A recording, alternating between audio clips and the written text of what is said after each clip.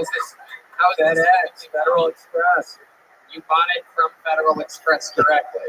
You go cut out the distributor and go straight to the fucking delivery center. Yeah, that's actually really smart. That's actually really smart. God, you sounded like an idiot all night. Dude. William, stop. Why do you always attack everybody? It's because of these fucking pants. I swear to God, I paid $900 for these fucking things.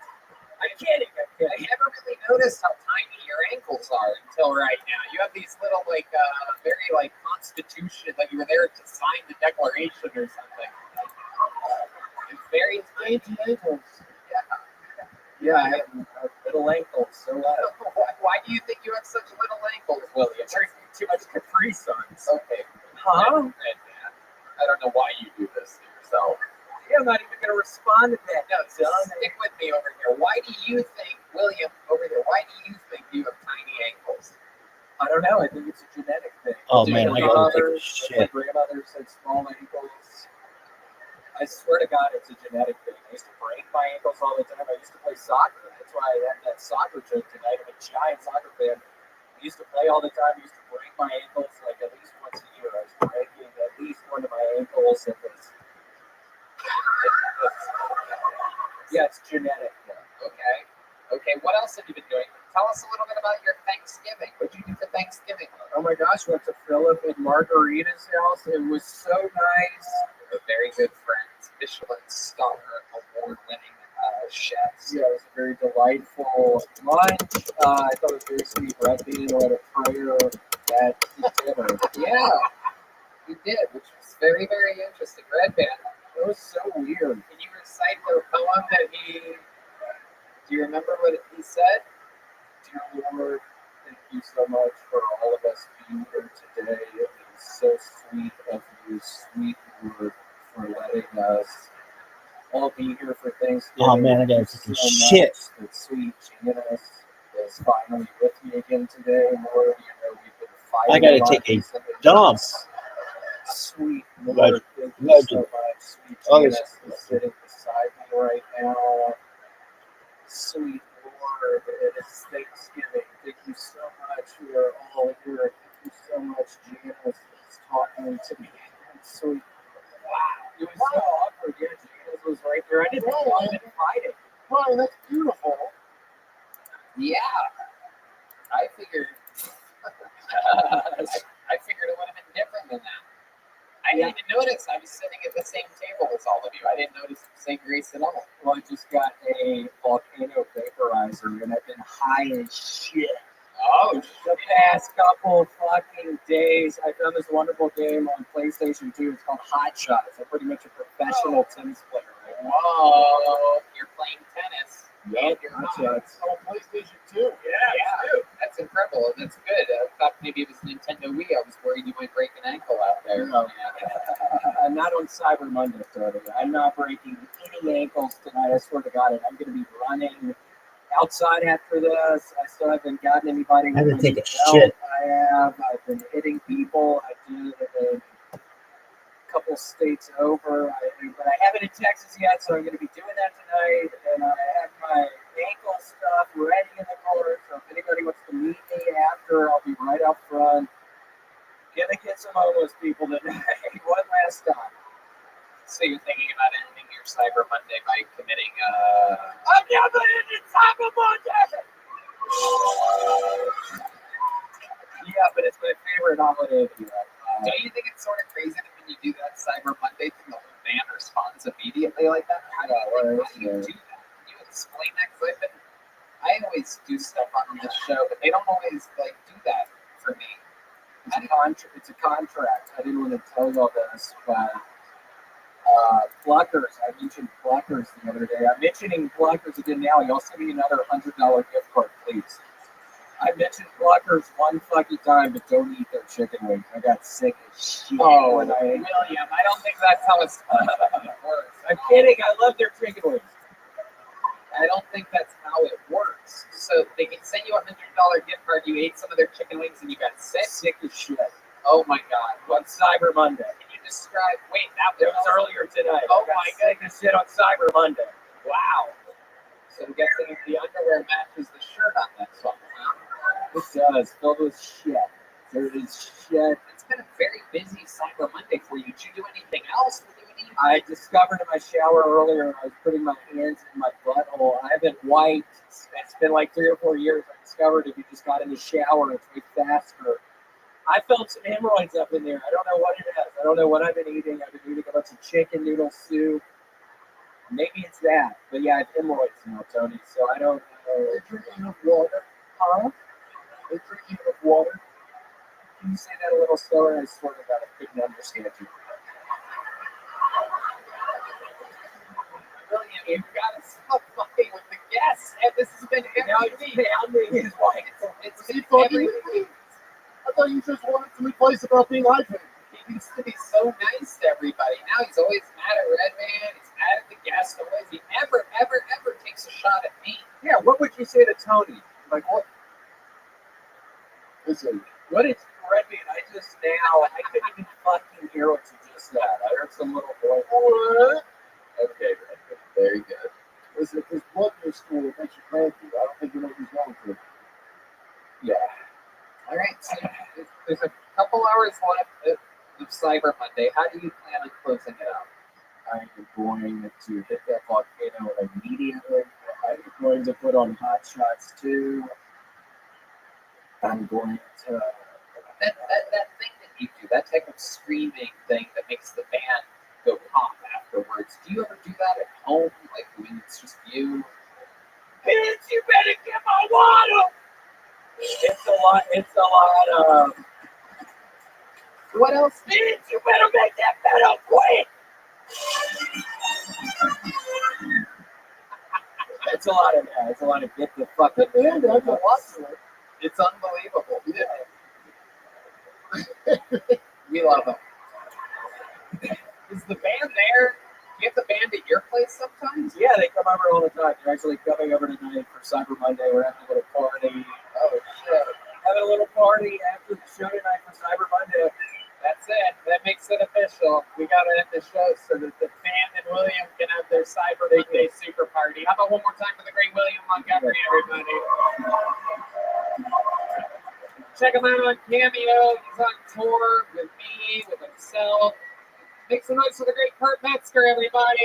Kyle Dunnigan Show, the Jimmy Dore Show.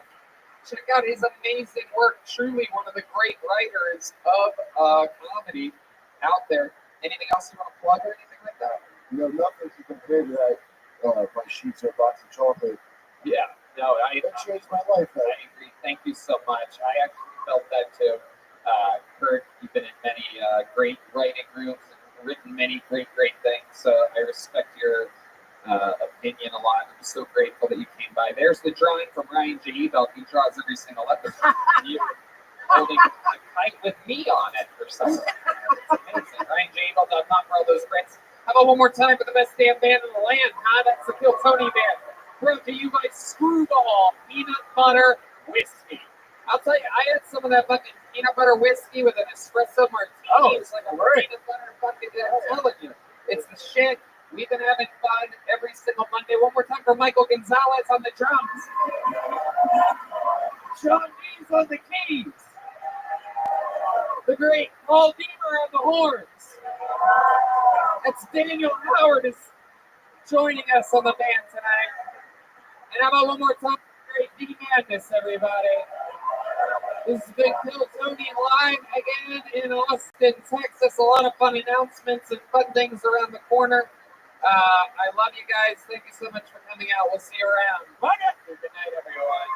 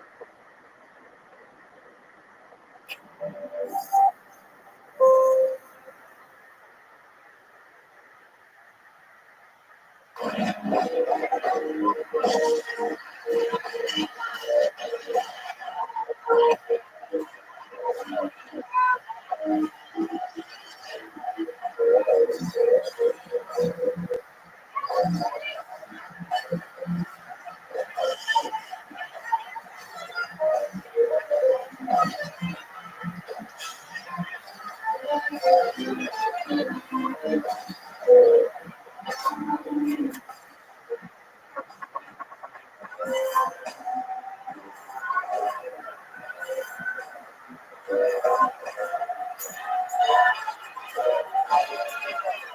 Rabbi coming live from Vulcan Gas Company here in Austin, Texas, for a brand new episode of Kill Tony. Get up, all Tony!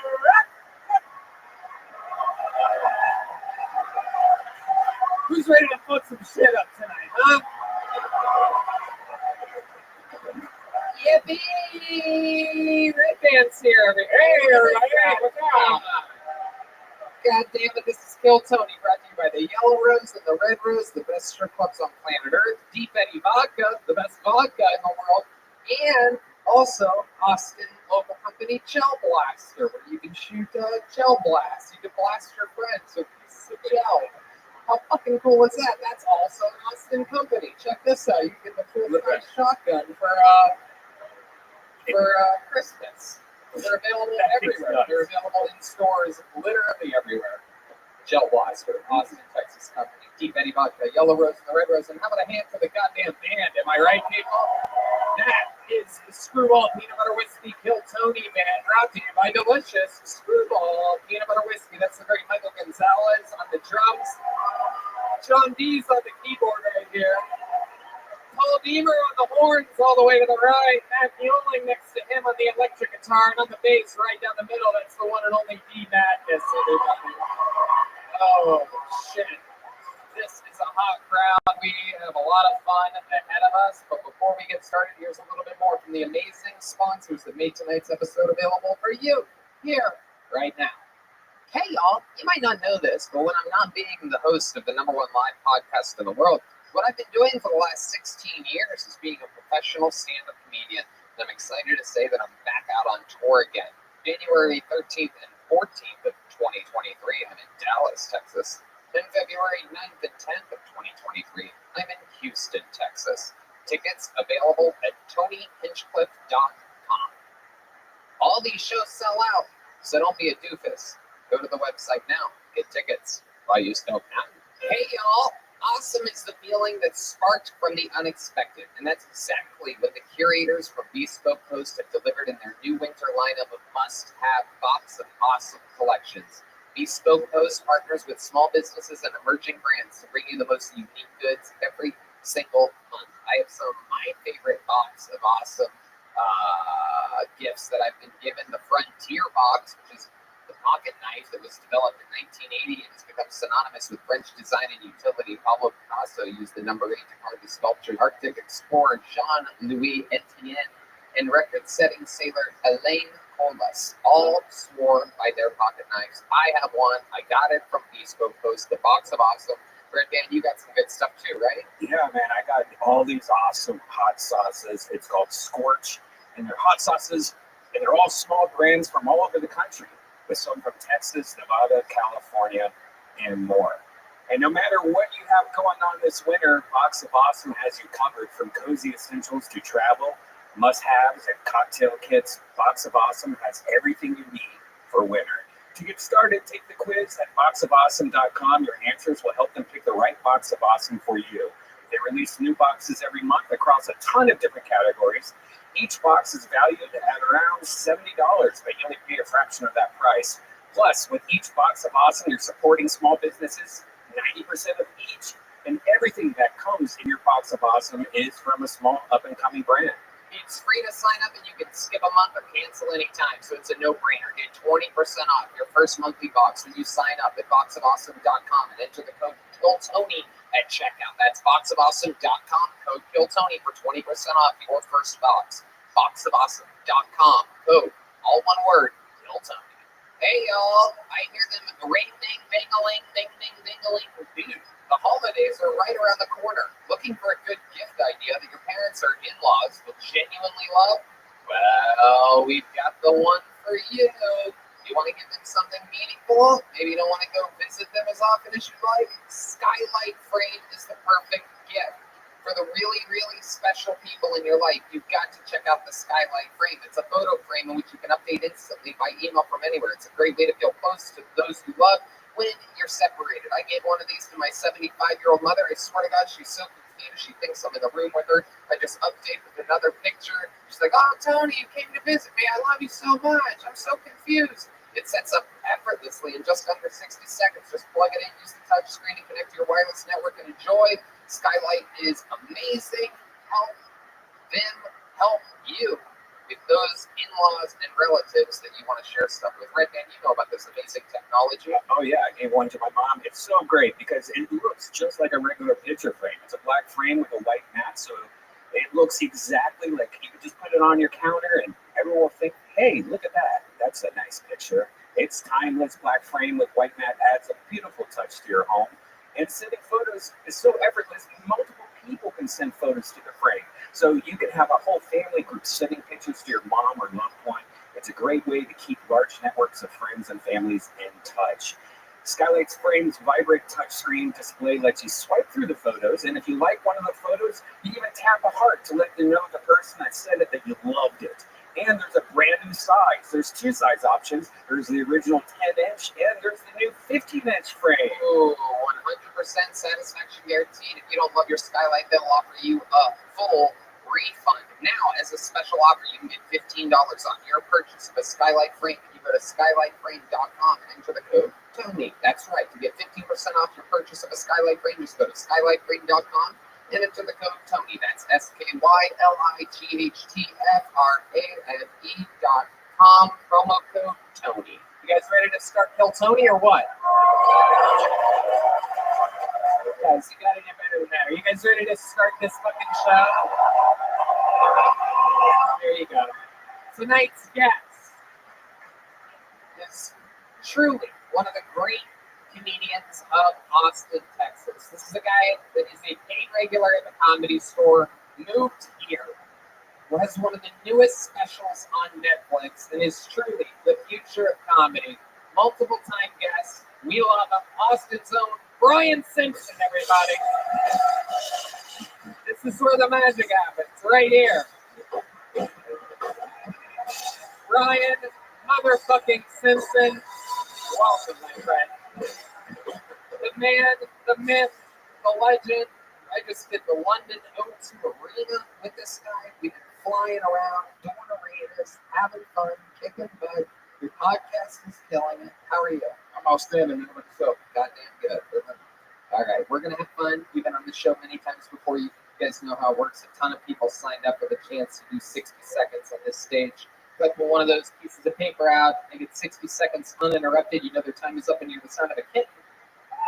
It means they have to wrap it up then, or else a few seconds later comes out the Angry Best Hollywood Bear. And it's just a loud noise that cuts them off from talking. We also have a few regulars on the show that perform a brand new minute every single week. It's very, very hard to do. Most of the people that you're seeing are trying their absolute best minute they've ever done before, whereas the regulars have to do a new minute every single week.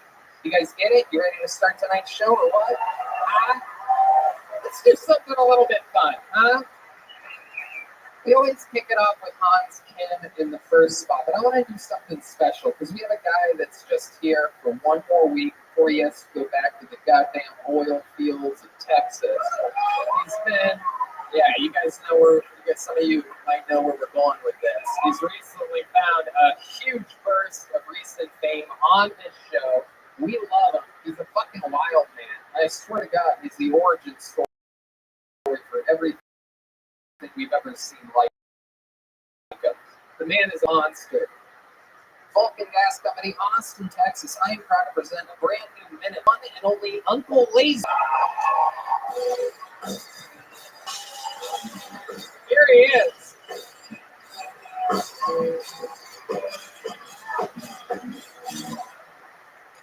Two things I hate in life. When a buddy gets a girlfriend, you don't see him anymore. Kyle, come back. Listen, you're supposed to be there, girl. You're supposed to be on one fucking night. She got a pussy like snapping her. Girl, I ain't seen you in 10 months. Where you been? And the second thing I fucking hate is now they have a joint Facebook account.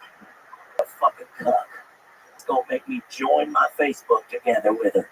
You know what I'm saying? But me, being the fucking menace to society that I am, I'm gonna go ahead and send a dick pic to that joint account.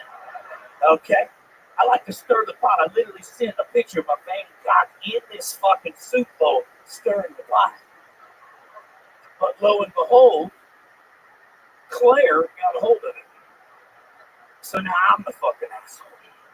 Okay? But this is where it gets interesting. M. Night Shyamalan twist.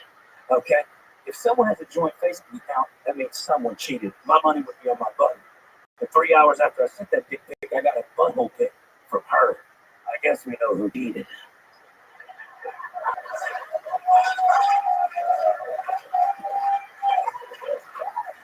I fucking love you. Yo, it's originally though, her butthole was super hairy. So it looked like little pigtail, little curly picky wheelies in the back end. Listen, dude, her butthole sucks. She's a whore. Get away from her. Hell yeah.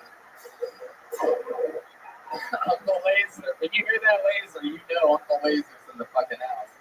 Maybe she wants you to laser her butthole for her. Have you thought about that? It's gonna cost you extra. I bet. Oh my goodness. Have you ever had to remove hair from a female's body before? Not per se, not in like the technical sense, no, but just friction.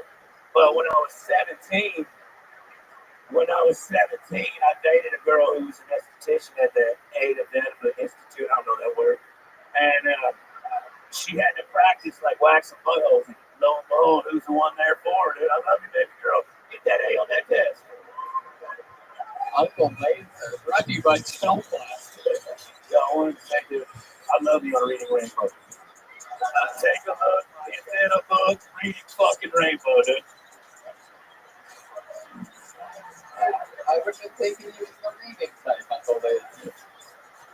Relax, Tony. I'm a Shakes and Brothers guy, to be honest.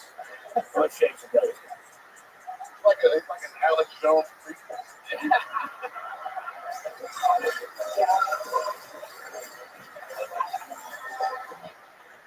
Oh, shit. Yo, I got a gift for you. You do? Yeah, I do have a gift for you. See, I see you wearing this fucking goofy ass Dollar Tree belt buckle and that beautiful Western You belt. son of a bitch. How dare you? That is If you go move down to Texas and dress the part, at least have a real fucking belt buckle. So I went down to Brownsville a couple of days ago. oh shit. All right. I had to go see a man about a horse. Okay? And I found me a nice little old Mexican man who's smithing some stuff up. And I found this belt buckle here, and I traded my best mule for this belt buckle. Oh, This right what here. was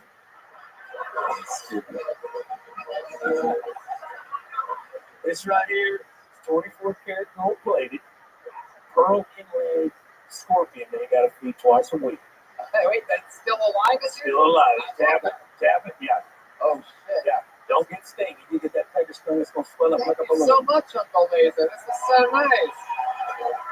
Merry fucking Christmas. Mine's pretty sweet, but I'm gonna replace it. Okay. I'm gonna replace it. I'm gonna wear this one on there too. That's a Chinese scorpion right there. Yeah, but they have the same eyes, dude. Relax.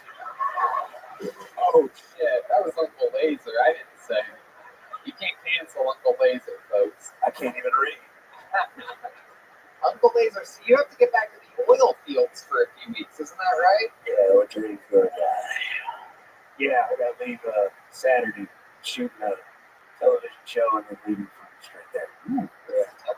We're gonna hunt hogs at nighttime with AK-47s. Oh, And we're taking a bunch of fucking people out there that don't know how to shoot guns, and we're gonna get them drunk, and we're gonna put them in the dark, and we're gonna make them hunt hogs.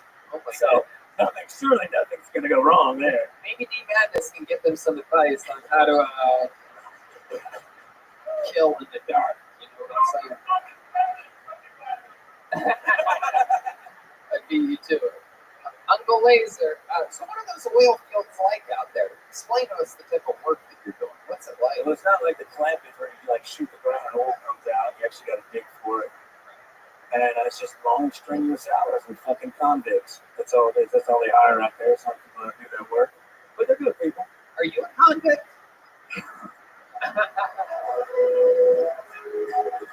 I have a warrant out for my arrest right now. You do? Yeah. Is that why you go by Uncle Laser? That's right. I'm like that shitty uncle that got out on parole but can't be like 500 yards from the playground, but I can still look at him through the chain link fence. Oh, shit. You know what I'm talking about. You just got Uncle Laser. What's the warrant for? fastest answer to 2022. I took out a credit card in my mama's name. And She called the cops on me. What a bitch. damn. Yeah, I know. I thought we were family. Blood fucking water. Holy shit. She sold me out for a fucking $1,500 bounty. I hate your mom. So what's it like when a bounty hunter that looks like you comes face to face with you? It's like you ever get chased around by your dad at the playground, something like that. If I were you, I would just throw them up because you look so much like a bounty hunter. If I were you, I'd be like, Who are we looking for? yeah, exactly. I'm here for the same guy. I've been looking for him for weeks. You could do that. You're a natural bounty hunter to turn. I trade, yeah. Yeah. Sometimes I tuck my wiener between my legs and look for that. Hey, you give yourself a little money if you find it. Every now and again, like a tooth fairy. Uncle Latham, we fucking love you. I'm glad I was able to shoehorn you up here before. I'm glad to have you on the secret show Thursday. Uncle Brian, I'll fucking be there, man. I love it. He leaves on Saturday, so he's in on Thursday. Uncle Latham, we love you. Love you guys. Let us know when you're back from the oil fields.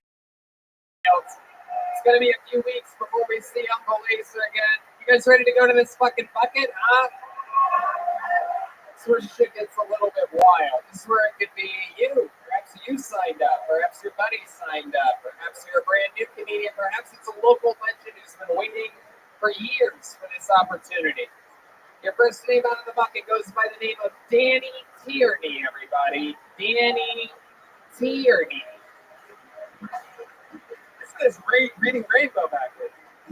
Oh, that is. Here he is, everybody. Make some noise for Danny Tierney, everyone. Yeah, so everyone.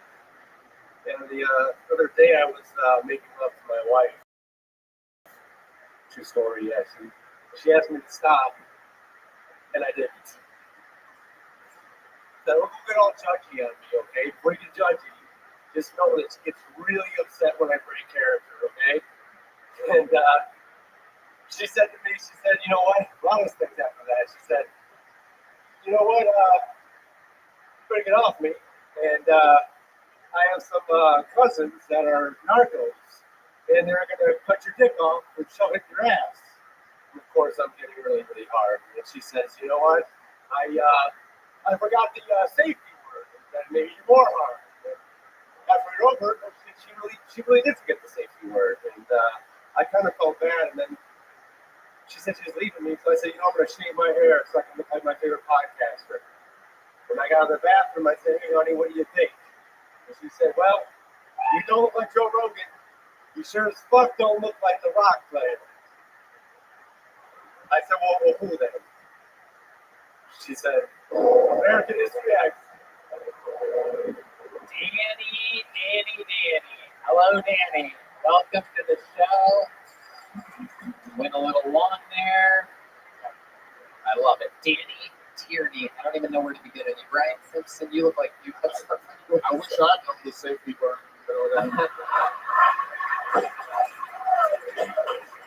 Danny, I don't know where to begin with you, my friend. I don't know where the fucking. You look like a gun instructor. You look like your own daughter's high school basketball coach.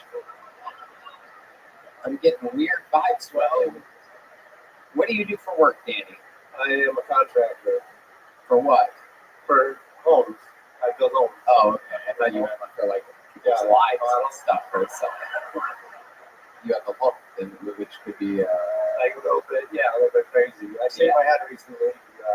How do you feel about it? I am going to go back out. Oh, okay. All right. Yeah. What made you do it? You just wanted to surprise It's me? a long hot summer. I just wanted to change. I wanted to see how I look. And It looks like you did it very recently. I did it. It's been a little bit chilly for the last few weeks. I kept it going. Oh, yeah. Yeah. All right. So you were just so hot one day, you're like, fuck it. I'm going to fucking look like an alien. That's right. Okay. So you're a contractor. How long have you been with your wife? 10 years. What does she do? She is an esthetician. Oh, okay. She does facials. I do believe Uncle Lee's Yeah. fucked around Oh, with man. Yeah, it probably does. So, Danny, how long have you been attempting the art form of stand-up comedy? This is my 6th time. Your 6th time ever? Yeah. Well, okay. When My last time. uh-huh. With you. Oh, what? Yeah. Okay. Like a month, 2 months ago. Or 2 Did you have hair then? I had hair. Yeah. Oh, okay. So you had it once this summer. You just. Did you shave your eyebrows also? Oh, you have eyebrows. I have eyebrows. I can see it. Yeah. You look like RoboCop has AIDS. RoboCop has hair. You look like Darth Vader when they took the mask off. Oh, wow. There you go. Wow.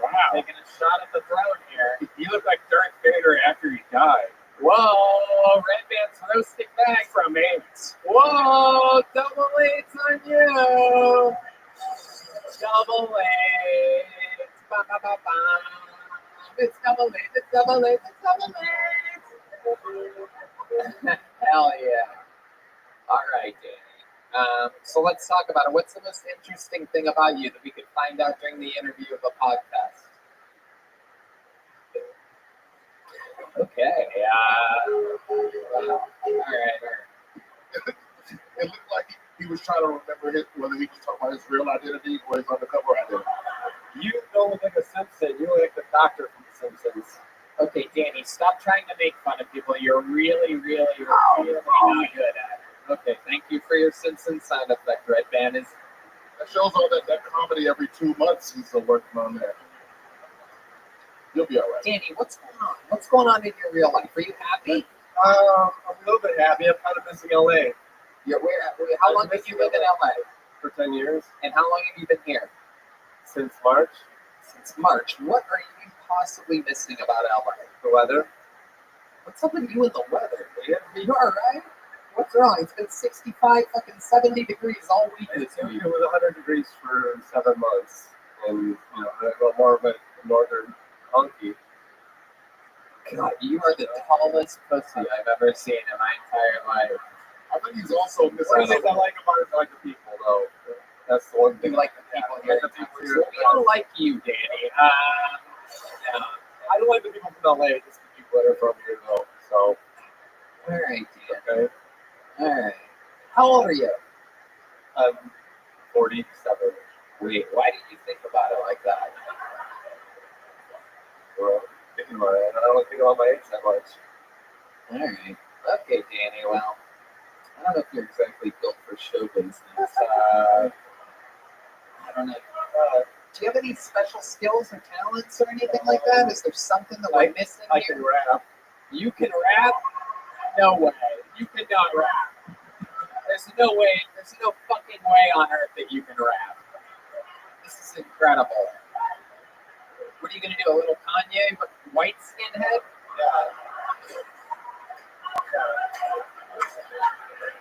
What type of rap can you do? Are you talking about gift rap, perhaps, or? It is the holiday season. I do believe that you're the type of guy that Anything off the top. anything off the top. Well, what can you? Can you rap? It's rap, yeah. It's rap. You can rap. Yeah, why not? So if these guys gave you a beat, you're gonna rap. Okay, not too loud either, guys, because I want to be able to hear this shit. Oh shit! Yeah. Please, this is a bank robbery. Now you're probably not gonna want to do or say anything to stop me. You shut your mouth and open up your pockets at your personal property. You're gonna do outside since he wasn't on a Peace Street. Boom, the dash. These cops want to smash. So stuff in the vault with the gun and the cash. One of them just dropped in, had the pop in, took a hostage. Not one, not two, but three. The banker, the teller, and one of them is my homie, but they don't know that he know me. And they don't know about the underground abandoned subway system that's below me. Trying to blow me. I'm up in the house with my cousin and another dude. All right, Danny, that's enough. That's enough.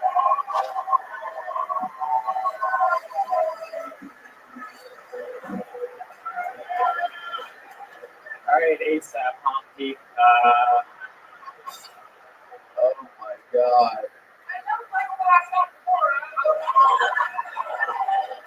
It didn't even need to make sense. It worked. I love it when the blind guy hates a guy that looks like that. It's like he knows. It's like he knows. I fucking hate him. I can just tell. You want to feel my face? D-Madness can hear the acoustics of the sound bouncing off of Danny's bald head. All right, Danny. Fun stuff. You prove that the bucket is real. You are proof that no part of the show is produced at all. Danny Tierney. There he goes. There he goes. Danny Tierney giving away the joke book to some happy people from Brownsville. Look at that. I just assumed they're from Brownsville too, right? Oh, okay, yeah, good. Heck yeah. I'm guessing you all took one small car to be here today. All right, your next comedian goes by the name of Rebecca Annie Grassley, everyone. Oh, shit, right from the front row. The look of shock that just went over her face. Very exciting. Rebecca Annie Grassley has arrived to kill Tony.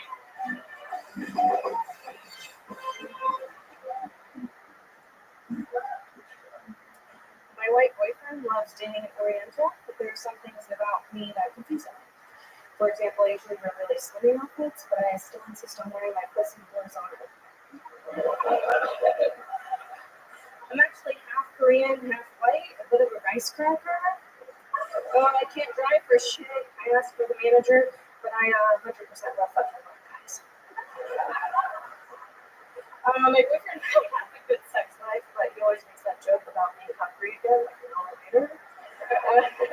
And he says like weird shit in bed, like ching chong, eat this ding dong. Like more talk for your walk. But I don't think he's racist. I think he's just like rhymes and he's maybe like half a retard. We're polyamorous because honestly times are tough and like I need more logins. So I have a guy for Netflix, a guy for Hulu, and he's got some hood bitch for Paramount Plus. That's all I have. Wow, exactly a minute. You got good hearty laughs there, Rebecca Annie Grassley. Welcome to the show. Hi. How's it going? Really good. Is that your first time doing stand-up? Yeah. Wow, how about a hand for her? Incredible. Incredible. From right here, you got called out right from the front row. My favorite part of your set was when you said that you love fucking black guys. I got to look right at your white boyfriend's face and fucking just disappointment. Did you share these jokes with him before you came up here? Yeah. Wow, even though you knew that was coming, you still like just He's really supportive. I love it. Most cops are. I like that. I love that. He holds your hips while you're riding a giant black cock. I love it. My goodness. I love your jokes, rice cracker, all that stuff. Very, very edgy stuff. What do you do for work? I'm a grants administrator in nonprofit work, so. Okay. All right, good. Well, no matter what job you had, it was going to be nonprofit after that set anyway. Hopefully they never find this. I love it. Yeah. How long you been with this white guy? 8 months. 8 months. And you guys are really polyamorous? You guys really like get around and do stuff? Wow, that's wild. And did you guys decide that like early on in the relationship? Yeah, I was already polyamorous before. Right, exactly. This pussy didn't know what was going on. No. I love it. That is amazing. So wow. So like, what's the deal? Do you guys have like a setup like deal? What are the rules of a polyamorous relationship? I mean, it's whatever you want it to be, honestly. It's whatever rules you create for it. But yeah, like it works like an open relationship, but better, I guess. Do you guys like tell each other if you do something? Yeah. Because all of a sudden, if he's like, he just comes home like, why does it smell like cocoa butter? Yeah.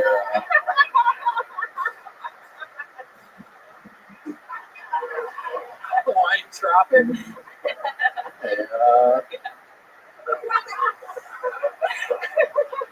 Hey, where'd all my barbecue sauce go? All that's left in there is sugar-free barbecue sauce. That your friends. So did you guys like tell each other? Hold on, we gotta make sure this wizard gets back to his seat probably. Jesus, what the fuck? Do you have a magic spell for that or something? Okay. Yeah, no, it works out for sure. High level communication.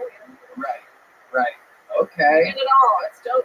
Okay. The look on his face doesn't say that it's that dope. I don't know. Do you think he can tell after you hook up with the black guy? Does it take him a little bit longer to come or anything like that? Is it like throwing a pencil down the hallway or something like that out there? Alright. Do you think it's different with any thoughts on anything that I'm saying? Honestly, I'm just so nervous right now. No, I bet.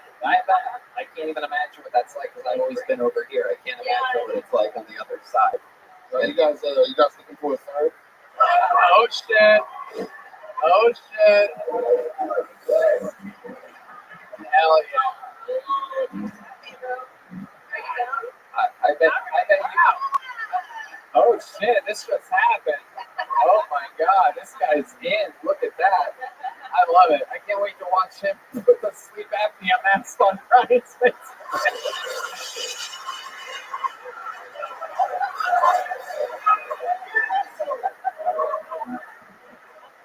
Now, is your husband going to hide behind the curtain when Brian fucks you? Do you have like one of those? I think you guys could do some really interesting role play. I see this guy's got a little Derek Chauvin vibe to him right here. He could fit the fucking. Oh shit! He just rubbed his knee. He's really getting into this. Did your husband or your boyfriend help you write your jokes? Yeah. Did you write the one that called yourself Oriental? Oh yeah, for sure. Wow. That doesn't bother me at all. Right. No, of course. It doesn't bother anybody unless they want to make a big deal about it. No, that's just weird, though. Where do you guys live? Here in Austin? Jacksonville, actually. Okay. Yeah. What brought you to Austin, Texas? Actually, Kill Tony. We started watching it early on, and every episode since. I love it. That's amazing. See, when did you get in? Sorry. When did you get into town? Monday. Yeah. Today? Sorry, yesterday. Okay. Yeah. Sunday. And how long are you in town for? Till Friday. Awesome. Very, very cool. And did you guys both write sets, or you just? Yeah, he's got it. He did too. Really? What's his name? Phil. You guys think we should see Phil's man? God damn it. The one and the only. Phil has arrived. Phil.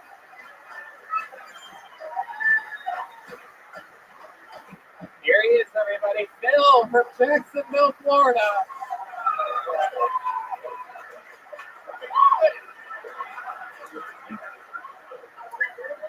It's my first time also.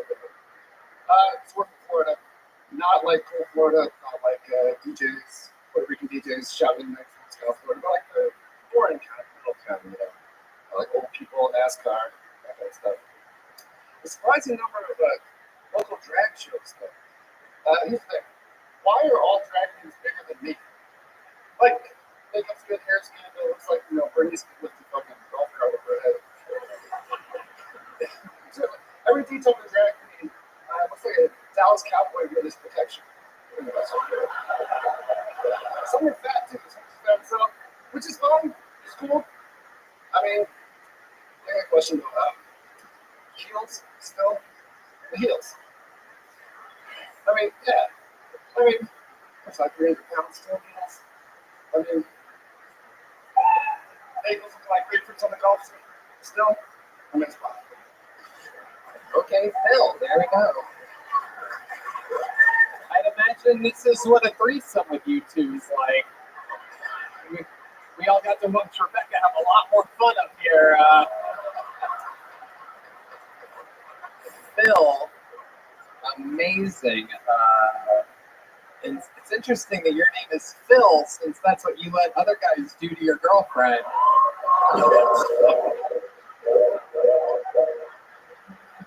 Oh, shit. Oh, my goodness. You got to go second tonight, which is exactly how I think it's going to go when Brian joins the fray. Oh, my goodness. Phil, how do you feel? Your first time doing stand-up comedy? Let's get that out of the way. A hand for Phil. It takes a lot of courage to do that, but then again, we happen to know you have a lot of courage in the first place. My goodness. tough following Rebecca. What's harder? Following Rebecca doing her minute or fucking her after a black guy? Well, hey, I ran out of time this time around. I finished more fast. I'd imagine that happens quite a bit too, actually. I love it. Phil, what do you do for work? I'm a nurse. Oh, hell yeah. We see who wears the fucking pants in this relationship. What type of nurse are you? I'm like oncology, surgical. Okay, wow. So you're like a legit nurse. Okay. Fuck yeah. Okay. So there's definitely, I bet you guys role play that every once in a while, right? I can put a sleep apnea machine on. Oh, hell yeah, Brian. This shit is on, dude. This shit is on. The water tank. Oh yeah, still water. Fill water. There you go. That is correct. Do you get a discount on Narcan? No, we don't. Yeah, we're at Van looking for his next fix of Narcan, everyone. Okay, so let's talk about it. Do you have any special skills or talents, Phil? Not particularly, no. Man, I figured if the last guy could rap, he could at least do something. No. But no, huh? What do you like to do for fun?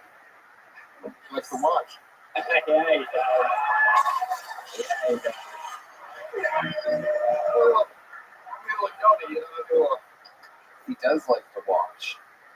Is that a Rolex on your wrist? no, it's an Orient actually. Oh, wow. You got one on your wrist and one on your lap. Look at that. That's incredible. Absolutely amazing. And where did you two meet at? Hinge. Oh, wow. Hold on. Give the microphone back to Rebecca over there. I want to talk to the funny one out of this one. So where did you guys go on your first date? We went out to a brewery and then I invited her back over. Oh, hell yeah. Rebecca's all gas, no break. I love it. And you get him back to your place, all right? And then what happens? And he puts on Kill Tony. Are you serious? Your first date? Wow. This is what we do here. A lot of people call us the new first mates. If you put on Kill Tony, you're probably about to fill Tony. You know what I'm saying? All right. So you're related to Kill Tony. I want to know, what art did he make a move? Was it Hans Kid, David Lucas, or William Montgomery? How far in did you guys make it? I think it was about like mid-range, and of course I was one of the first date. Of course. Yeah, I'm guessing 5 minutes after David Lucas was. Hell yeah. I love it, Rebecca. Do you have any special skills or talents other than being one of the top news stand-up comedians in the world? I just signed up for a kickball league. Oh, really? Kickball? Oh my goodness, it's the ball? Okie dokie. I'm sorry. I forgot we all love Rebecca. I'm sorry. You can't. The unroastable Rebecca, everyone. I love it. I love it. Kickball. Wow. Jeez. So you're just planning on bringing a bunch of plain white guys back to your place again, huh? I love it. I've been wondering why the Kill Tony numbers have been skyrocketing with Jackson. I love it. Anything else crazy we should know about you two before we let you go and enjoy the rest of your week here in Austin, Texas? All right. You guys are absolutely adorable. Thank you so much. That was great. Some words for Phil and Rebecca Annie Grassley.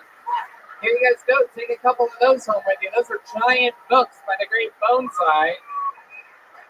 All right. We're having fun here. Let's get another one of our regulars up here. Ladies and gentlemen, this guy went from broke to arenas. Now he's got a little bit of a fucking attitude on him, if you ask me. Ladies and gentlemen, sing it if you know the words. The words are, "This is Hans Kim." This is Hans Kim.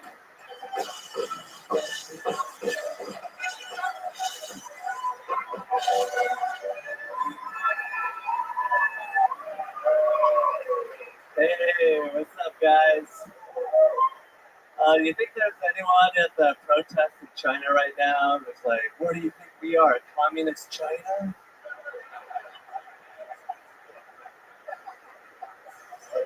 Oh, yeah, we are. Sorry, I'll go home. I would hate to be in a crowd crush like what happened in Seoul or Travis Scott concert. That's one of my worst fears. But if I was ever in a crowd crush, I would try to use that opportunity to get laid.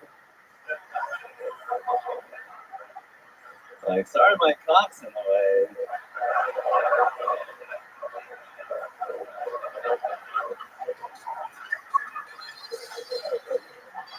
If only there was a vagina I could put it in. Save some space.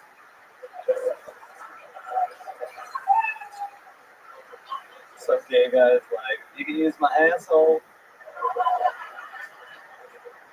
Excuse me, sir, I'm a feminist. Please don't take jobs away from women. All right, thank you. Wow, Hans Kim, look at you, back in business. Hell yeah. I love everything about it, Hans. How do you feel? I feel amazing. Oh, yeah. You look like an Asian Woody doll right now. I love this look that you have. It's adorable. It's a very likable look. Thank you. There's a ankle in it, my dude. Oh my goodness. Wow. An Asian Woody doll. That is incredible. Oh my goodness. How do you feel, Hans? I feel great. I was a little worried about my career last week. Why? Why would you be? I just thought I could have had a better set, and I spent a lot of time worrying. And now look at the product. I had a great set. Yeah. I'm doing great. Thank you. Oh my goodness. These people didn't even know you had a rough set last week. Here you are, giving them information they didn't need to know. Now guys that wearing bucket hats are judging you extra hard right now. Congratulations. I love it. Hans, what you been up to this week? Tell us more. I've been traveling around. I went from Phoenix on Thursday to Massachusetts on Friday, just doing sold out shows, almost sold out shows. Oh wow, there you go again. You were fine, and then all of a sudden you basically shit on yourself for no reason. No one would have cared had you not said some almost sold out shows. I love it. You're very, very you're famously honest on this show, Hans. Some people call you Honest Hans. Yeah, which is my thing. That sounded like a lie. That's the crazy part. Is him agreeing that he's honest sounds like a lie. Can you lie? Yeah, for sure. Lie to us right now. How many of you guys want to see Hans Kim lie? Yo. No, you don't have to rap. I know that. I know that the music got him excited. The music got him excited, folks. He's easily excitable. He almost went full 8 Mile here right now. What's up? Wait, what? Are you still doing it? Hold on, do it again. What's happening? Yo.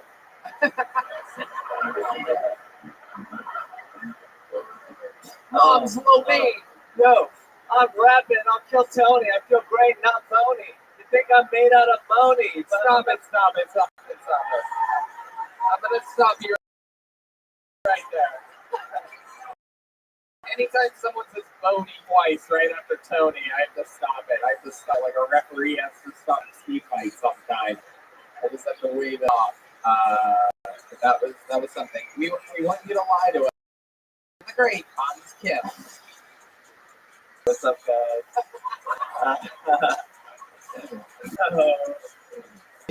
Really buttering them up for this one.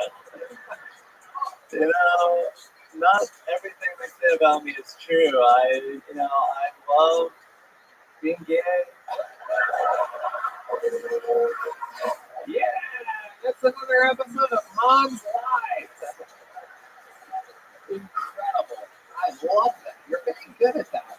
Thank you, Tony. Wait, what's that on your pocket there? Is there something on there? Is there a hole? Over there. Right there. There's just a hole. What? How do you have a hole in your shirt? It's a brand new shirt. It's a Goodwill purchase. Oh, you going cheap again, huh? I actually bought this shirt 6 months ago, but you made fun of this hole on my shirt, and I haven't worn it since. Wait a second. Are you fucking serious? I don't remember that. I don't ever talk about it. You know, a lot of comedians like to smoke pot in front of everybody and everything to fucking look cool. I just smoke a ton right before the show starts. And normally you go up first So I don't ever remember anything that we ever talked about. You could have lied every episode, and I wouldn't even remember that. I love being honest. You are such a sweet boy. Hans, what else were you up to this week? What did you do for fun? I got high on mushrooms here last Kill Tony. Wait, a week ago? Yeah, After? after the show. Or during? After. I was having a great after Kill Tony. You were? Yeah. Even though you didn't like your set last night? No, the afterwards part was way more fun. Yeah. And we were signing a book for our good friend, and we all signed it. And for some reason, someone thought it was Joe White's birthday, so they wrote "Happy Birthday" in the book. All right, that's a whole different thing. All right, forget it. Tony, do you remember a couple weeks ago, I think it was 2 weeks ago, he said something about staying at a hotel that was next to a train station, and it was like, we found out some facts that weren't true, like, that's like 45 minutes apart. Oh, yeah. South Central LA and Koreatown. Oh, yeah, that's right.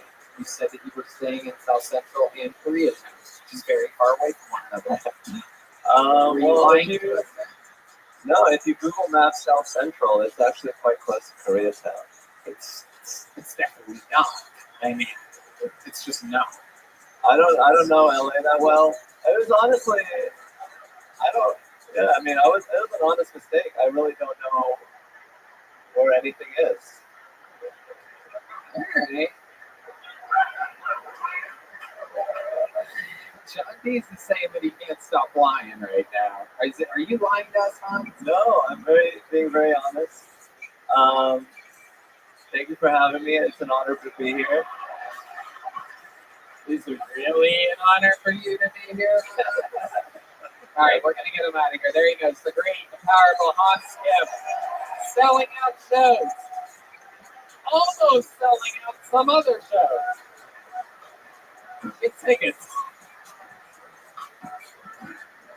That's the dude. Seeing a real comedian like that who's just starting to headline out on clubs. Ken, David, William. All right, your next comedian out of the bucket. It's our first time, I do believe, meeting George Red Speaks, everyone. Here we go. You guys having fun out there, huh? Brownsville. That was Oskin. That was Oskin. That was Oskin. Here he is, George Red Speaks, ladies and gentlemen. What's up? What's up? How you doing? I feel good. Shit, I feel better than you. I'm just out of prison. That's love, right? That's not about none of you. Yeah, man. The first things I could not do was see my son. It's yeah, it was during the pandemic. And then Abbott came up and he said we 35%. So then I opened up, did a barbecue. Cop showed up and said, "What are you doing?" Oh shit! I fucked up. He was like, "What are you doing? You can't open it up. Listen, barbecue. This is a lockdown." And I said, "Oh my god, this is what I'm doing." And he says, "I fucked up. Here we go." Go ahead. I want to hear what you were trying to do. Fix it. You can do it, George. I'm with you. I like your style. Let's fucking get it right. Thanks, Tony. Yeah. Look, I got out of prison. I couldn't wait to see my son. It was his 15th birthday. Give it up for my son, dude. Hell yeah. It was badass, man. I was so proud. I was 2 more years. 20 more years. And his mom says, 2 more years for what? I said, until I don't have to pay your child support no more.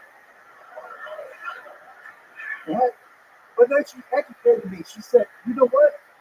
You have to pay child support till he graduates college. That's the new law. Did you know that? Yeah, it's fucked up. No. I want to hear more. Was that it? So I want to. I like it. I'm gonna let him run a fucking hour special. I want to hear what's going on. I'm sorry, Tony, I'm You're sorry. doing it. You're in it. So I wanted to educate my son. I wanted to inspire Every time I restart him, he comes back with more confidence and swagger too. You just keep doing this until you're fucking. I'm sorry. I want to educate. I want to inspire us. You can quit school right now. I'm just saying, Sonic has the fast track to management. This one up. I'm sorry. You're good. You're good. You're good. George Red speaks, ladies and gentlemen. George, welcome to the show. Thank you, Tony. Thank you. Hell yeah. Okay, so let's talk about it. This is your first time here. Yes, sir. This is your first time doing stand-up comedy, right? Tonight, yeah, here at Tony. So how long have you been doing stand-up? 5 years. 5 years? I'm sorry. What do you mean? Is that your catchphrase? I'm sorry? There we go. Okay. So George, without apologizing, let's talk about this. Where have you been doing stand-up for 5 years? Improv. I met you at you were headlining in the main room. I was headlining in the red room. Okay. He's way better. Yeah, you mean I was doing the show that people buy tickets for? Yeah, the show. You were in the lobby I was in the lobby. where they put people that weren't able to get tickets for my show. Exactly. Okay, perfect. That's Just exactly so how people understand, we weren't just in two different rooms in some magical club. You were in the fucking waiting room. In a waiting room, they were waiting for me, George. I know you probably told this story to other people. Like, yo, me and Hitchcock were competing, man. Yo, we would fucking hit the head. And then they put me in prison, dog. And then I was fucking all like, what the fuck? Oh shit, I fucked up. I'm sorry. That's exactly the way it went down, dude. I hope they caught this on camera, but when he walked on stage, he did this. Yeah. And the piece of lettuce flew. Yeah. I thought I was seeing solid stuff. I was outside. Were you eating a euro out there? Sharma. Oh yeah. That's Sharma, whatever. Sharma. It's called Sharma when you're in prison. They're used to making that shit on a radiator, Cheez-Its and shit. Yeah. How long were you in prison for? 2.5 years. 2.5 years. Holy shit. Can I ask what got you in prison? Oh, what got you out of prison? 2.5 years ain't even Yeah. Well, I got 5. I got 5 already. Oh shit, someone hired Thomas J. Henry. Damn. That's how it happened. Got out early, huh? So, okay, so what was the crime? I gotta know, George. It was just drinking and driving. Okay. You killed somebody. Did you really? Oh, okay, good. Ooh, it's about to get weird up in this motherfucker. In Texas, they lock you up if you're drunk and you fall asleep in your own driveway. For 5 years, they don't. Yeah, that's not what happened to you. Well, That's what happened. I once fall asleep in someone else's driveway with the car on top of someone's body. And a child. oh yeah. That time for school, Dad. Yeah. 2.5 years. And you have one son? I have one son. Were you still with your baby mama when No. you lined up and you guys were already split up? Yeah. Okay. How long ago did you guys break up? Shit, he's 15, so about 10 years ago. 10 years ago. Okay, he was Cinco. Cinco. All right. So what do you do for work, Joey? When did you get out of prison exactly? I got out 3.5 years ago. It's funny. Well, 3 years ago, I got out March 25th during the pandemic. Right. Got that part. Yeah. Wasn't you doing comedy for like 4.5 years though? Yeah, but see, I was doing comedy inside there too. Ah, look at you. Steven Rosenfield. Mexican Johnny Cash over here. Steven Rosenfield, man. Fucking Johnny Pesos. Hey, I'm George, and I'm sorry. This is a little too cold. I didn't prepare hard enough for this. smiling. And I was just a baby.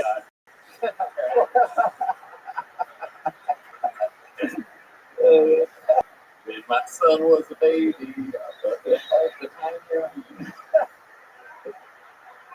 Oh my goodness. So, what was I about to get at? What kind of jokes would you do in the prison? Let's hear a little of your fucking prison material. Prison material?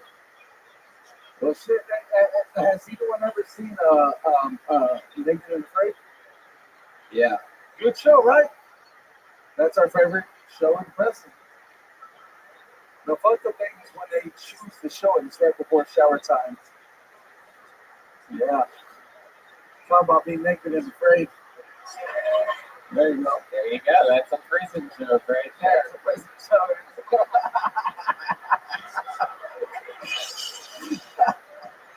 Oh my god. Oh my god. I love it. You have any more prison jokes? We like prison jokes here on Kill Tony. We never get to hear prison jokes. You ever rape anybody in prison?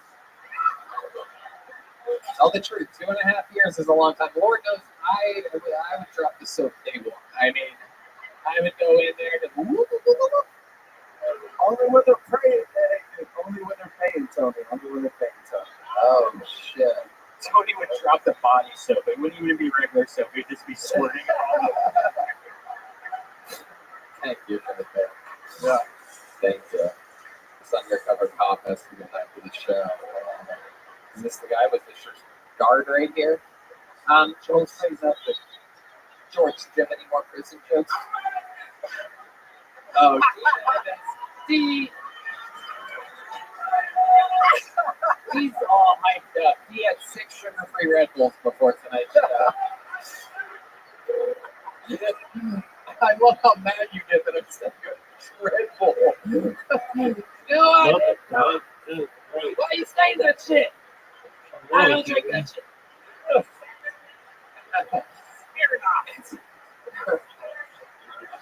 There you go. I guess it's Black Bull to you, the madness. I guess red doesn't really.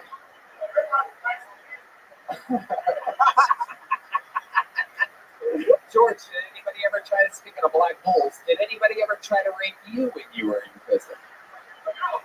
A D-Madness. No one's talking to you, you son of a bitch. He was there the whole time. He was there the whole D-Madness time. in one of those fucking, I'm gonna put D in one of those boots. What is going on right now? D is out of control right now. Holy shit. I don't know, man. I think you really got some experience in there. He started telling everything. I think he just tried to fight me for a second there. Well, I got scared, dog. I got scared. You know that if the convicted felon is scared, that everyone should be. Did you have any more prison jokes, George? Yeah, anytime when Red Band will put me on the show. No, that's not happening. Oh, no, exactly. Oh, I shit. wouldn't even. I tried. Hey, if you're available on Thursday, I'd like you to mow my lawn. Oh shit! Oh shit! Red Band! Red Band! Red Band! It's good, Red Band! That might be the Red best Band. fucking Red Band just fucking got your ass, dude. Got my ass. Oh my god. International YouTube. Oh my god. This guy's gonna be drunk driving all around Pflugerville till he finds you. He's gonna find you. Oh my goodness. I never got an answer. Did anyone ever try to rape you, George? No. Wait, I'm a gangster, dog. I can tell. I can see it. You gotta have enough cigarettes.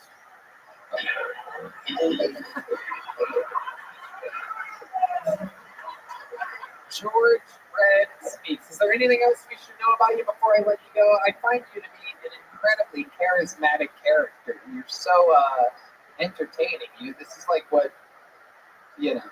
What do you want to know? I'll tell you anything. What's up? Okay, what's the craziest move you have to please a woman in the bedroom? Anything special?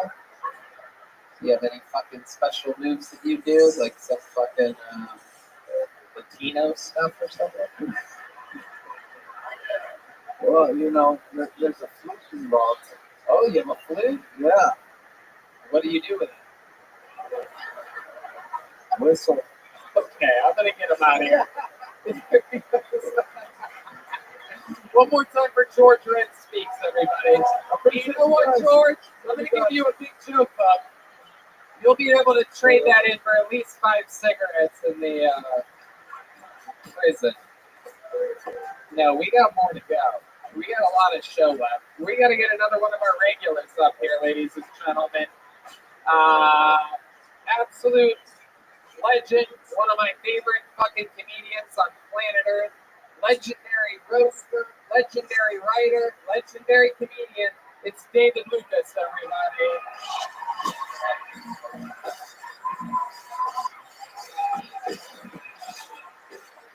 Make some noise for David, everyone.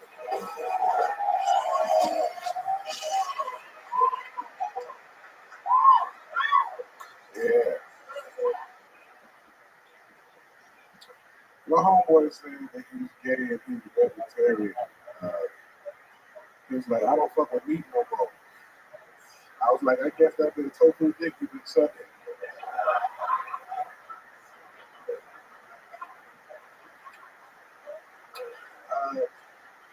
These fat, don't know what they are, purple-haired bitches are ruining America.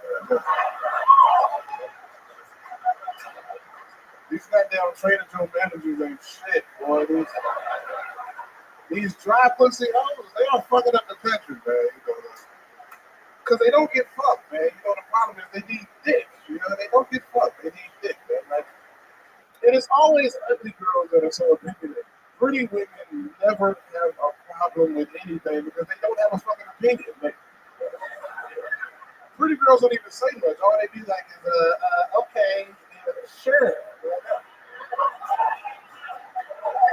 My girlfriend is gorgeous, and she only knows 4 words, and I'm gonna keep it like that.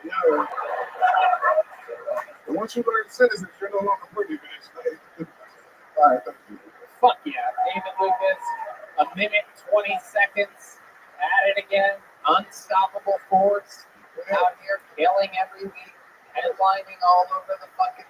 One can tell me. Yeah. What? You like you'll break into a nigga house and lick their feet. Wait, why do I look like that? Motherfucking black shit you got on, nigga. You look like, what's that shit? Fuck Enter the Dragon, Enter My Asshole, nigga. What the fuck?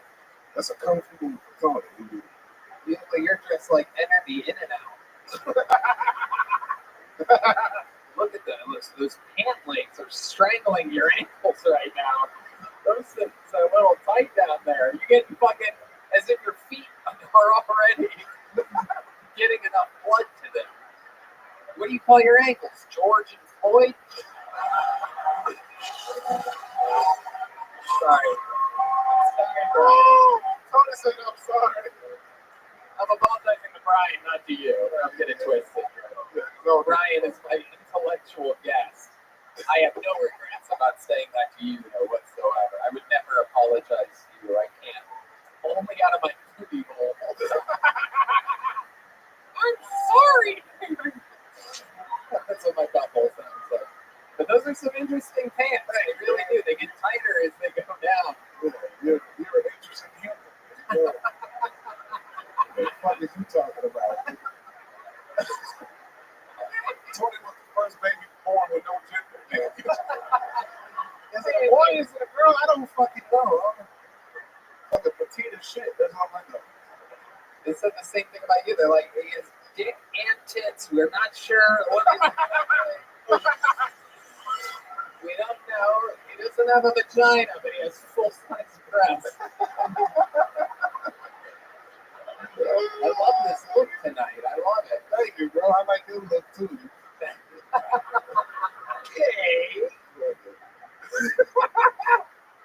You know you're not allowed into the room. No, it's good. That's a new jacket. Homophobic joke. That's a new jacket, huh? Yeah, that's a new jacket. I like that. It says Tommy on it. Yeah, one nigga left that at your house. I think about you.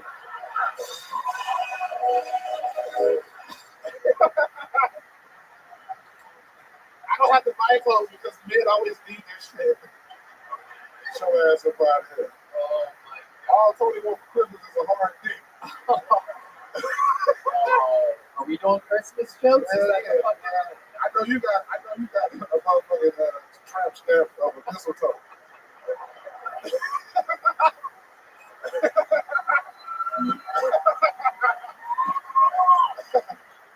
You can't get in until you kiss under the mistletoe.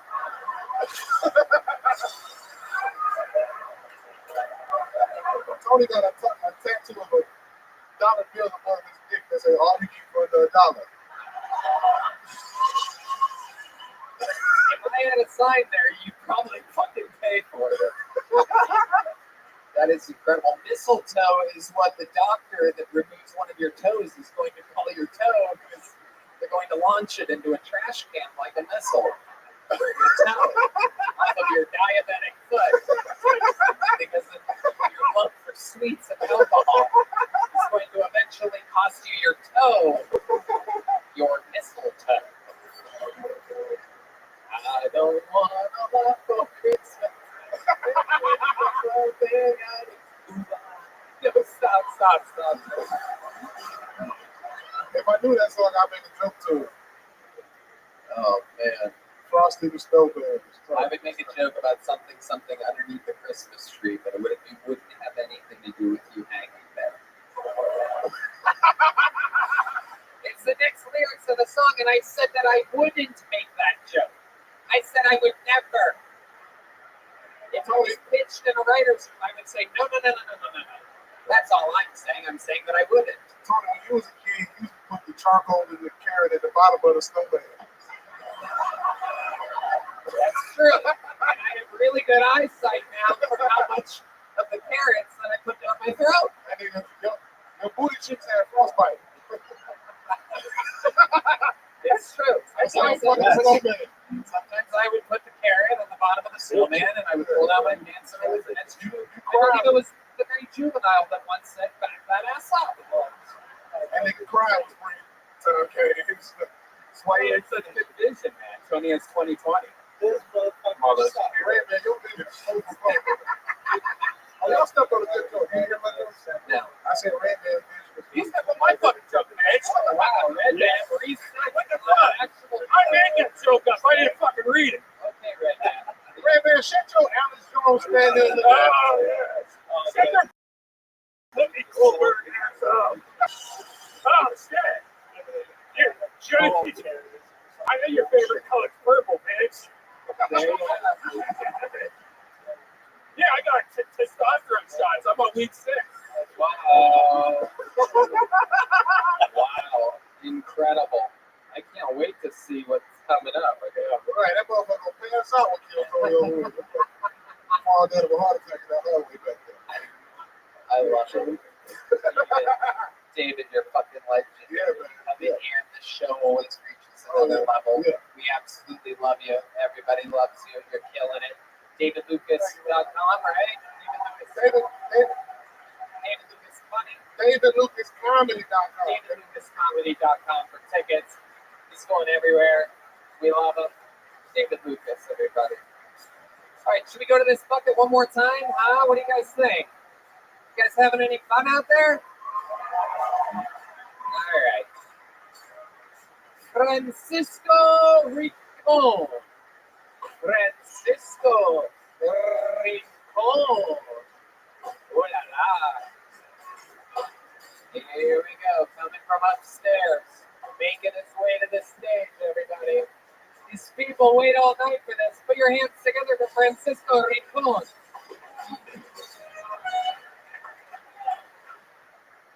Hey man, I was talking about sex of penises as we do.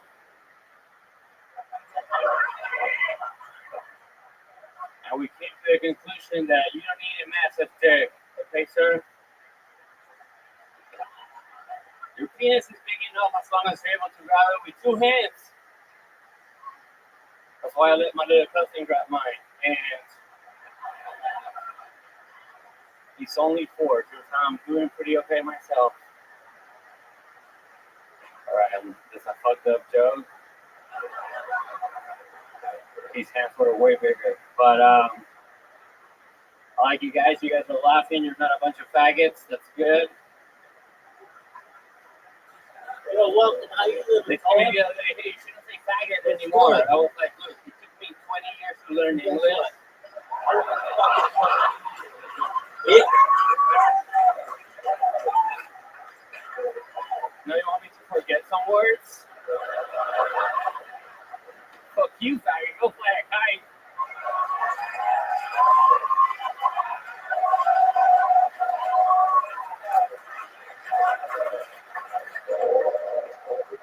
Francisco Rincon. Did you have one more that you wanted to do? It's not like I learned from a professor. I learned from you motherfuckers in high school calling me a faggot. Oh yeah, there it is. The final faggot from Francisco Rincon. I had more words to do. Wow. Incredible. Incredible. Welcome, Francisco. How long have you been doing stand-up? 4 years. 4 years. It actually seems like it. You were doing jokes there. Very, very funny. Where have you been doing it at? So first time I ever did stand-up was in Shanghai, China. Oh, wow. Yes, indeed. And then I did it in Houston, Texas for about 8 months. Oh, wow. Those are complete polar opposites right there. And then here in Austin. Right. For the last few years. Yes, I moved here before COVID. This is where you live. Yes, sir. Absolutely. And your family came up here from Mexico? Almost. They are from Venezuela. Yeah, but I mean, I'm originally from Ohio, so you have to understand, yeah. it's all El Paso to me. You know what I mean? It's all the same thing. I don't know if some of you guys don't know where Venezuela is. If you don't know, it's a small country in the middle of North Korea. Feels like that. Still doing jokes. I like your style. A little bit. You fucking get it. Yeah, man, I'm not. Yeah. What do you do for work, Francisco? So I am so I studied mechanical engineering. I got fired last week. You got fired from being a student or being an engineer? No, engineer. So you made it to being an engineer. Yes, sir. I've been doing engineering for about 10 years now. Okay. And why did you get fired last week? Because I didn't do the job.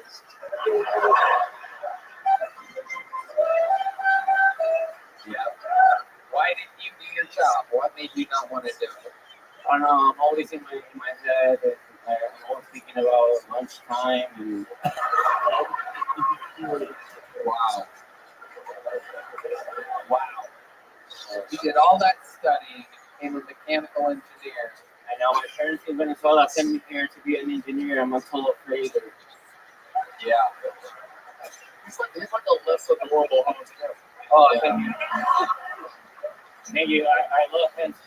I really. He's my English teacher. He's a good teacher.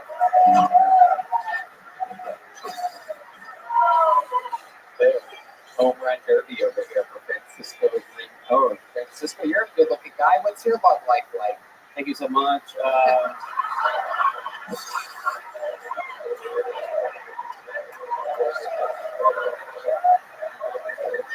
Hell yeah, I like you, Francis. I like you too, Tony. Thank you. So what's your love life like? You're looking at me like I am your love life right now. You stopped answering and you just held eye contact with me there. I wish you were, but I'm not homosexual. But you know, you're very successful, more than my current girlfriend. I love her. We met on Craigslist. No, you didn't. You stop it. Where'd you really meet her? We met on my girlfriend and I. We met on Craigslist. Did you really? Yeah, she's color white. She's what? Color white. She's white. Yeah, she's color white. Yeah, that's the option when he met her. I have a question. Yes. Ryan seems. You went out of your way to say faggot like 5 times, and then when you were talking about yourself, you said you're homosexual. Yes, sir. Because that was a bit. I was trying to make jokes.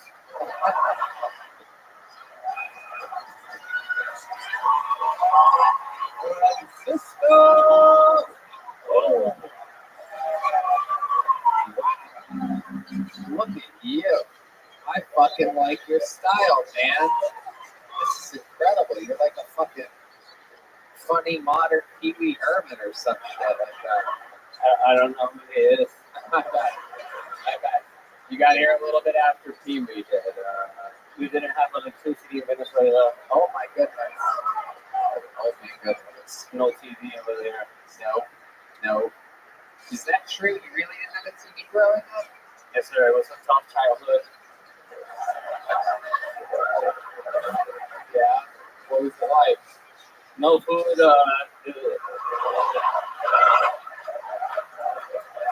There's no food over there. They're dying. They're a bunch of losers. Oh my goodness. Oh my goodness. I'm a winner here in America. How much food here? You're goddamn right. The undisputed, undefeated best country on planet Earth. Yes, sir. I moved here and I gained 60 pounds with just breathing. I love it. Would you ever call your family back home and tell them how good you're doing? If they have electricity, I do. Holy shit. My dad asked me yesterday on WhatsApp, obviously. He asked me yesterday, how am I doing here in America? I just showed him a photo of me holding a banana. And he knows I'm doing fantastic. Oh my god. Wow. Wow. Look at this. I would love to have you open up my secret shop first. Wow. Oh my god. Francisco Rico. Oh my god. Is there anything else we should know about you before we I want to say that the jokes I made about Venezuela are jokes because one time I did a joke about Venezuela and this Venezuelan guy tried to fight me after. And I'm just joking. I love Venezuela and the people from Venezuela. And I just a joke. Wow. Unbelievable. What a fucking fantastic performance. What an unbelievable interview. You've used your 4 years of comedy experience wisely. You have the mind of a mechanical engineer and you're applying it to the art form of stand-up. It's very clear that you are on a very, very fast pathway to success. Thanks for signing up. Come back again soon. Thank you so much for being here. Thank you so much. Francisco Rico has made his Kill Tony debut. My goodness. Wow. I did not see that coming, Tony. Neither did you, Madness.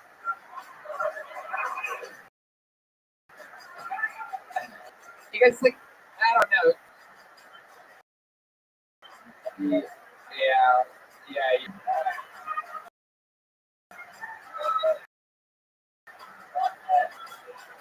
You guys think we should do one more out of the bucket?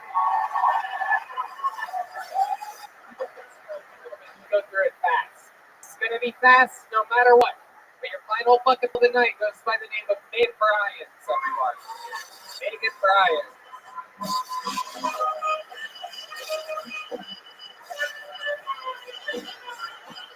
Megan Bryant. We got movement. You guys see movement?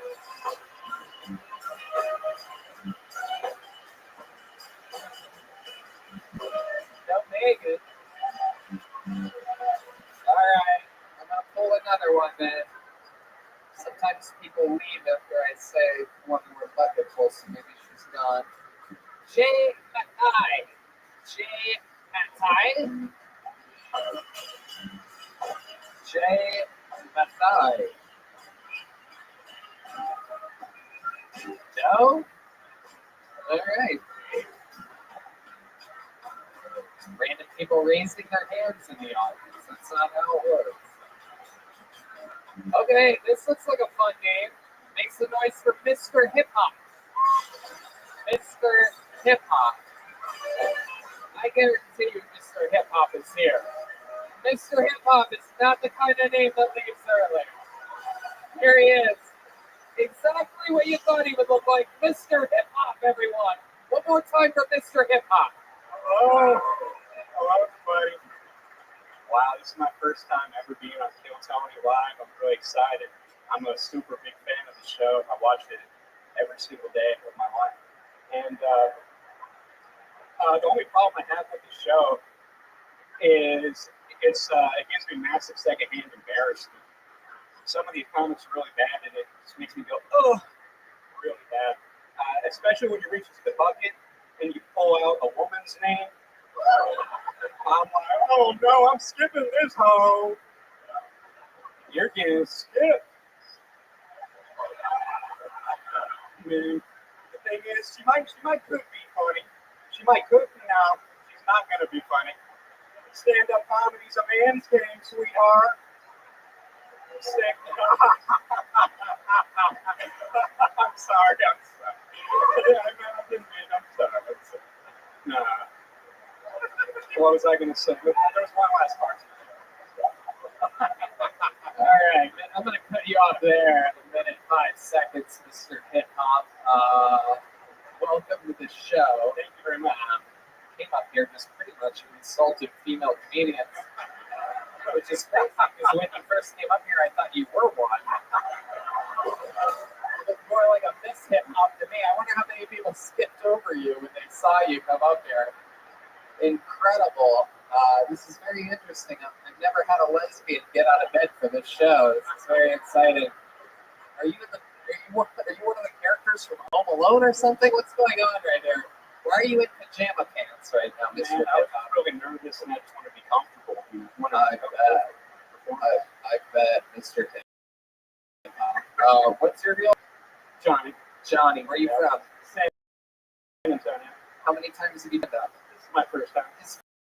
First time, everyone. He gave it a shot. Gave it a shot. Is any of that true? Are you really a fan of the show? You said that you watch it every day, but it only comes out. I rewatch it. Wow. Okay. Every day. All right. I'm pretty sure this is how villains are created. Right here, what we're seeing this type of performance. Johnny, how old? 22. 22. Very young. What do you do for work? I work for the family business, a screen printing business, printing T-shirts and stuff. Oh, okay. Well, people love screen printing. Very good. All right. So you're making money, screen printing. What do you like to do for fun, John? I like to rap. No way. There's no way. That laugh, by the way, you might have the scariest laugh I've ever heard in the show's history. I like to rap, Tony.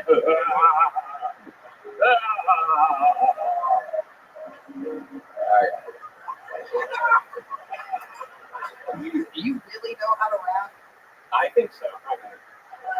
I think I'm all the ladies in the crowd hate you right now. I'm sorry.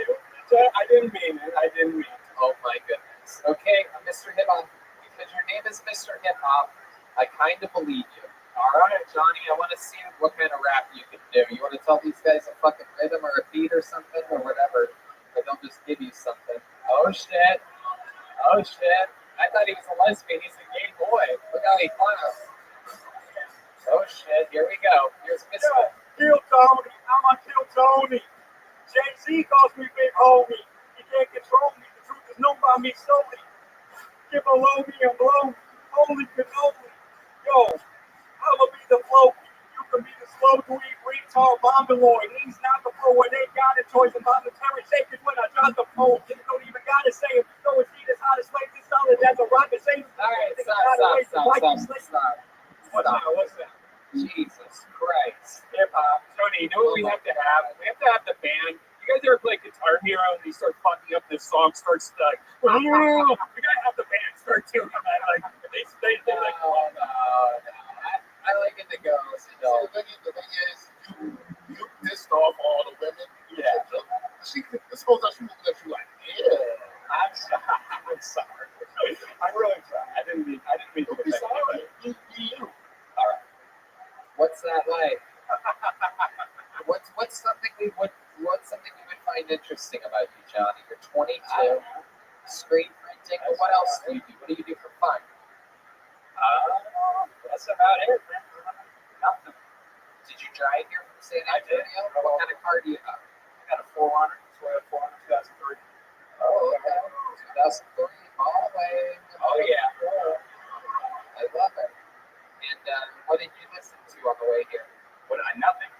Nothing. Just silence. Another sign that you're a young school shooter on the rides. My favorite thing in the world, Tony. Silence. No sweeter sound than silence and my own laugh mixed in sometimes. Mr. Very, very interesting. Any childhood trauma that you had to deal with? None that you can remember. No. Is there any that you forgot? Probably, maybe. I think there's a strong chance. Okay, probably something buried deep down. Mr. Hip Hop, you have graced us with your presence. You have reinforced the fact that anytime I do one more bucket pull after something great happens, it never works. Historically, in the show's history, you could go hundreds of episodes and you will find that. Can you catch something other than monkey box? There he goes, Mr. Hip Hop, everybody. All right. Another time that I shouldn't have gone to the bucket one more time. I should have gone to where we go now. Ladies and gentlemen, the longest standing regular in the show's history. Coming fresh off of a weekend, opening up for the first time for Tom Segura. He opens for Joe Rogan, me, Duncan Trussell, the Big Red Machine, William, Lights Out, Montgomery.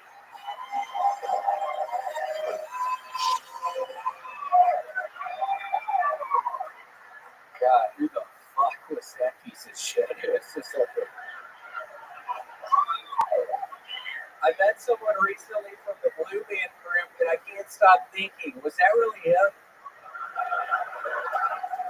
I mean, how are you supposed to know? It's kind of like not a lot of people know, but Gene Simmons from Kiss has been dead for 10 years, but nobody has a clue because he wears that stupid ass makeup. I fucking hate Gene Simmons. I swear to God, I can't stand fucking with this stupid ass fucking makeup. Oxford's new word of the year was decided by the public for the first time, and the votes are in goblin mode. For those who don't know what goblin mode is, I'll tell you. It means I put on my Sunday's best, set up a dinner date with your mom or dad, and after dinner I gobble up that asshole. I think that's what it means. Goblin mode, gobble mode, I don't know. If I sound a little under the weather, y'all are very correct. I actually went to a super spreader event on Saturday at a casino. Bono was there. He was coughing in everybody's mouth when we had to walk in the door. It was super exclusive. And yeah, I'm sick as shit right now, so I want to apologize to everybody who I've infected up in the green room. I greatly apologize. I'm sick as shit right now. All right, that's my time. Thank you, Tony. All right, a minute and 23 seconds. From the man who's done it more than anybody else in the show's history, another new set by William Montgomery. William, big weekend this past weekend for you, and we're excited to find out all about it. It was open. How many shows for Tom Segura? 6 shows with Segura. I know, it was great. I bet fucking the dude from Kiss couldn't do that. The piece of shit, Gene Simmons. He couldn't fucking do that. Up against Gene Simmons, do you know that he performed on the very stage that you're on years ago here at Vulcan Gas? There's no way it was him. That's literally not really Gene Simmons. But I literally lost $1,000 in a bet because I didn't think he was going to perform here either. I literally bet the owner of the club $1,000 when he told me that Kiss was going to be performing here, and I had to pay him, you guessed it, $1,000. Because he literally performed here. But I was on your side at the beginning. Wait, Gene Simmons is alive? Yes. And he was here. And he's probably making the same jokes about you right now. This piece of shit is actually still alive. I swear to God, I thought he died in a car crash like 10 years ago. No. Okay. No. But yeah, the shows were great. The first theater was like 3,000 people. Fucking destroyed up in front of 3,000 people. Those shows. I didn't top that. I was pretty much bombing really hard the whole time. No, it was great. And then the second night, I don't know, 2,500 people at the show, and the last one 1,000. It was great. The second show was in a casino, and one of the tribal chiefs, the big tribal chief, was at the front row, and I was talking shit about him, talking about his dick-sucking mouth. And when he opened up his mouth, I could smell the dick smell coming out of it. That was a recurring theme when I was going after people in the audiences during those shows, that I could smell the dick smell emanating from their mouth. And then I'm literally walking off the stage with Tom, and he's laughing really hard. I'm like, what's going on? He's like, dude, that's a tribal chief. That was pretty funny. That honestly was pretty funny. I was like, holy shit. Oh shit. Yeah, that was pretty good. Gambled that night, played some good version of blackjack. That's probably the only time that people get to see him. They're telling you how to play. Every single Really, put some private telling you how to play. I ended up winning $10,000. Wow. No, I'm kidding. I won 200. It was fun. There you go. It's basically $10,000. Yeah. So you're out there. You're traveling. You guys traveling by bus when you're out there? Or? Via plane, and then from the place Friday to Saturday bus. I slept on the bus for 5 hours. I slept on a 5 hour long nap. That was your first time on a big tour bus like that. It was. It was cool. Very cool stuff. I loved it. What are you about to say? Bunch of weird stuff. Red God. has the microphone up to We're us. finally having a nice fucking conversation up here. I'm literally sick as shit right now, and I see your dumbass about to fucking say something. Was it weird sleeping on the bus? Like, I've never done that either. Sleeping on the bus. That seems weird. You know? No, it wasn't that weird. What do you mean it's too I weird? mean, if you're like moving but laying down and you trust that bus isn't going to blow up. There you go. All right. There was Red Band's cool. Yeah. You want to give it a I was a little worried. I was going to say something about the movie speed. Something about the bus going under 50. No, it was totally. Well, thank you. Did you sleep well? You say it. Ready? You go ahead. Was it weird sleeping with no clothes on and everyone's walking around? All right. Here? You have to Just ask right? the same question. Just physical therapy. All right. Well. All right. Well, get those done. And hopefully, have a good day.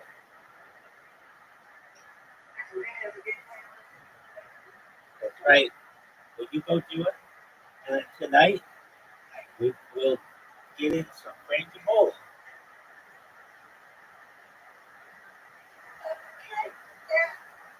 Sounds like a plan. Have a wonderful day, Mr. Aquarius. Thank you so much. Take care. Have a good day. Take care. Bye-bye.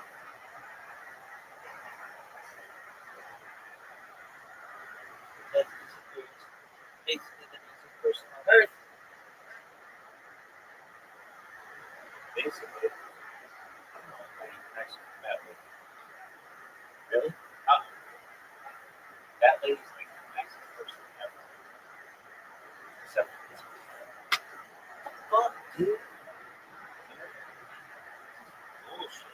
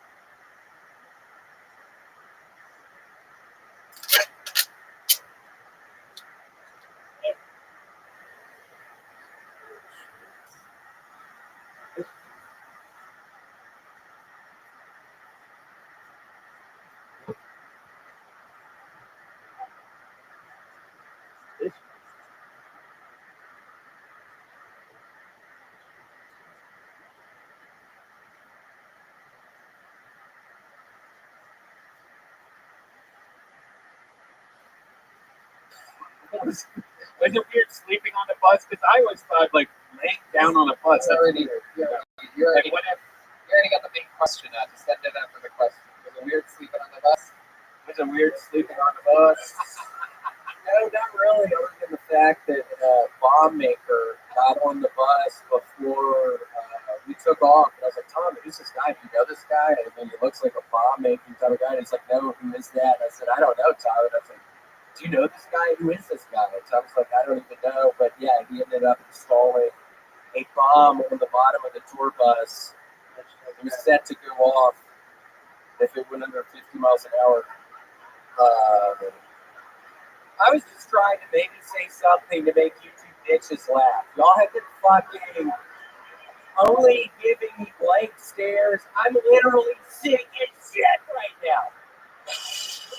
Wow. Everybody's going after the ladies tonight. I don't know what's going on. This is a very fucking, a little wink. Oh, shit. He's winning him back. Oh, shit, man. Oh, shit. Oh, shit. He's going No, seriously, what's your story? is he going, I'm kidding. is he going crowd work right now with one of the... Oh, that's a cute couple right here. I'm loving y'all. Why don't you do some crowd work on them, William? Do some of your magical crowd work. I don't know. They look like a couple faggots. Oh, wow. Wow. And sweet Miss Amy-O looking as insane as ever over there. There she is, behaving herself, staying in one seat, doing everything. It took a long time to get her there, but Miss Amy-O actually got with Gene Simmons in the 80s. She told me that story one time. oh, wow. Okay. You're opening up a real... Yeah, I just stopped. Yeah, I stopped looking over there. Okay. There you go. I was super better. Now, you told us last week that you've been doing a lot of reading. Is there a reason why you're dressed like a retired author right now? What's going on? It's a new turtleneck. You look like a giant elf on the shelf. Well, during Cyber Monday, Land's End had a wonderful, hell of a Cyber Monday deal. I got 3 different turtlenecks, a navy blue, a white, and a green, and I'm wearing my forest green out tonight. Yeah, Land's End. Cyber Monday strikes again in the Montgomery household. I now have 3 of these. You love Cyber Monday. I fucking love Cyber Monday. Even though I'm sick as shit right now, I want to tell you people that Cyber Monday literally is the best fucking holiday ever. That's as much as I can. I feel like I'm gonna die right What do you think is wrong with you? Did you get an ailment? What are your symptoms right now? I don't know. All I'm seems not- to you to show up fully infected with something when so many of us have so much work to do on the road. These people in the front row already look like they're sick, so it's okay. They already had to deal with God, she was giving me a weird fucking This look. What the fuck did you do? oh, wow, this girl here, very good. What was that? I saw that. She's here with her hands. Get your bitch in line, dude. Damn. Get your bitch in line, dude. I'm serious. These guys look like swingers, dude. This couple here is swingers. Yeah, do you want to meet up after this? Or like it's not. I was thinking that maybe I'm not. It's probably not contagious. We probably don't need to worry about that. William, if you were to have a threesome with this couple here, what do you think you would spend a lot of your time doing? What would be your mood? I think both of y'all would be taking off your clothes at the same time. I would say, "Ay caramba," and you, the lady, would be like, "Oh my gosh, thank you," and I'd look at you and say, "No, I'm talking about your man." Oh shit! Oh shit! Stupid. Oh my But yeah, maybe after we can meet up. Seriously, I'm not even fucking around. I'm feeling really antsy tonight. Wow! Wow! Super antsy tonight. And give us some of your symptoms. We've never seen you sick before. You are known as the Big Red Machine, so you still showed up to work on the fact. But tell these humans what type of symptoms you were. I have the measles and the mumps, a gash, a rash, and purple bumps. What? My eyes are glazed. I can't count to 3. I don't know. It's a wonderful Shel Silverstein poem. That would be cool if I could say. William, I love it. We got to find out about your weekend with Tom Segura. You got that on this show. We watched you go from 0 to 100. You're opening for me. Yeah, it's been a wonderful pleasure. If I were on Cameo, I'm not kidding, I feel like horrible. I feel awful right now, and I have to do fucking 70 cameos. So Cameo's been wonderful. Keep getting the cameos, but I don't know what's going to happen. It's a lot of them I have to do. I feel overwhelmed right now. So I'm going to have to go Opener, Joe Rogan's opener, Duncan Trussell's opener, and now Tom Segura's opener. You got to watch him grow up here. Bill Tony, professional stand-up comedian William Montgomery, everybody. The drawing is in from Ryan J. Ebel. That's another episode of Bill Tony. Did you guys have fun tonight? How about one more time for my amazing guest, Brian Simpson? Check out his podcast, BS with Brian Simpson. In short, why it's for BrianSimpsonComedy.com. Thank you to the Yellow Rose, the Red Rose, Betty Vodka, Gel Blaster, and Screwball Peanut Butter Whiskey. How about one more time for the band? Michael Gonzalez, John D.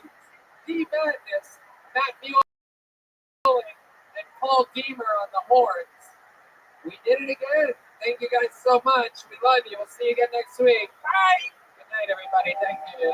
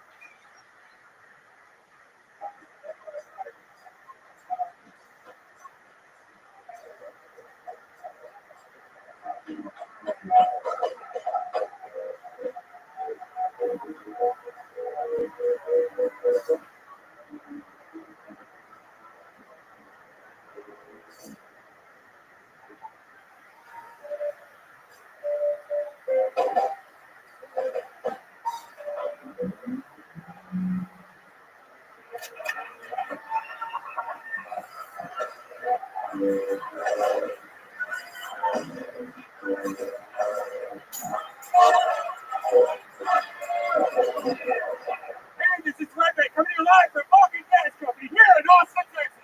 For a brand new episode of Bill Tony. You're not going to know it.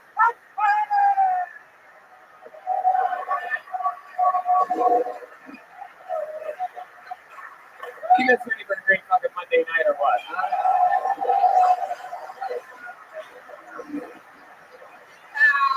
It's noise for Brian Redman, everybody. Hey, everybody.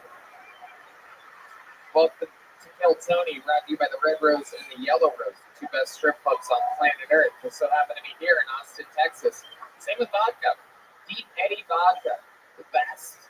I can't get enough of it. Drink it all the time. And Gel Blaster, available in stores all around the country. Have fun blasting your friends with little beads of gel. It's so fun. This is Kill Tony, live in Austin, Texas. How about a hand for the goddamn band, huh? You guys see what the fuck goes on here before this show starts. Brought to you by Screwball Peanut Butter Whiskey. Take that fucking thing off your head right now, John Dees. I swear to God, you ever try some shit like that again? He's got some stuff coming out, but it's the openings at a place that we don't mention. Get the fuck out of here. That's the great John Dees on the keys, everybody. That's Michael Gonzalez on the drums. This is Matt Mueller on the electric guitar, Paul Deemer on the horns. And that right down the middle there, that's the one and only B Madness, everybody. Live in the flesh. Goddamn backbone of the show. Would never in a million years come in here and promote a club that we don't like. going to have a lot of fun tonight. Before we start tonight's episode, here's a little bit more from the amazing sponsors that made tonight's episode available for you here right now.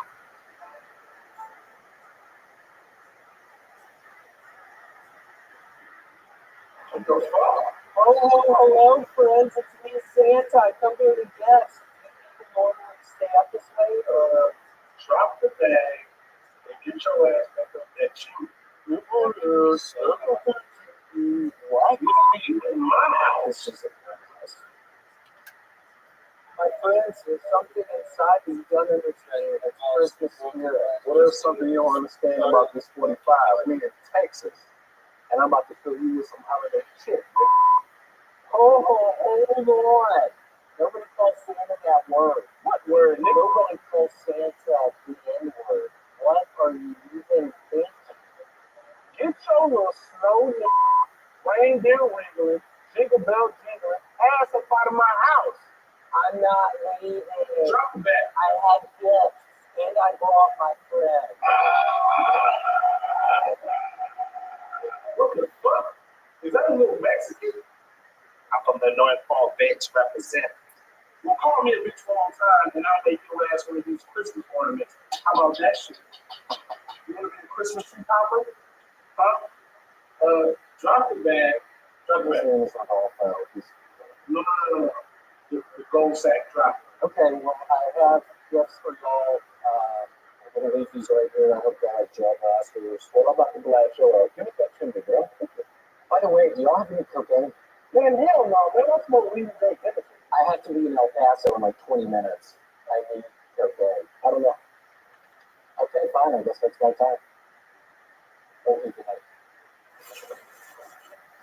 Oh, wow. I guess Santa ain't a bitch ass nigga after all.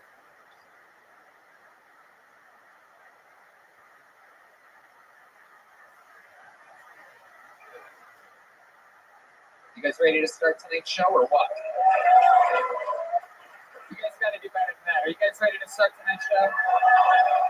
You're one of the special ones. Good for you. You did good here tonight. This is the man that convinced me to move to Austin, Texas, a real Texan from Texas, one of the greatest comedians of all time, Ron White.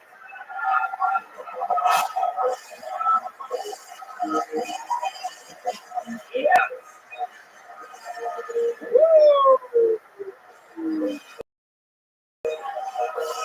The one and the only. The fucking best.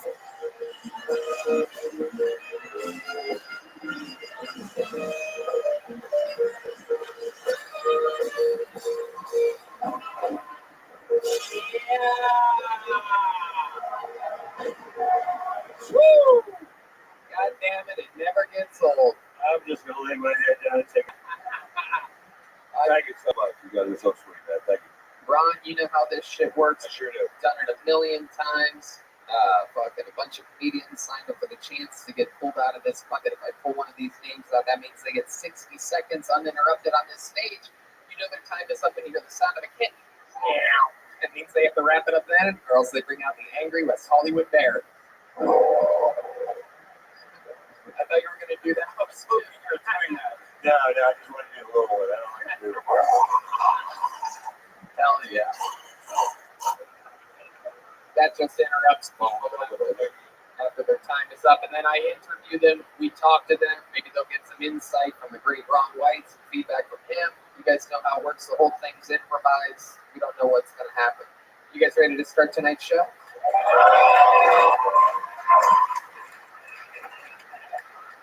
When I say we don't know what's going to happen, I mean, of course, during and after the sets. But sometimes we are privileged enough to have a special treat in certain spots that I know of, and this is one of those moments. Kicking off tonight's show, one of the great regulars of the history of the show. This man made it to the absolute top of the improv scene in Chicago, basically told SNL to go fuck themselves. He's a legend. He's written about in history books of improv. He was diagnosed with ALS and decided to chase his dream of being a stand-up comedian, rolled into the Comedy Store December of 2019. We immediately made him a regular. He has, since then, obviously, with his disease, gotten sicker and come back, and gotten sicker and come back. We are so fucking lucky that he's here to perform for us tonight. Kicking off the show, Kill Tony regular, Michael Lair. Oh, shit.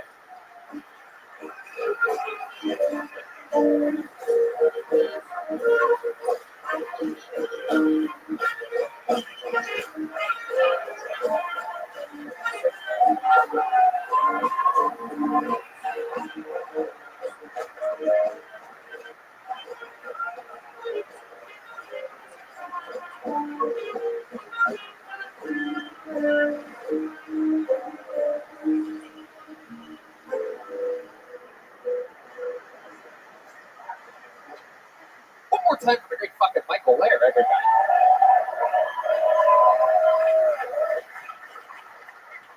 Yeah, that's something for friends and well, no, I never with their family wanted them with brothers.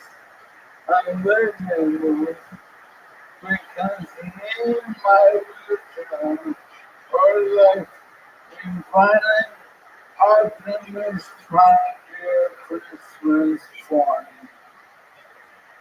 I need you on the bed, everything in the bathroom. I need all the plugs to charge my chair, or I won't make it a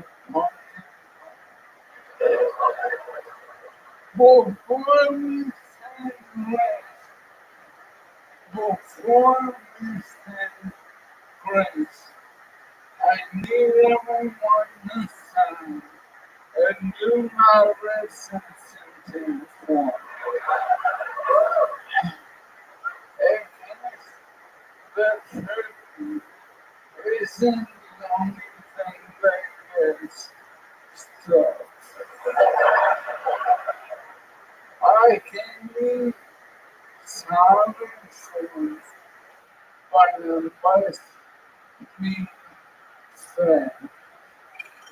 My comes that commerce will leave me over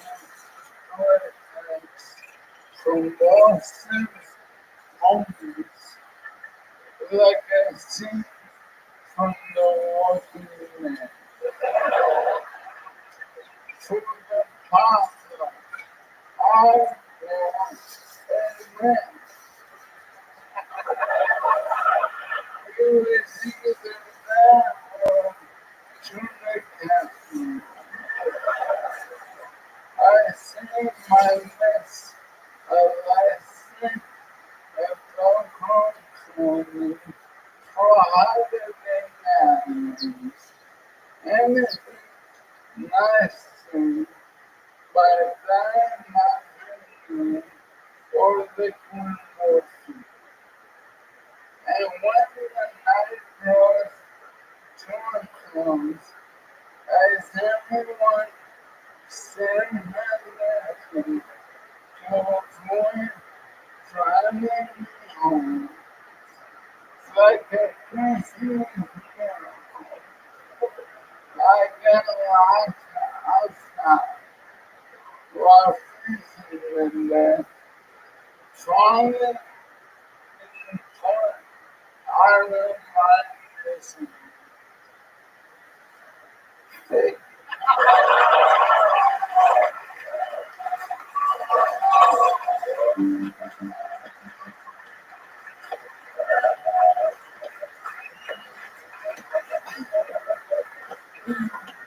I love the whole thing. Little awkward ending there. I like it. I get it. That is probably exactly how your life is going to end as well. All fun and then a little bit. Didn't see that coming. I love it. Hell yeah. Big Ron White giving a helping hand. Absolutely.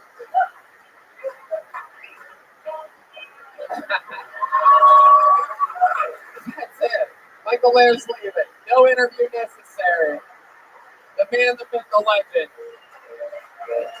Make some noise for Michael Lair, everybody.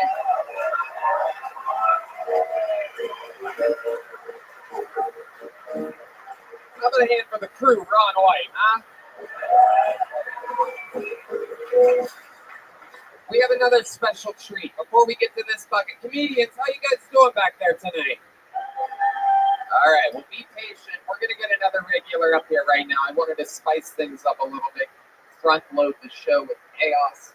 Ladies and gentlemen, your next regular is the longest standing regular in the history of the show. He's currently making, whoa. That's not how show business works. Get all the way back, all the way back to A, all the way back to A. There you go.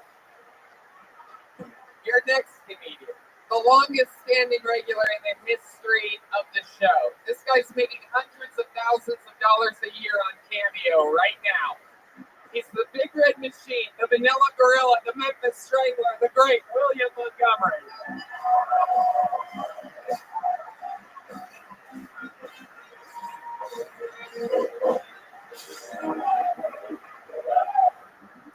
Another World Cup soccer journalist has died, but at this point, we're sure he isn't just flopping.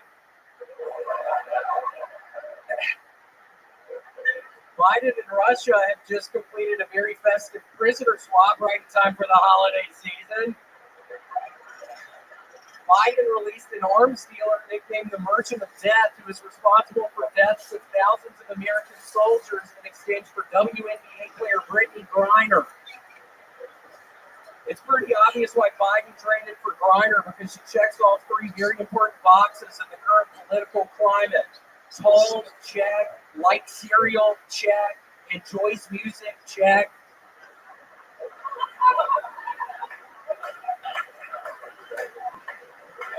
Those are only the fucking reasons, you idiot. I mean, holy shit, do I have to spell it out for you? I was watching the price, but I couldn't believe the prizes for one showcases. The Kate Spade accessories and a new Aphex Twin album. Okay, that's my time. Wow. William Montgomery. Fucking rocking and rolling, coming up with a lot of energy. Very excited to hit the stage tonight. I know, I'm so sorry. I was too busy touching that sweet man's beautiful face, and I didn't think about I shouldn't have come up so quickly. So, who the fuck are you, man? Why'd you fuck that up for me so bad? That guy. I'm pretty sure that's Russell Crowe, William. I wouldn't fuck with this guy at all. That is Russell Crowe, I think. Holy shit. Hello, Russell. There he is, live in the flesh. Very cool. So, William, what's been going on? How do you feel? Feeling really good. Did those 4 shows with you in Arlington this past weekend. Had a wonderful time. Ron, I think you'll be very excited to know. I wasn't going to talk about this again, but I killed fucking 3 Brazilians when I was in Arlington. So, Ron, you might like to hear that. I know you have a thing with Brazilians. But... Wait, what? I'm kidding. I have no idea, Ron. I was just trying to suck you into that. I apologize. Sorry. But yeah, no, it was fun doing that. I just downloaded a new Need for Speed game. I just added a new engine to my Honda earlier. So things are really looking up. My Honda's fast as shit. I'm hitting 155 consistently right now. So, wow. That's what I'm going to be doing right after until probably 6 in the morning tonight. Take some Adderall and play Need for Speed Unleashed. You bought a video game where you can have any car you want. You went with a Honda? Yeah, it's a nice teal color. I've upgraded the tires. I've upgraded the suspension system. I added the new engine in today. Again, I'm topping out at 155 right now. You've been on the show more than anybody else ever in the history. Almost 10 years of doing this show all around the world and every single Monday at its home base. And I've never asked you, what kind of car do you have in real life? We all picture you in like a fire truck or something like that. I have a black Volvo. Do you want me to give you the license plate number as well? No, hell no. Yeah, black Volvo. I've had a black Volvo since 2012. What fucking idiot just laughed at that like a little bitch? Why was that so fucking funny? What dumbass did that? Seriously, raise your hand. I'm not going to tell you to get out, but just who did that? Okay, thanks a lot. fucking piece of shit. Yeah, wild man. Ron, you've been watching William grow in this. He rides a Vespa. I saw him pull up on it later today. I saw him pull up it later today. Yeah. It's a teal Vespa, you're right. We love you, William. You're an absolute fucking rock star. You destroyed 4 sold-out shows in Arlington with me. We got the reports back. You did theaters with the great Tom Segura the weekend before. I know, it's all positive, and y'all please keep on getting these cameos, even though I literally have fucking 70 to do right now. So they're really backing up on me. I try to do fucking like 20 or 30 a day. So please, If William want to get one. Fun fact for you is that William literally drove here with his girlfriend early May of 2021. When he hit the road, everything was fine. He finds out a few hours into the trip that literally they're trying to cancel my entire career in life. And he came here, he was a full-blown alcoholic, cocaine addict. I found the cocaine guy right when I fucking moved here. I literally found the blow guy right when I fucking moved The here. people from Toronto already have an Austin cocaine guy. It's not that hard. This guy kept driving all the way to Texas, drunk, on blow, on Adderall, and fucking now is sober and has me, Duncan, Rogan, and Segura all fighting to have him open for us. What a fucking success story! Yeah, it's been wonderful. That is a success story. And that was the great William Montgomery, everybody. There you go. You look great, brother. Let's go. It's fucking bucket time. This is where shit gets crazy. We're going to meet somebody right now together. Anything can happen. The people that you've already seen, we fucking know. This is the part where shit gets a little bit wild. Could be a future star, could be a complete failure. Anything could happen. Your first comedian out of the bucket tonight goes by the name of Matt Decker. Matt Decker kicking us off from the bucket tonight. Live. We're all going to meet him together. How's the balcony doing tonight? You guys good up there? We're up! We're up! Here comes Matt Decker. One more time for Matt, everybody. Oh shit! How's it going, everybody? This thing got me open there. So, when I was 9 years old, I saw something I lived in the Wisconsin. And these 2 black guys were arguing in the middle of the street. Two kids looking outside the best big nosy. And they literally put down this mid-conversation in the middle of the argument and just started pissing right in the middle of the argument. And I never forget it. And looking back, I wish I had the confidence to do that. That's what I thought about how sick. Like, just being able to do that. So, I mean, that would be a conversation afterwards. Like, that's something I never forget. That's my bad. You had an extra 15 seconds there to do something, and I've never seen a boxer stop his own match like that before. I like to give you a little piece of it after, whenever you talk with a microphone, talk right into the microphone there, you kind of lift it away from it. But even if you had talked into the microphone, you didn't have anything to say when you got up here. And that needs to be part of your plan. You need to be set up, punch, line, something funny. Man, I wish I had some better to say. I thought I had some plan. It's like, I got to see. Let's, because I've never, I don't think I have been doing it. Let's do it by a little preparation. You nervous? Yes, I've been here. This is my 5th time coming. First time ever doing comedy. Right. And I didn't expect Mike to be here. Right. That's just, There's no way to know. They never announced who the guests are. Literally, nobody expected Ron White to be here. Nobody did. Ron White didn't I didn't even know he was until about 3 or 4 p.m. this afternoon. I grew up with this guy, and it's awesome to see him, dude. It's great. He's a big fan of Game of Thrones, so to see it goes Rocky live in the flesh is very exciting. We love how you guys ride horses and swing curved swords, so very exciting. I didn't know they came in the version of 5'4", but that's very exciting. 5'9", just I love it. I love it. Let's talk about it, man. So, is this your first time doing stand-up comedy ever? Yes, sir. First time even touching a mic. Congratulations. Very good. Right. You're ridiculously bad with the microphone. But here's what you ought to do. on your way to Jewish thing next time, stop at the convenience store and just tell this joke. Nobody laughs at it. Man, I gotta be honest, like, I'm glad I bought my first time because I've told the story, people have laughed, but it's like, it's trying to put into 1 minute, you know, what you say, what don't you say, things has already been seen.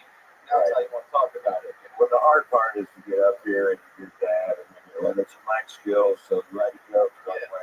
Yeah, I wanted to go Tony for my first time, and I know there's a couple of open mics you can do, so I'm gonna start doing those now too. But it's good enough. You should have maybe done those first. Oh, hey, if and then come and use it as a rail. If I'm gonna bomb, like I would love to be roasted by the best. So I mean, like, might as well. But, you know. I guess so, but you don't really deserve it, Chad. Oh, yeah. You kind of have to earn to get roasted by the best. You just sort of want to. Yeah, that was just the lottery, and you're like, that was just regular stuff, dude. That's regular stuff. I'm not going to argue at all. You deserve to get roasted by the worst, is what you need right now. At this point in your career, I'll get roasted by anybody. You need a homeless guy to tell you that shit ain't funny, Holmes. That's actually my favorite thing to do when I come to Austin is homeless watch. Thank you, Matt. Very good. Another thing that's not funny. Very good. Matt, stop talking. Stop talking. Yes, sir. That'd be a great privilege for you. I thought of that. Matt, what do you do for work? I work at a fucking chicken rendering plant where they just slaughter chickens. It's the worst smell I've ever smelled. What are you securing it from? Literally, I have not seen a single fucking person drive by. There's 9 hogs out there that I ran off since I've been there. Are you keeping an eye on the chickens? For all day. Is your job to make sure that none of the chickens cross the road? They already did, and that's how they died. Very good. Matt, you can take funny stuff and really like stomp it out like a fire. It's almost incredible. Like I just said something funny, and you're like, you have like a fire extinguisher of unfunny that you can spray. You're like a dragon. You're like an icy like it took out a big black dick and just pissed all over the. I'm honestly like just incredibly nervous. I expect to open. I bet you're not opening either. Michael and William both came up here and got laughs. You're literally third. You're in the most prime position to do good. You got more excuses than you got jokes. Right. We understood every word you said. It didn't help.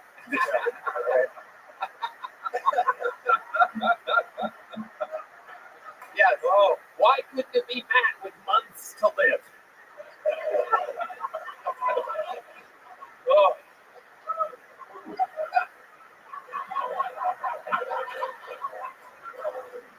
Somehow you're shaking up here, and the guy that has had ALS for 4 years wasn't. Explain yourself, Matt Decker. And he went on first. He opened the show. He didn't say anything about having to open the show. He asked to open the show. He asked me for that hard spot. Here you are going up there. I didn't be opening the show. I also didn't know Ron White would be here. The lights are brighter than I thought they would be. Thank you. That's my time. Fucking lights. The fuck kind of rock and roll show is this? Jesus Christ, Matt Decker. You gave it a shot. That's what these little joke books are for. Look, it literally says, the bones I even put nice try on the back. You literally, these just get better and better every week. If you guys aren't getting these, going to Bones Eye's Instagram and buying them straight from the stores. Hey, man, I appreciate the opportunity. I'll come back. I'll be better, man. Well, I hope so, Matt Decker. Awesome to see you, Mr. White. There you go. Absolutely. There he goes, Matt Decker, everybody. See what I'm talking about? This shit is not easy at all. Back to the It's not that hard, but it's not easy.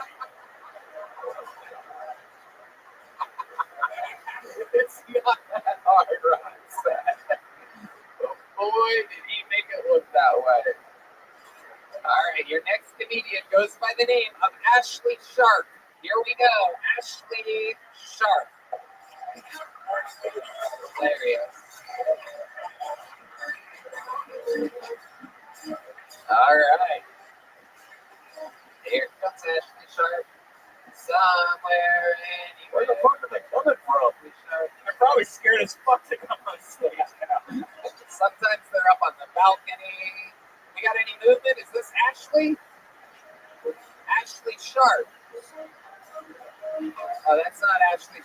notes with some guy.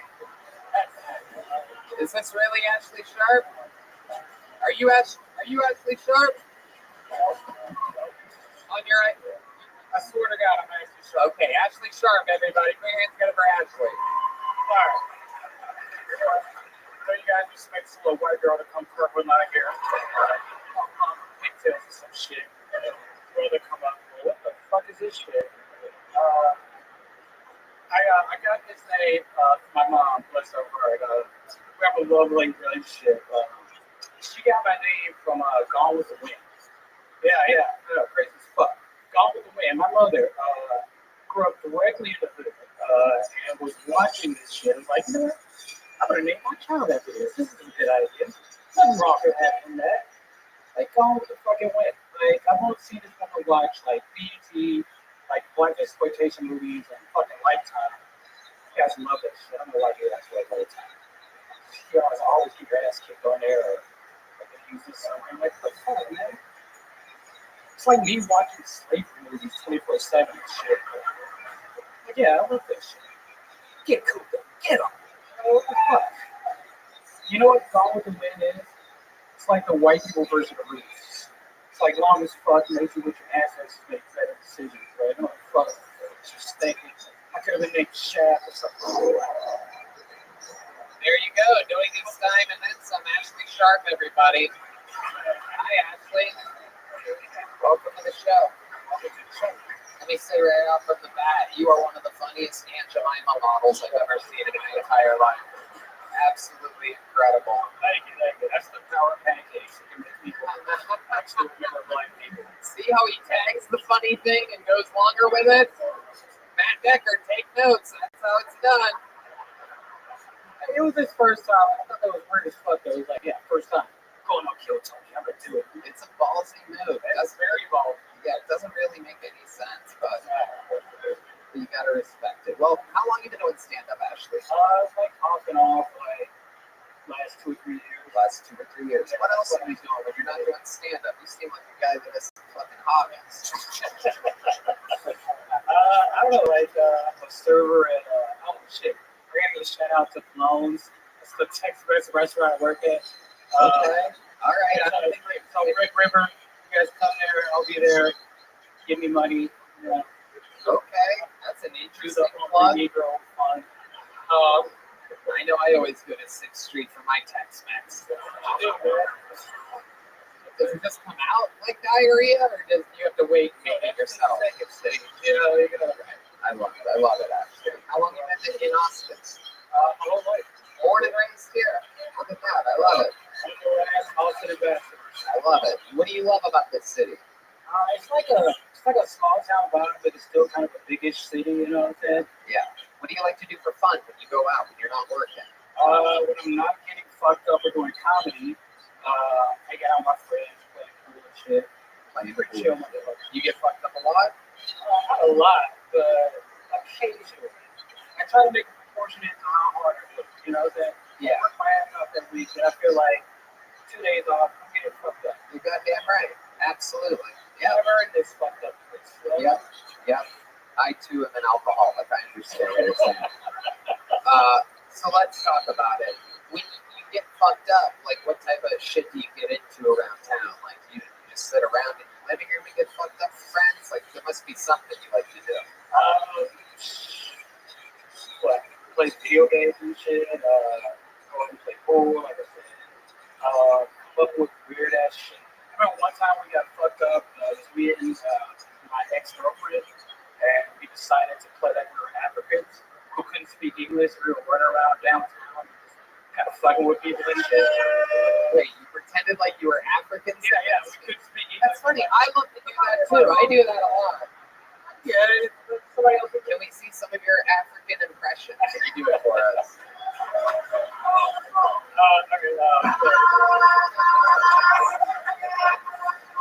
We got you good with that one. That was on the soundboard. That wasn't him. I know that was believable. You're like, wow, it sounds crazy. I want to Lion King somebody's kid, though. You know, just kind of right when they're born. What does that mean? You hold them up like a feet. Grand Band, male again. The band is trying to play some African music for you, which they can do because they are indeed, some of them, African. I noticed that Matt Muehlman is taking a break right now. No real lead electric in the African music industry. I don't know if you guys know that, but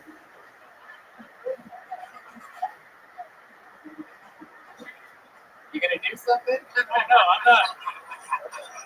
We're waiting on you, buddy. Come on. Just wonder if you like people that can't rap or do anything cool. Sorry, all I got is jokes. Hell yeah. No, I love it. We can tell you're a black guy from Austin. That makes sense. Well, Tony, I like to play video games and get fucked up with my friends. I like a little bit of billiards and waiting tables at the Tex-Mex place right next door.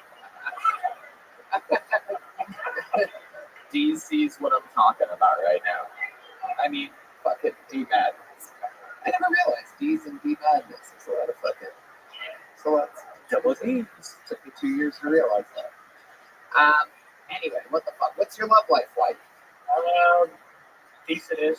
I just really, I seem to be attracted to strange more than anything else. Decent-ish. I'm gonna go a little bit harder in this direction. I'm gonna sail into the wind here. What exactly do you mean? Like, what's your? You hooking up with girls? Like, what's going on out there? I usually average at least like 2 of us a week or something. Whoa! Holy shit! It's not that bad. It's just like when chicks are drunk, I look like I go from a 7 to a 10. That's how Right. You think you're a 7?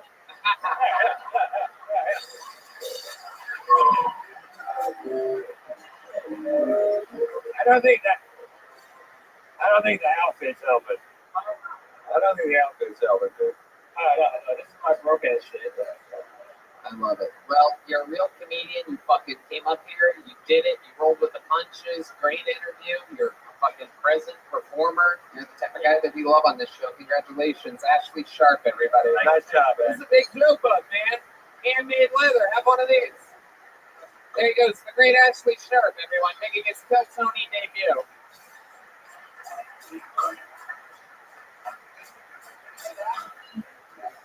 All right, let's get another regular up here. This guy famous for his unbelievable writing, unbelievable roasting. This guy also had an amazing weekend with me in Arlington, Texas.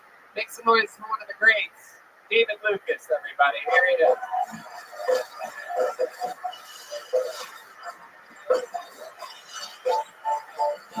Come on, David Lucas, everybody.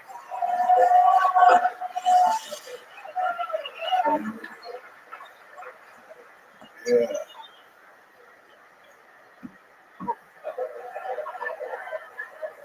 Marty Cloud. I don't think being a gay man is sustainable long term. Like, that shit might be cool in your 20s, 30s, early 40s. But when the erectile dysfunction hit in, y'all niggas just roommates.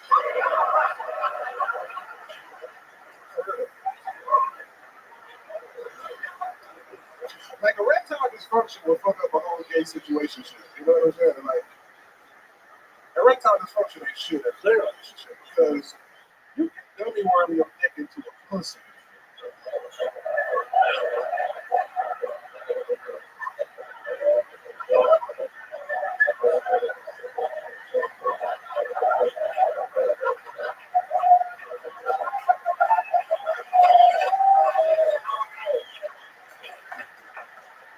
But you ain't dummy worming no dick in no asshole. I'll give you 10,000. That's my time. Amazing. Amazing. Did it again. Yeah. Unbelievable. You're so fucking funny, David. Give it up for David one more time, man. Great job, man. One of my favorite things. Not easy to do at all. You make it look easy every single week. You make looking gay easy too. Oh, come on. How dare you? Hey, when Brittany Griner got released from prison, Tony flew to Arizona to get his pussy ate.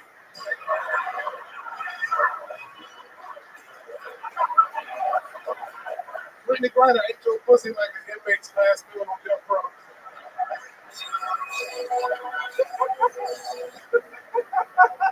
My pussy's the only thing you haven't ate.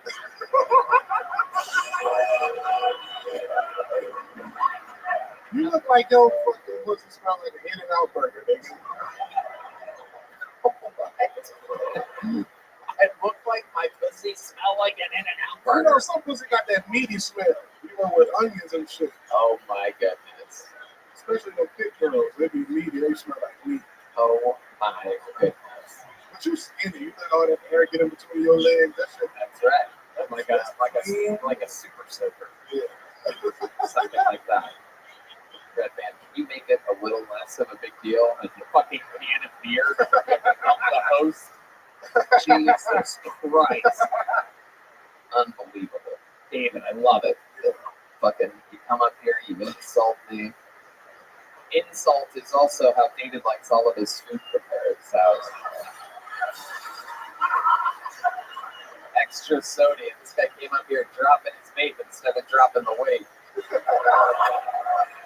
Tony, you got a refrigerator full of cucumbers, nigga. Your ass out there. Cucumbers.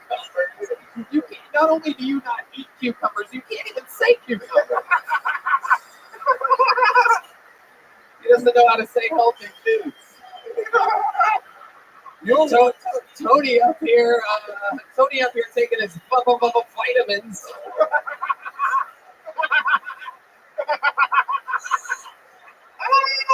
Get your ass up out of there.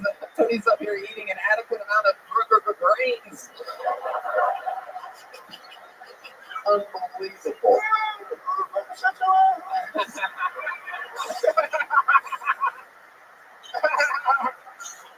We have fun. We do this all the time. Serious for Christmas? Oh yeah, you know me. I'm gonna sit on top of that tree. I know where you're going, you son of a Hell bitch. yeah. You don't need no tree stand. You put the tree right in the ass. You see Tony laying out on somebody's living room floor with a tree covered out. Splinters all in his booty cheeks. Oh my goodness. Oh my goodness. Yeah, you gotta get water 2 times a day, nigga. Oh my god. You That son motherfucking tree sucked that moisture up out of that ass. you son of a bitch. You son of a bitch. You gonna leave Santa some fucking cookie crumbs? You gonna squeeze one of your titties, give him some milk? You asked Saturday you want to use the restroom at your house. Let me say you put your pants down and say, I'm bringing in one of my patriot racist friends to help me. look at it. I like his nickname Powder. If you were white powder. I love it. What's your favorite part of the Christmas time? What do you love? What traditions do you love? There's gonna be some sentimental shit, but you're gonna roast it. No, go ahead. Go ahead. Let's talk about it. Alright, so when I was a kid, Christmas time was the only time I got to see all the family because they was in the military and in other places. Yeah, sure. He was in the military. Yeah, all of his black relatives was out there fighting for our service. Tony, what's a kid? What's the what, man? Kid. You want testosterone today? What's going on? What's happening? What? When I was a kid. Oh, all right. Jesus Christ. Oh, yeah. Absolutely. All right, I'm sorry. It really sucks when you say something and somebody goes sexist, like you're going to We didn't know jail. what you were saying, but yeah. I said it 3 times. I know, but we didn't know what you were saying. I know, I didn't know what he was saying. That's what I'm talking about. We're still talking about the thing that you said that derailed the momentum of the comedy show. So why don't we just keep it moving here? I fucking love it. So when you were a kid, I heard your mama wrapped up some manhood one year and gave it to you. wait, me? Manhood. What the fuck? Because you a girl. Oh, you son of a bitch. Tony got a training bra when he to you. When did you get yours? This motherfucker got his when he was 33. He's free range. You're a wild boy. Yeah, well, we just going to Brazil for the BBS. Wait a second. Wait a second. Yeah, you got to fly back on the plane on your knees. BBS? BBS. Oh. Bacon and talking about. You're going to try and Oh, you son of a bitch. You can host your own version called Phil Tony. Where you just eat.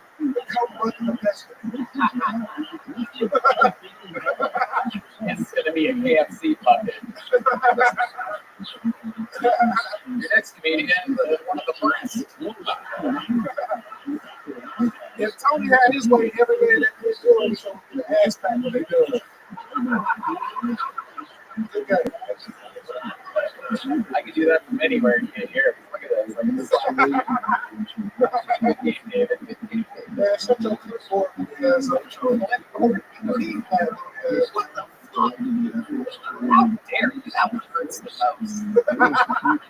David, I fucking love you. We have so much fun all the time.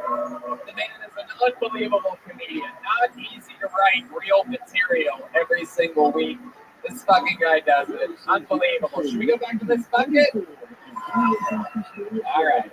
Fucking mix it up. Let's get something going here.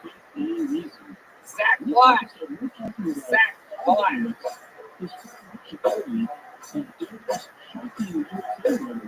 Here he comes. Ladies and gentlemen, making his way to the stage. This is Zach Black.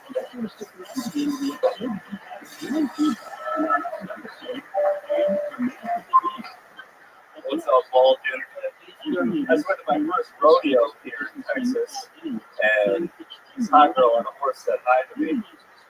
Now I've been jerking off the videos of women riding horses.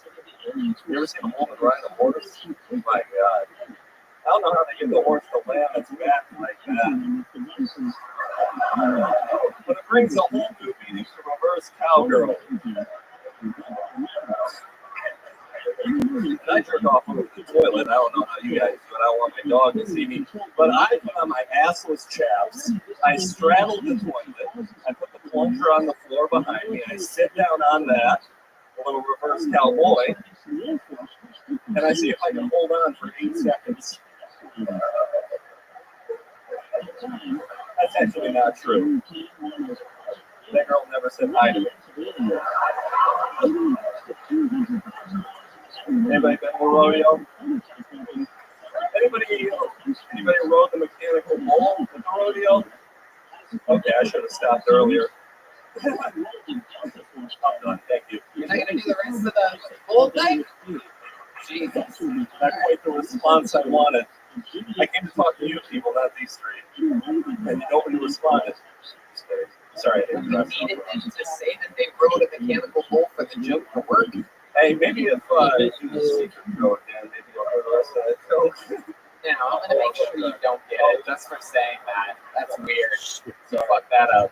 Yeah, it's not how that works, or else everybody's just going to go, if I get the secret to him, nope.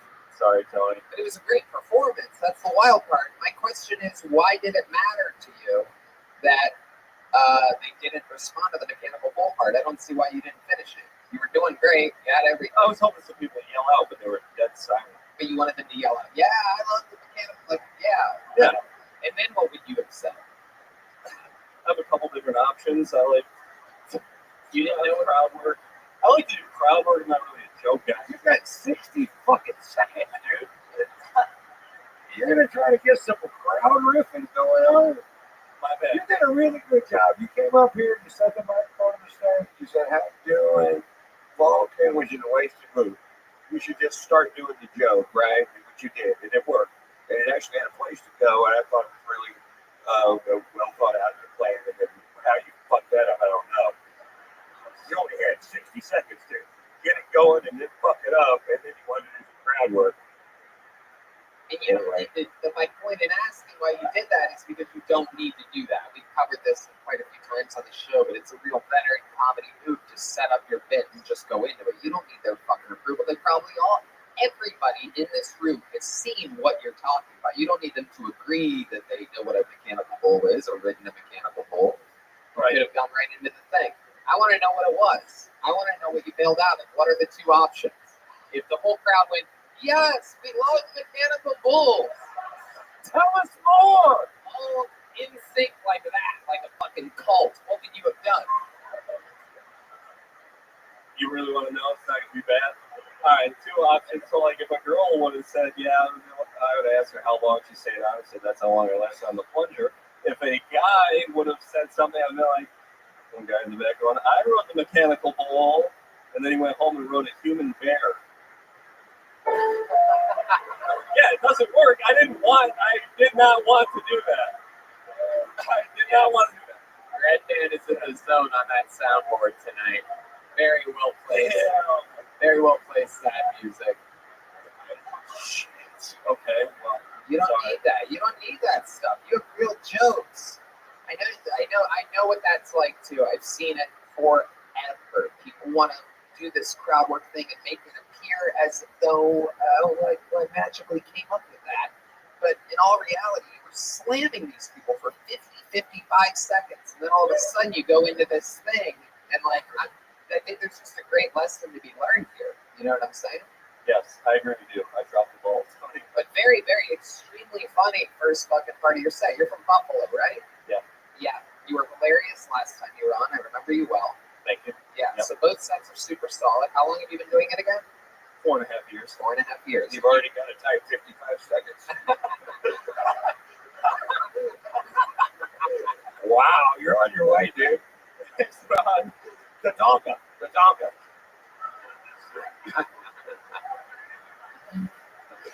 I fucking love it. And you just moved here to Austin, right? Yeah. How long ago? About 5 weeks. 5 weeks. Yeah. And what are you finding out about this city? Oh, it's great. I already got myself a show that I'm hosting. It's called, it's at a bar called Axis ATX. And, yeah. I found out a lot about myself. Tony.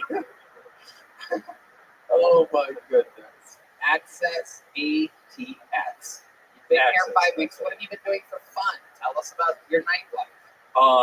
The most fun I've been having here is that banana phone on Sundays at the Creek in the Cave. Okay. Yeah, I've literally never heard of this before. How many of you have heard of this? Banana phone. Oh, you've heard of it? Oh, you've heard of it? Well, wait till you get the banana phone at your house. See what I mean? Okay. Yeah, it's like a heckle mic, and you can yell out roast, which I like. You like roasts? Yes. Very good. Have you ever been on a roast or done a roast? No, I just signed up for Roast Battle, though. Okay. Who are you going up against? Owen Gallivant. Okay. What are you going to make fun of?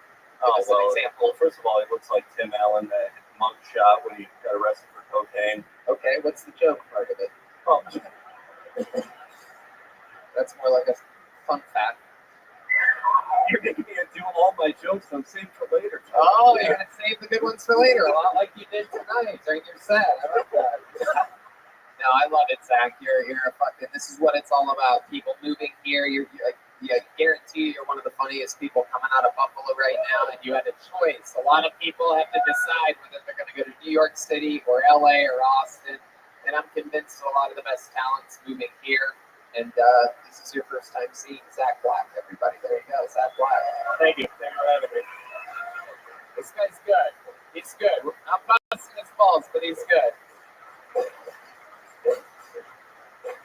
All right, back to the bucket we go. Angela Ramirez.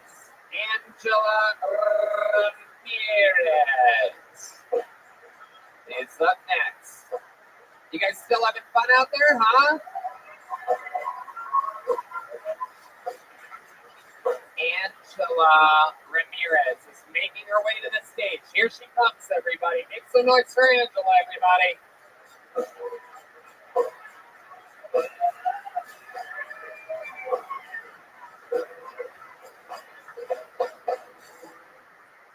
Hello, I'm Angela. Put my name in the hat on a whim. Did not know I would do this, but thank you, Title 9 Gods, for making me get up here because I was like, over there, one of the ugly ones. And also like to thank for my direction. That was one of the only like Latinos.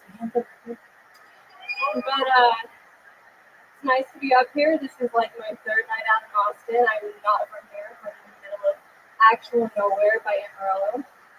And it's really nice to be out here. I'm a simple country girl, and you know what they say, we make do.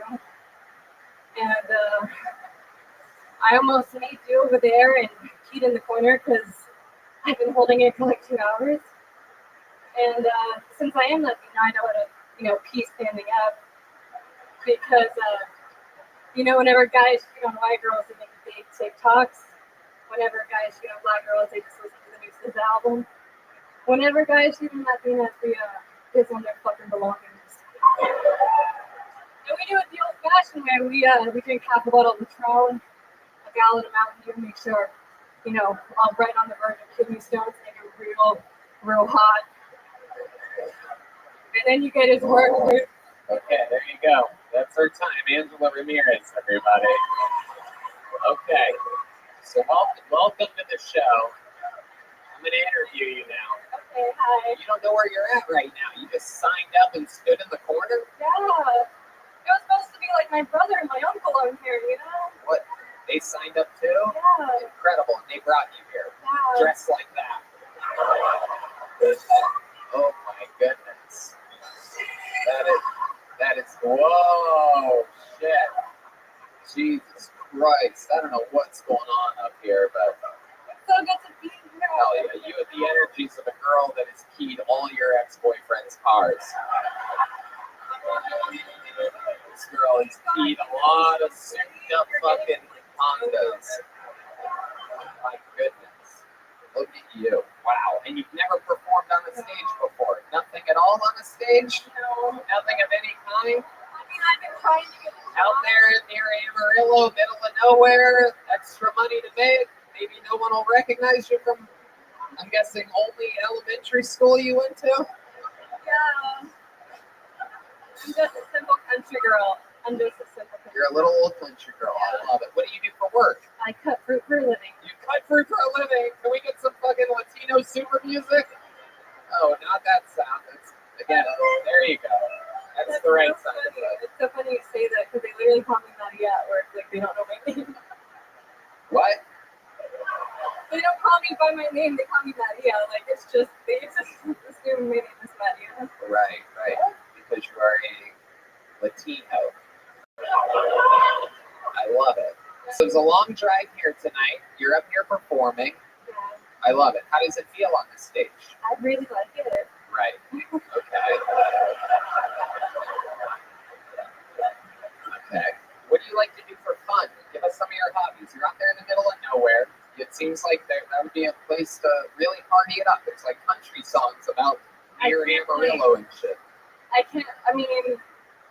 What we do for fun isn't the country songs. Go ahead. It's like, I was talking about, making too. I've never used corn stalk for a dildo, but I have been cooked in the pasture. Whoa. All right. I believe that was your quote on your in your yearbook. Incredible. And what's your love life like? I'd imagine you're near Amarillo 10. Okay, I was You're at least the middle of nowhere 9. I was in Amarillo 10, but I have lived near Austin for like 6 months now, and I'm like fucking 5 years. Yeah, we know. We know. That's why nobody laughed. We're like, yeah, man. Yes, they do. We know you're an Austin 5. Ego death. We wouldn't even let you cut our sleep out here, dude. You know what I'm saying? I'd be like, fucking, give me somebody better.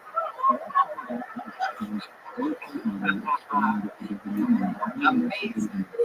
So you're with your uncle and your brother, and I'm guessing they do listen to this show, and they probably somewhat prepared for this, even though you did pretty fucking good for a first timer.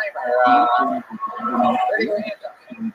So you just signed up to not have to pay for a ticket, basically? Hilarious. That is the most middle of nowhere fucking Latino shit I've ever heard. I also dress like this, so I wouldn't have to pay for a drink either. Right. You know, maybe the bartender will get you some more A-cups stored with something. Things bigger. I lost a lot of weight. Oh, good for you. How'd you lose the weight? What happened? A lot of eating. Whoa. Hell yeah. I'm guessing that's the only kind of full outies anybody does with you. Full outies? It's a little stretch, but I think it Yeah, works. I was literally bred to have 17 children, so Oh my goodness. survived. I don't think bread's your thing. I think it's more of a tortilla wrap. You know what I'm saying? So which one do you think is more prepared and more knows the show better? Your brother or your uncle that you came with? My uncle, Really? What's your uncle's name? his name is Chris Catio. Chris Catio? How many do you think you should get Chris Catio? Let's see what goes on here. You stay up here. You stand back there. Ladies and gentlemen, making his Still Tony debut. I want to see some more of this wild-ass family. God only knows how many of them came to the same car. This is Chris Catio, everybody. Here he comes. This is Uncle Chris. This is Uncle Chris Catio. Hey! Hello? My name is Chris. I'm a murderer and a rapist. I really thought it was like very Trump said it. I was hating and I was like, well, the only illegal thing that I've ever done, is have a gaping asshole. We feel like okay, but if it wasn't for my uncle Carlito, oh my God, I'm a millionaire. Did you tell? You can't tell, but I'm in the bars getting fucked up every day, goddamn. But I appreciate you. I know what you're thinking. My name is like you think Juan, or I don't know. My name's Chris. God damn, what the fuck? You think I speak Spanish, right? I don't know goddamn thing. But I hope you speak to me in Spanish when you see me on the streets and I'm like, uno, sobre cinco. That's just me. There you go. All right. Chris Catio. Okay. Very interesting. A lot of stuff. I know. I forget. You just said, I know. You're not even going to let me get into it. Bye. It's the mustache. I feel like it's a thing. It's not the mustache. It's not. It's the fact that you let your fucking niece help funny you tonight on a show that you're supposed to be a fan of it now. You got beat out by a fucking girl with smaller tits than you. But you guys do both have gaping assholes, according to your set. You talk about your name being Chris 45 seconds after we all knew that your name was Chris. Did you know that? You said, hey, what's up? My name's Chris. And later on, you're like, I bet you think my name's Jose or Juan. It's actually Chris. That's gonna be a problem. You'll remember every night, even though the host said it 6 times and I said it at the top. Hey, I'm adding an extra one so you remember. Who's the other one? Who's the other one that you guys came with? The nephew? Yeah, bring him up. What's his name? His name's Sergio or Gabriel. You call whatever you like. Sergio or Gable? Yeah. I'll call them both. Ladies and gentlemen, your next performer. Doing it on you stay up here. Stand next to your fucking niece or whatever. Make some noise for Sergio Gable. Oh shit. He's got a purse, folks. Oh my goodness. This is the only guy prepared for show business. I love it. One more time for Sergio Gable. Here he is. It's actually Sergio Gabriel, and I do insist that the white people in the crowd is taking the tip. It goes a long way. If you're gonna fuck it up, we know that. That's not the point. The point is the mission in the tips. All right? Because the main points you might even be invited to that, all right? And that's a fucking honor. I've never been. So a great way to get laid, all my people in the crowd, it's to fucking make them say your fucking name right. That will drop more tags than I can imagine. And it makes it sound good. We all spend a lot of time wanting to fucking sound good. All right, so look, but when you sound good, you can be a 6, maybe a 5, 4, and fucking make it to the top of this. So sound good, articulate, put your fucking dick out whenever you're on Joe Tony for the first time, and do it right again.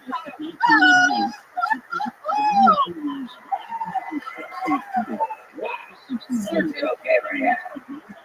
Who else was in this part? want to get your fucker's grandmother up here right now. We're going to get the whole fucking family up here tonight. Is it just the three of you? Oh my goodness. Sergio, you seem like a real performer. You seem like you have some like fucking theater experience. Oh, he's a Gemini, says the fucking Chiquita Banana Girl over here. Oh, that's what it is. I should have known. He's a Gemini. He was born during a certain time.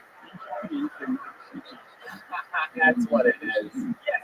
When's your birthday? What's your exact birthday? 27. Oh, that's a weak Gemini right there. That's a beta Gemini. Barely a Gemini. Yeah, that's beta. That's barely a Gemini at all. No, that's beta Gemini. Yeah, okay.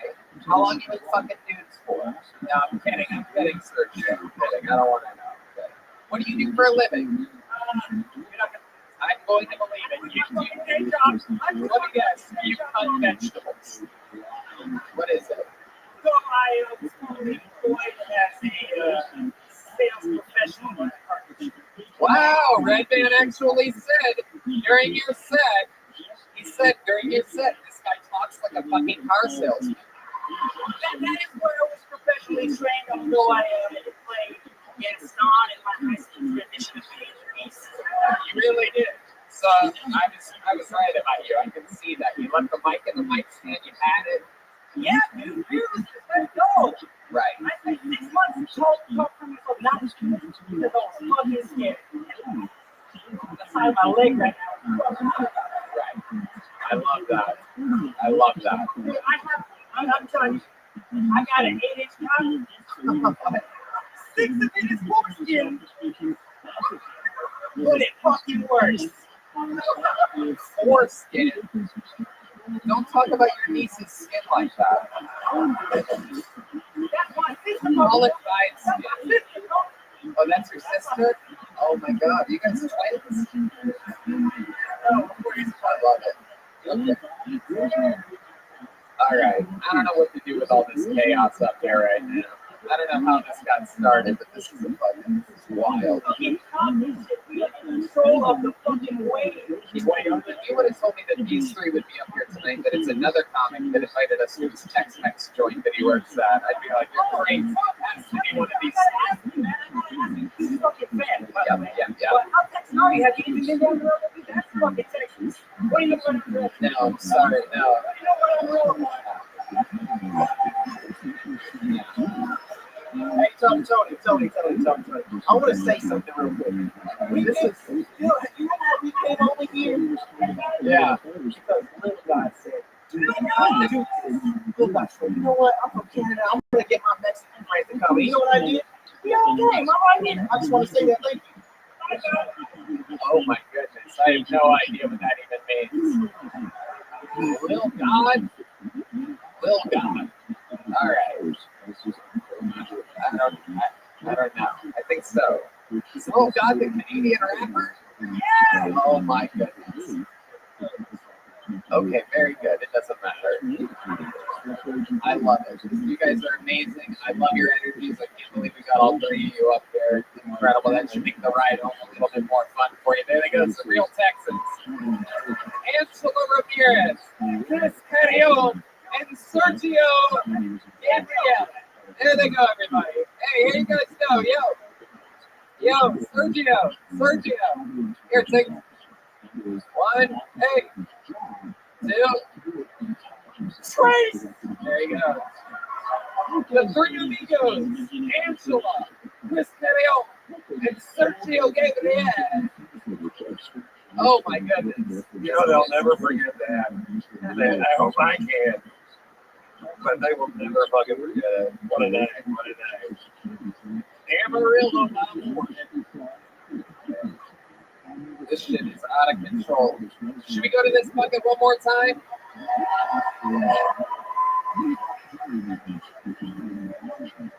Redman just reminded me, we do have to get yet another regular up here. Ladies and gentlemen, this guy started with the show a little over a year and a half ago. Gross, living in his van, now he's thriving. He's fucking headlining all around the country. Sing it if you know the words. This is Hans Kemp.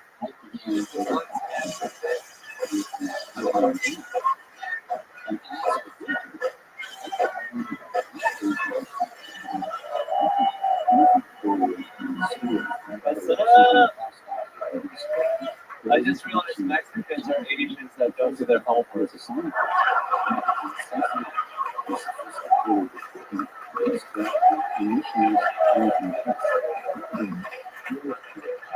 Órale, what is it?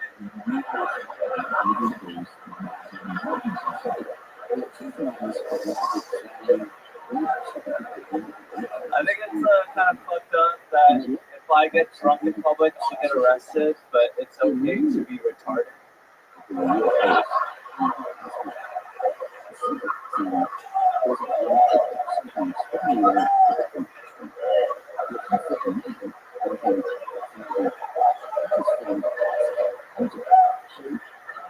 That should be illegal.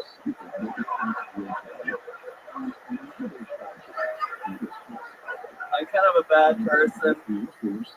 I'm such a bad person, Joe Biden's going to trade me for a WNBA player.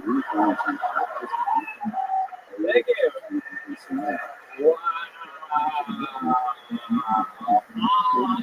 And coming in and showing exactly how to do it. Going right off of the Mexican thing, dated about you, Asians, Mexicans, Asians, new, segued in, big joke, big joke, big joke. You're fucking killing it. You did it all in a shirt like that. Not easy to do dressed like a Kleenex box. Incredible. A cool Kleenex box. A horrible shirt, but if you were a Kleenex box, I'd be like, God damn, style. It's like the Betty White state sale or something like that. Yeah, it's a throwback. Where'd you get that one from? Goodwill? Okay. Riverside. Oh, wow.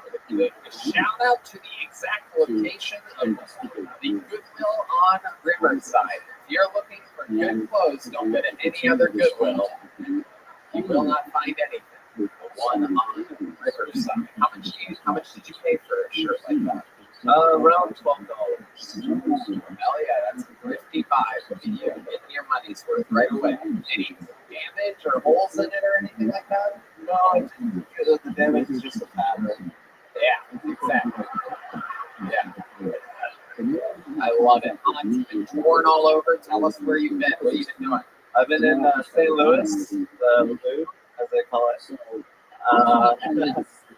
I was in a hotel room with a bunch of young future hockey stars that are about 12 years old. And Wait, what? Holy shit. The fuck do you mean? You were what? We were in the same hotel building. We were in Oh, okay, very good. Wow. That was a fun thing. You made it sound like you were in a room with little kids for a second. So I was just in an elevator with them. What did you say? I just smoked a bunch of weed and got in an elevator with children. And they all play ice hockey. Yeah. And you play rice hockey. That was stupid. I'm sorry, I can't help myself. What else is going on in life, Hans? I am doing great. There's a bit of a smell in my house, causing some respiratory issues. What kind of smell is it? It's like, I think we narrowed it down to sewage or a dead end. Ah, okay. We're currently dealing with that. And I slept in my van last night. The smell is so bad that you reverted back to the van. My goodness, that must be horrible. Wow. Yeah, I mean, everyone says houses are so great, but not that great. Right, your houses. Yeah, absolutely. The only smell red bed is story about is the smell of red bed. No, I'm kidding. Actually, smells great for housewarmers. So, Hans, anything else interesting we should know about or anything before we let you go? An unbelievable set. Incredible. Thank you guys. There you go. He's a monster, and everybody's finding out about him. He is fully working. You have a full schedule. I'm seeing the 12-day fucking promotions and posters and hearing about your sold out from club managers and stuff. It's incredible. I'm so proud of you. You're fucking doing it, dude. That was on skin. Thank you guys. That was on skin. That was on skin. That was on skin. That was on skin.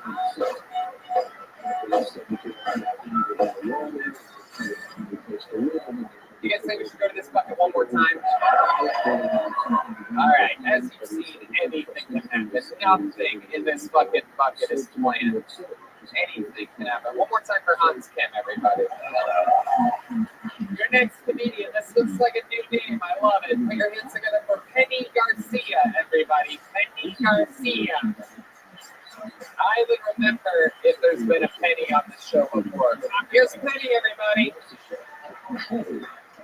Howdy, I'm Penny. Okay. Alright, so I have 8 brothers. That's the only trick I've always wanted to know if you like to have a dick for a day. Like, do you guys ever spite piss next to the toilet? Like, fuck you, I you forgot my trash.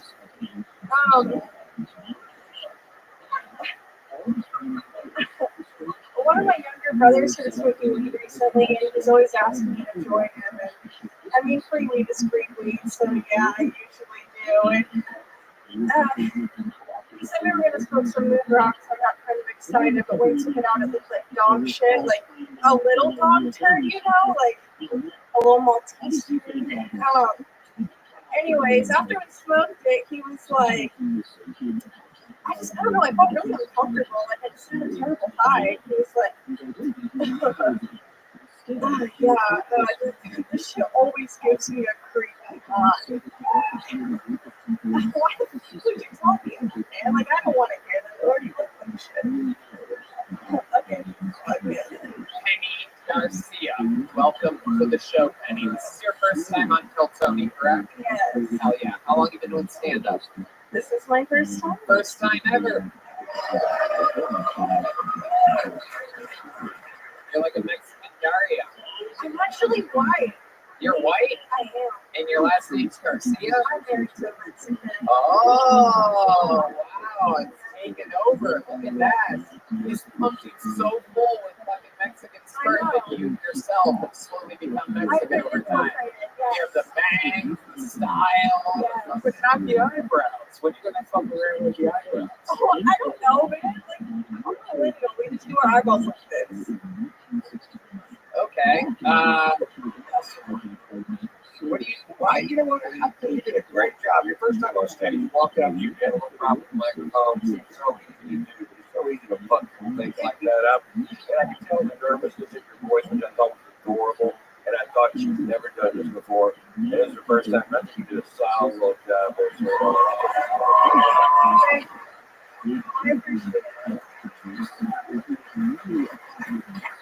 What do you do for a living? I'm a singer, a student, so nothing. You make money singing? I don't. How long have you been singing for? I've been forever. Forever? You guess. Like, what type of music do you sing? A little bit of everything. What's like your best song? What do you think your best song would be? Maybe like 30 weeks by Fleetwood Mac. You want to give us a little bit of that? This is the Phil Tony Band, brought to you by Screwball Peanut Butter Whiskey. They can do anything at any point easily. It's unbelievable.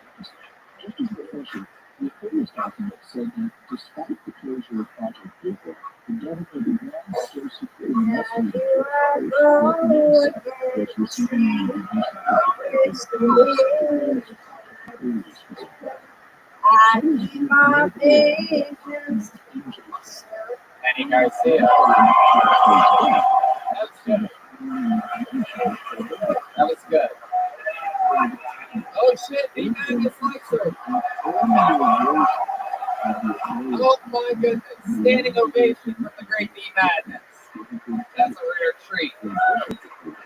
Holy shit, that was powerful. Incredible. Incredible. And very interesting. What do you like to do for fun when you're not singing or fucking?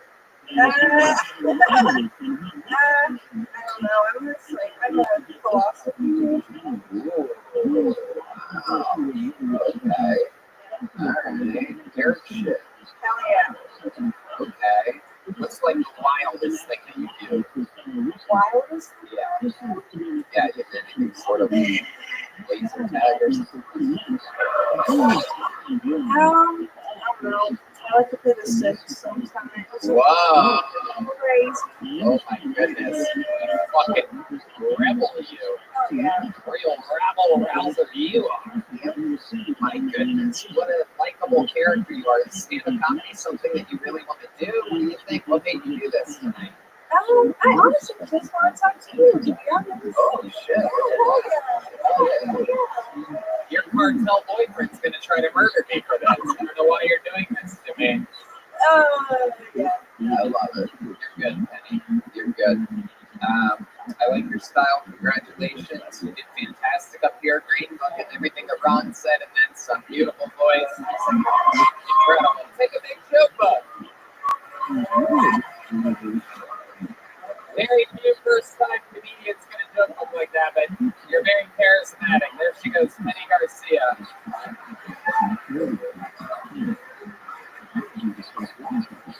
Normally, this is where we would end the show, but you guys want to do one last crazy thing? All right. There's a young man who is not a regular on this show, but he came on, and I fucking fell in love with him so deeply. And every 3 weeks, he has to go back to the oil fields and work like a real Texan. This guy has taken the show over by storm lately.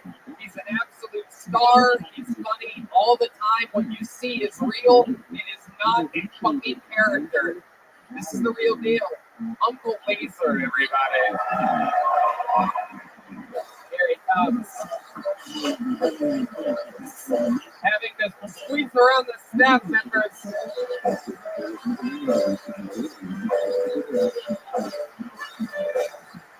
One more time for your final comedian of the night, Uncle Laser, everybody.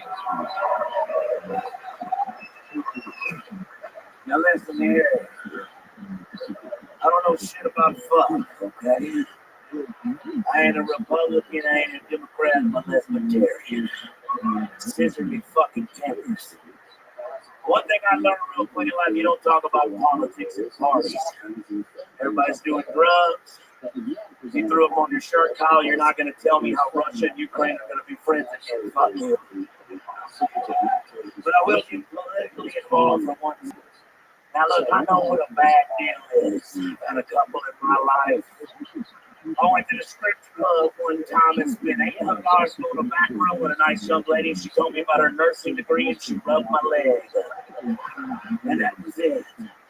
Mr. Joe Biden, you traded a fucking first edition Charizard Pokemon for a fucking starter pack Pikachu. You fucking idiot. If only we had a president that wrote a book about the art of the people.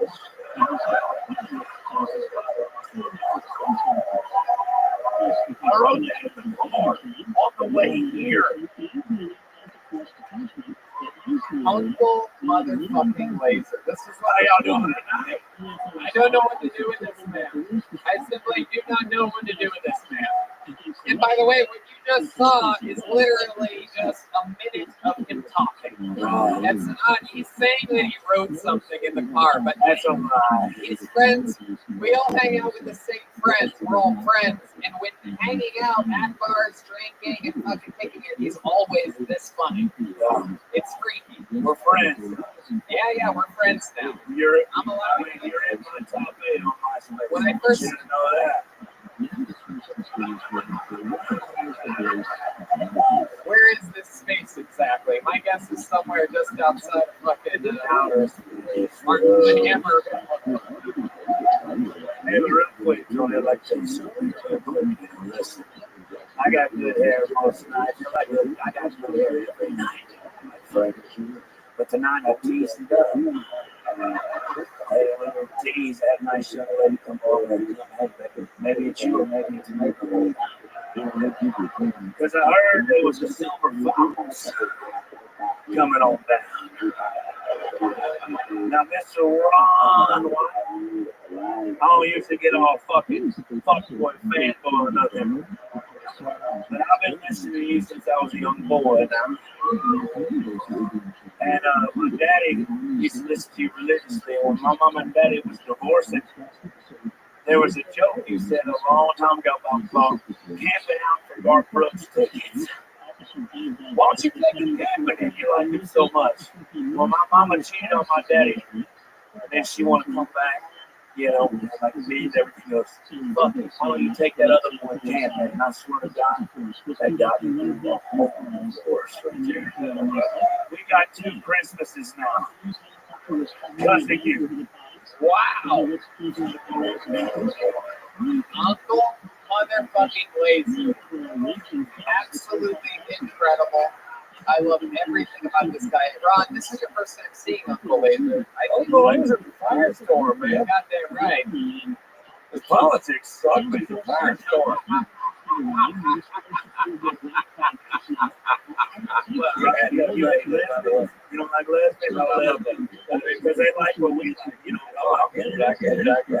I think there might be a connection here. Ron, did you fuck some hag on the road about 30 years ago?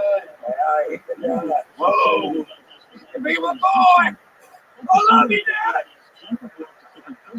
I think you're going to have 3 Christmases now, Uncle Laser.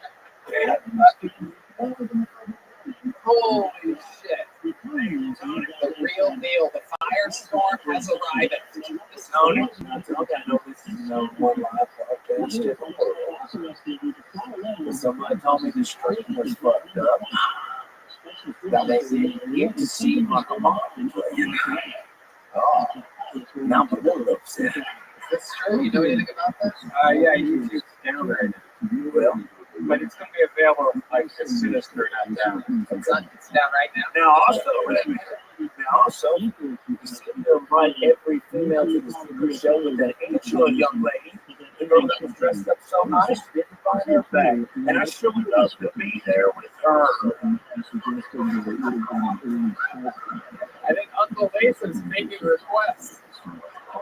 Uncle Laser sees a girl come in with her uncle and her brother, and he's like, I want some of that. Give me the whole damn fry. God damn it. It came solo. I would give them I would disappoint some Latinos.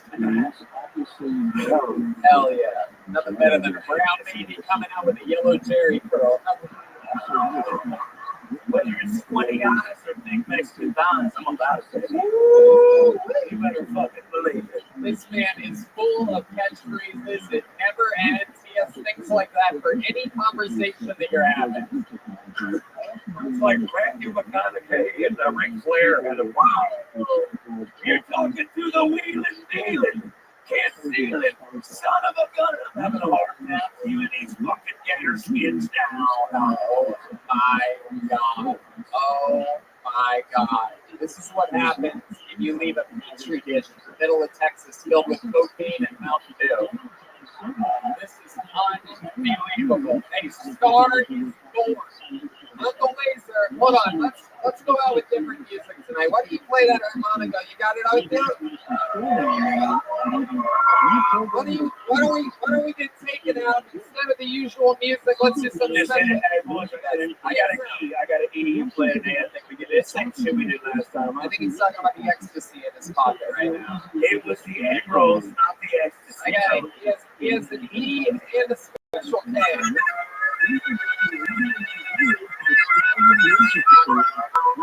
Taking us home tonight, the great Uncle Laser, everybody. How about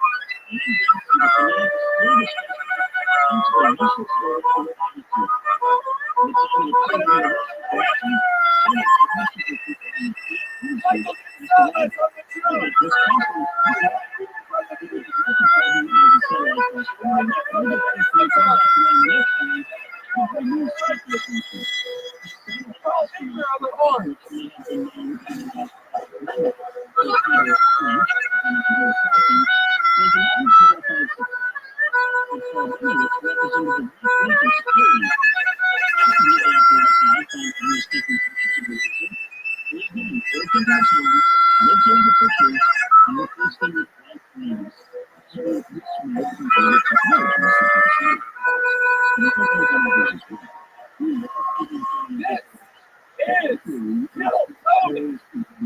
One more time for Uncle Laser. One more time for the great Ron White. And one more time for the Screwball Peanut Butter Whiskey Kill Tony Band, everybody. Thank you to Gel Blaster. Thank you to Deep Eddy Vodka, the Red Rose, and the Yellow Rose Screwball Peanut Butter Whiskey. #1 tequila, the best fucking tequila on planet Earth. Ask your local bars to serve it to you. It's absolutely unbelievable. I like it on ice with just a splash of fucking soda. So delicious. Ron White. How about one more time for Ron White? Austin So. This motherfucker convinced me to move here. Showed me a good time. Took me all around town. We love him. We love Austin, Texas. God bless Texas. God bless the United States of America. Thank you guys. Good night, everybody. Love you.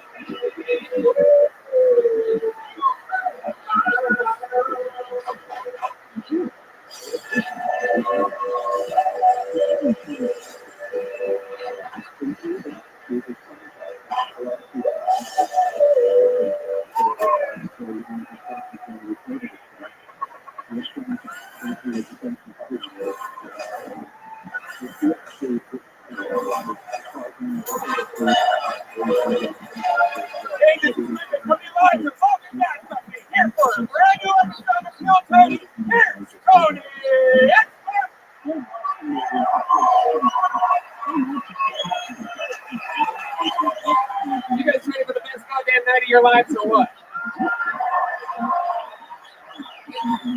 Hell yeah. Make some noise for Red Band, everybody. Hey, everybody. Cutie pie. The sweet, sweet little baked potato fucking podcasting. How about a hand for this goddamn band? That's the Screwball Peanut Butter Whiskey Kill Tony Band. This is Kill Tony, brought to you by the Red Rose and the Yellow Rose, Deep Eddy Vodka, and Gel Blaster. The most amazing product for the Christmas time. Go buy Gel Blaster, available in stores everywhere. Guys, that's the great Michael Gonzalez on the drums, right there. That's John Beans on the keys with a Gel Blaster. Firing, thank you so much, John. It's now raining gel on this stage. Perfect. Thank you. We really planned that out perfectly. We had hours to talk about it. Now it's raining gel. That's the great D Magnus right down the middle. Mueling on the electric guitar. And the great Paul Deemer on the horns. We also have this fucking lady halfway on stage. I don't know what's going on. Can we get her? Can we position you somewhere else other than on fucking Michael's drums, man? I love it. I know you're the fucking new transgender general or whatever. Just kidding. I'm kidding. Welcome to the show, you fucking wild lady. You can tell that's going to be problems later on. She's trying to get her phone out of her bag to yell already. I should feel it. It's going to be a fun show. The energy is here. Before we get it started, here's a little bit more from the amazing sponsors that made tonight's episode available for you here right now. Hey, y'all, you might not know this, but when I'm not being the host of the #1 live podcast in the world, what I've been doing for the last 16 years is being a professional stand-up comedian. I'm excited to say that I'm back out on tour again. January 13th and 14th of 2023, I'm in Dallas, Texas. And February 9th and 10th of 2023, I'm in Houston, Texas. Tickets available at TonyHinchcliffe.com. All these shows sell out, so don't be a doofus. Go to the website now, get tickets while you still can. Hey y'all, the new year is here, and there's no better way to kick off 2023 than by making sure you're feeling like your best self. Liquid IV is the category-winning hydration brand, fueling your well-being and their hydration multipliers. One product you're missing in your daily routine. In just one stick, you get 5 essential vitamins and 2 times faster hydration than with water alone. Use it first thing in the morning before working when you feel run down after a long night out and on long flights. And I'm telling you, we travel all the time, and there's nothing better before, during, or after a flight than liquid IV. You know, the cool thing is that since it's in powder form, it's a single pack that you can take it on the plane with you and literally hydrate while the pressurized cabin is fighting to dehydrate you. Also, I'm obsessed with hot yoga. This stuff is the secret sauce on absolutely keeping you in the healthy form of hydrated. You know, basic, normal faucet water sucks. Normal bottled water basically sucks. This stuff gives you exactly what you need to feel good, to be on top of your game. Your brain will be operating, your body won't be as sore. Red Man, you know all about this. Yeah, you said it right. I think a lot of people like myself just hate drinking water. It was always a chore to me. I would always have to have those sugary sports drinks and stuff like that. Now, I have some of my favorite flavors, like tropical punch, grape, and golden cherry.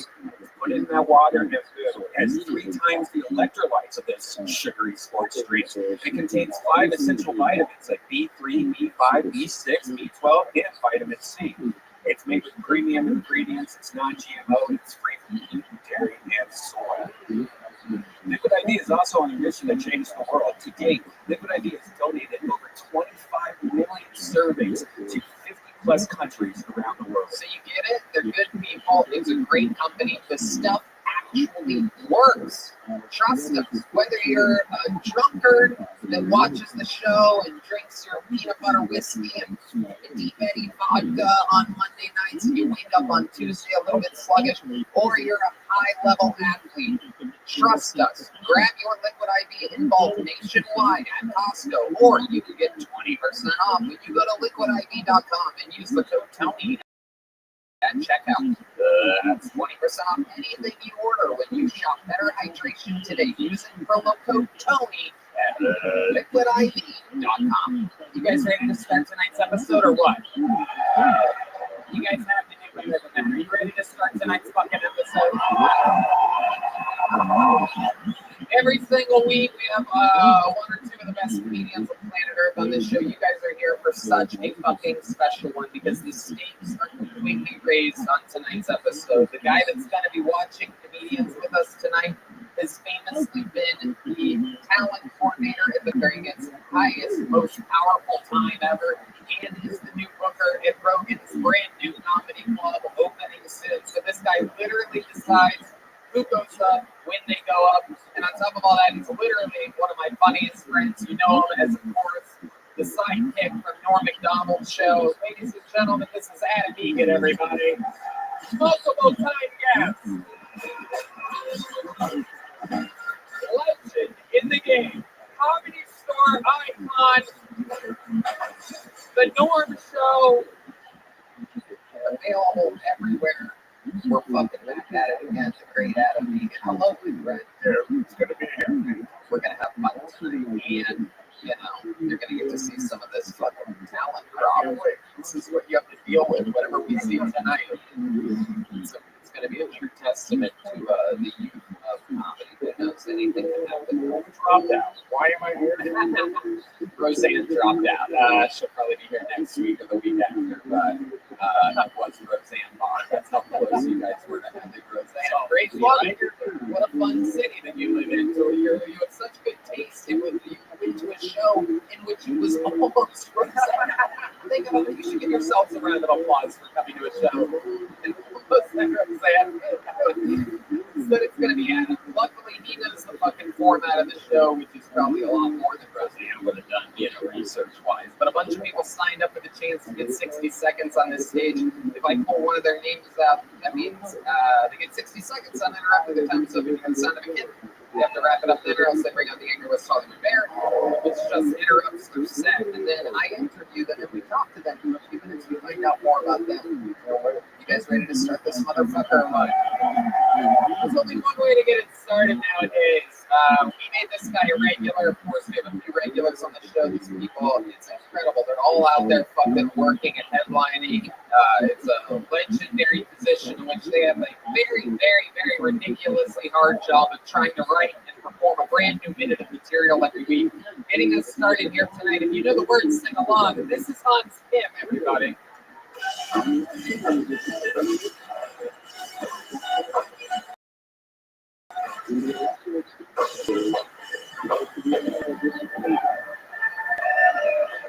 Hey,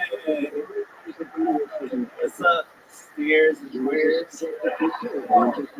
Good to be here. My new favorite thing I recently found is watching a fake service dog meet another fake service dog. It's just the cutest thing ever. The only thing fake service dogs are good for is sniffing out other fake service dogs.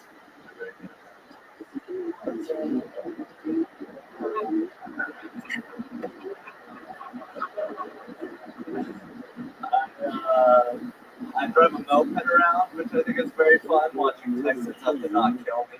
Wait a minute, there's something weaker and smaller than me, but I can't attack it and take its oil. But the good thing about driving a moped is I don't have to worry about getting T-boned, because the moped isn't long enough to make the top part of it T.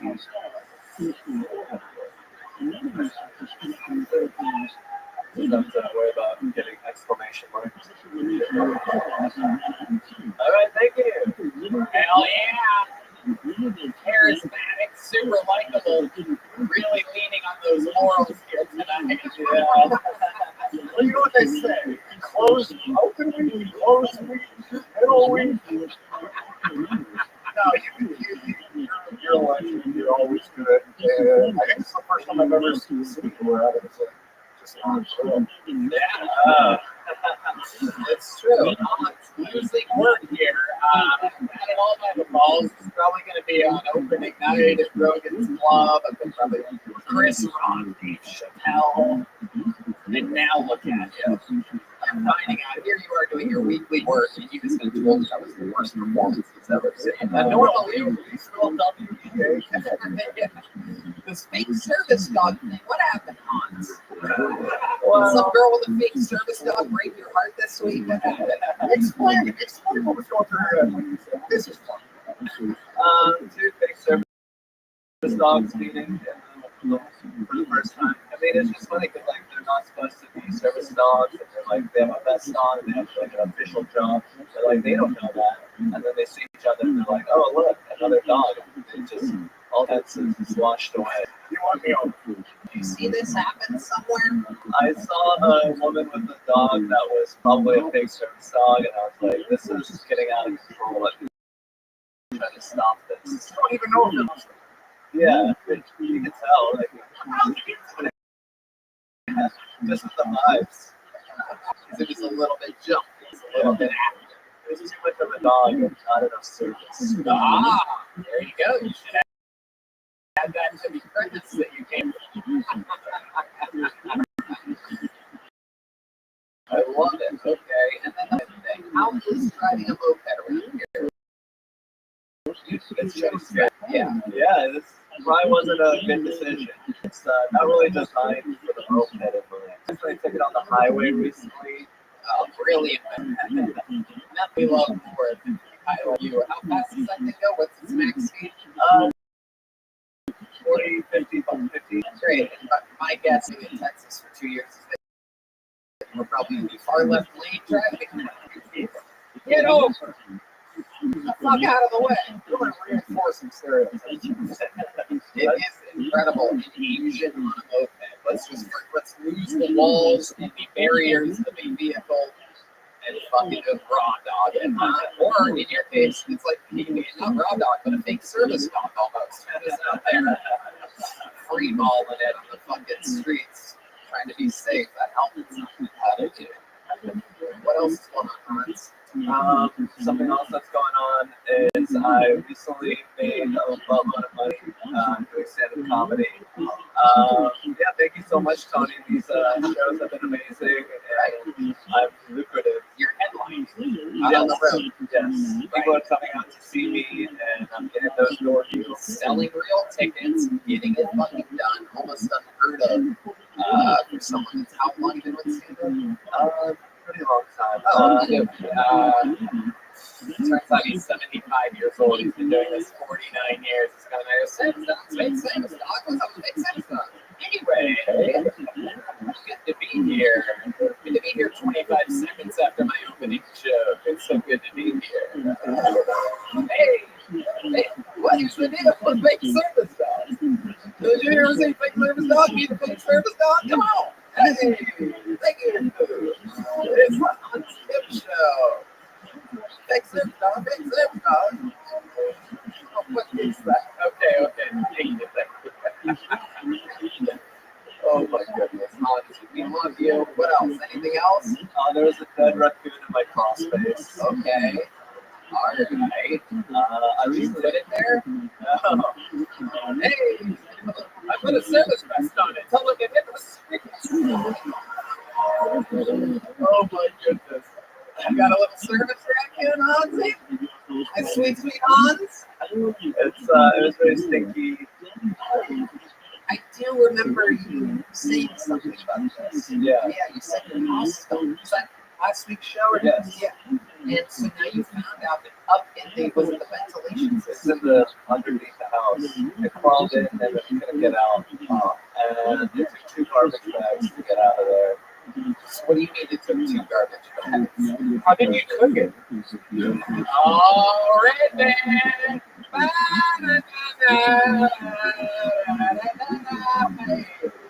How did you cook it? Wow, Red, you're really fast. Oh, Tastes like your girlfriend's present.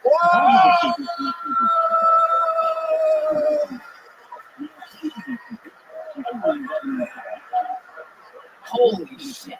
Look at this battle of the Titans over here. Uh-oh, Red Band's low. We don't start it. You fucking right after that now, Red Band. Oh, how's your girlfriend doing? She's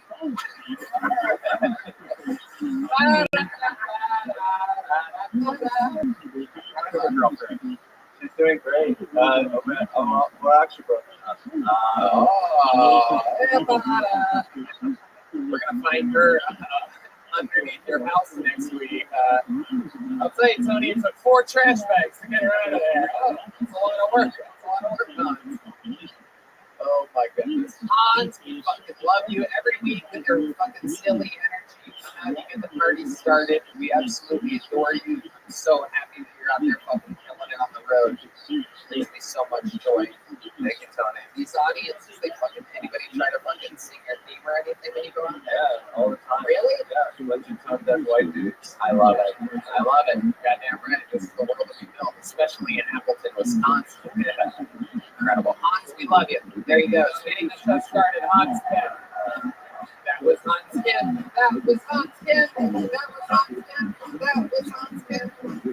All right, to the bucket we go. This is where shit gets crazy. Could be anybody. Maybe you signed up for the chance to do 60 seconds. Might be somebody's first time. Might be a local legend. Your first comedian tonight goes by the name of Chandler Valencia. Straight out of the bucket. Probably his first time on the show. Here comes Chandler Valencia, our first fucking pull of the night. Make some noise for Chandler, everybody.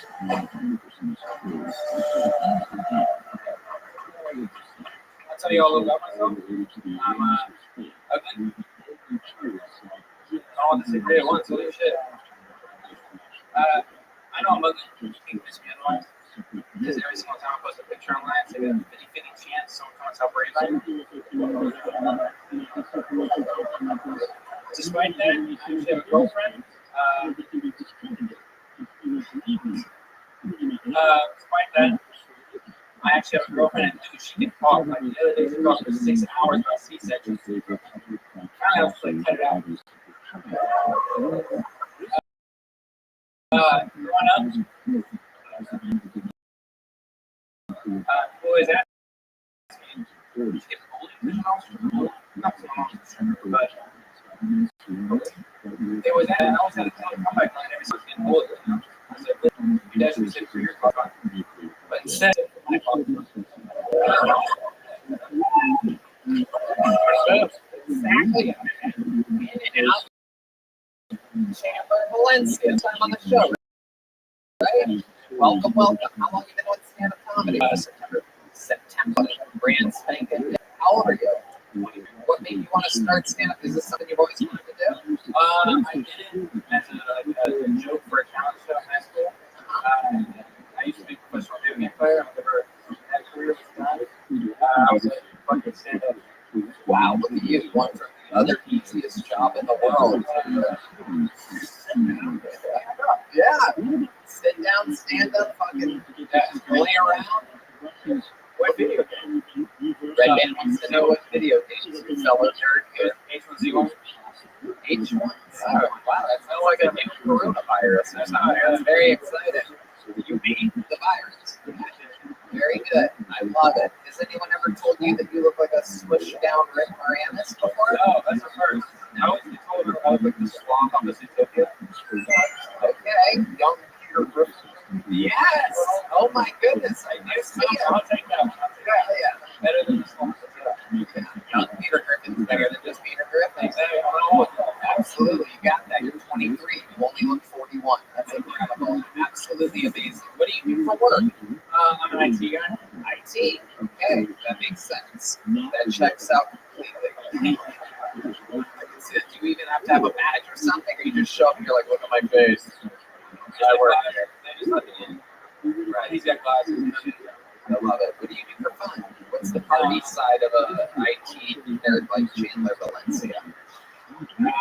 It was just to open mics with my friends like every night. Okay. Oh, you're from Dallas. Yeah. Okay, very good. I love it. I know an open micer up in Dallas. It's been open micing for a long time. Anyway, Chandler Valencia. Very, very interesting. What's a fun fact about your life that you'd be interested to know about you? What makes you different than other humans? Any fun facts? Was your mom really a stripper? She was, yeah. Wow. Isn't that interesting? How far the apple fell from this tree? What's worse is my dad was a bodybuilder as well. Get the fuck out of here. I don't know how this Oh my god. You are 100% a dog. Yeah. Definitely. So what did they do? These cool ass parents of yours, what did they do? Instead of a crib, they just put you in a locker? I had a drawer up there. My mom had too many kids, so I had a drawer. Are you fucking around? How many kids did your mom have? My mom had 8, and my dad had 3 other kids. Oh shit. Oh my god. I didn't realize your mom was Puerto Rican. That's incredible. 8 kids. Is she really? Oh my goodness. Okay. I tried to be creative and did Puerto Rican so that I didn't lose the heavily Mexican crowd here. But yeah, represent. What's up, West Coast? Nate Diaz for life. Anyway.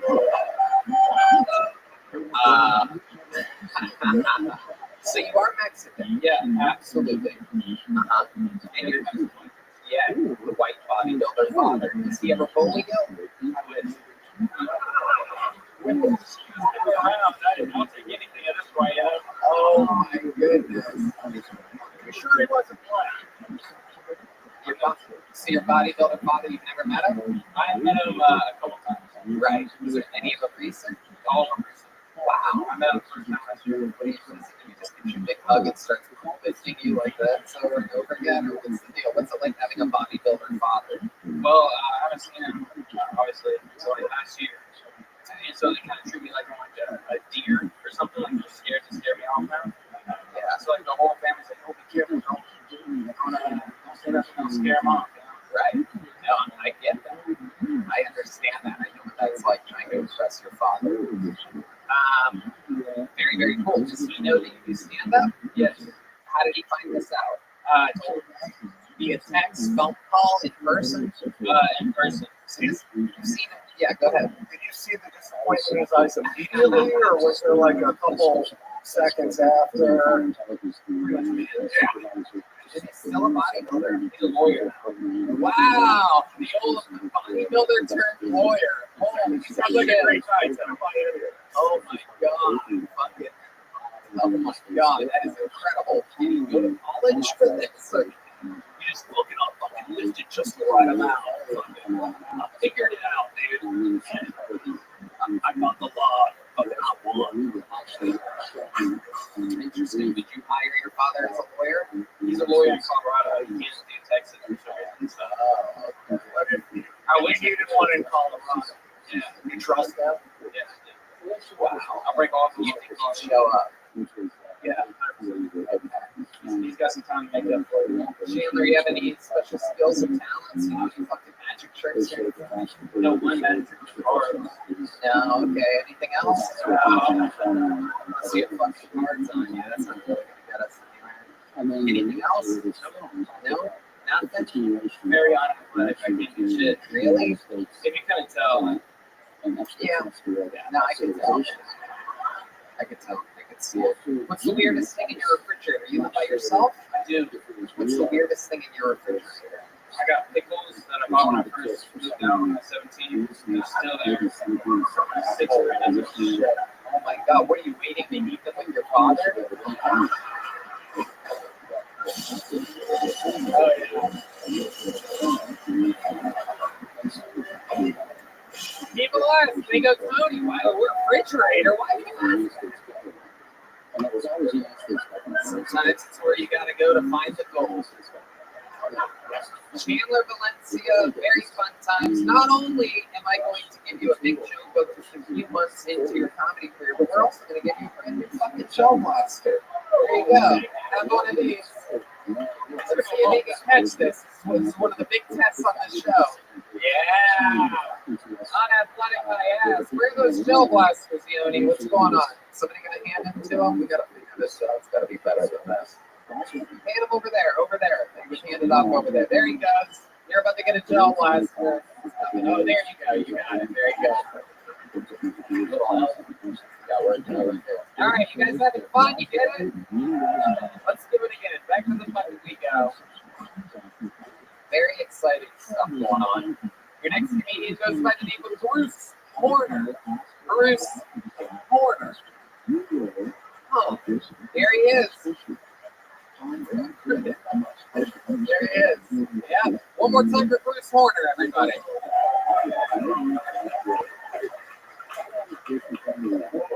You know, very good.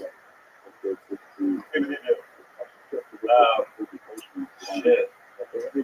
Well, I guess let's start with what's probably most recent. You know, I'm at that point at 31 where everybody wants to talk about their plan. That they, they're going to be a real estate investor. They're going to be out there, get into another property. You don't know fucking planning until you're about to shit your pants. All right, that's where the real test is. I know you shit your pants. I know you've done that. But you know that because then you go through the progression, right? You're almost on Monday through Tuesday. All right, somebody's not over. And you got Jimmy John's driving through. I don't want to do that. Now, that's all I got. Bruce Horner has arrived. Are you the last comedian's bodybuilder father? That one was my cross the bench, yes. All right, go for 11. Bruce Horner has arrived. Adam, what do you think? New irregular Rugen's Club or what, dude? Let's put him right between fucking Chappelle and fucking Bob Saget or something like that. Oh, wait. Candle, man, the big Grubowski. I don't know how long I thought you'd be fun. No, I mean, the premises were all right. You know, how long have you been doing this? Oh, so it's your first time. Yeah, okay, that makes sense. D-Madness has seen enough. Actually, they never contacted the show. Incredible. So how old are you? What made you want to start here today? Buddy brought us some chill coding, like everything. Well, good news, you got to shit your pants in a bar. It's incredible. It's like, hey, I got a bit that'll work on this. Hell yeah. Incredible. So what do you do for work? Tell us about your life. I am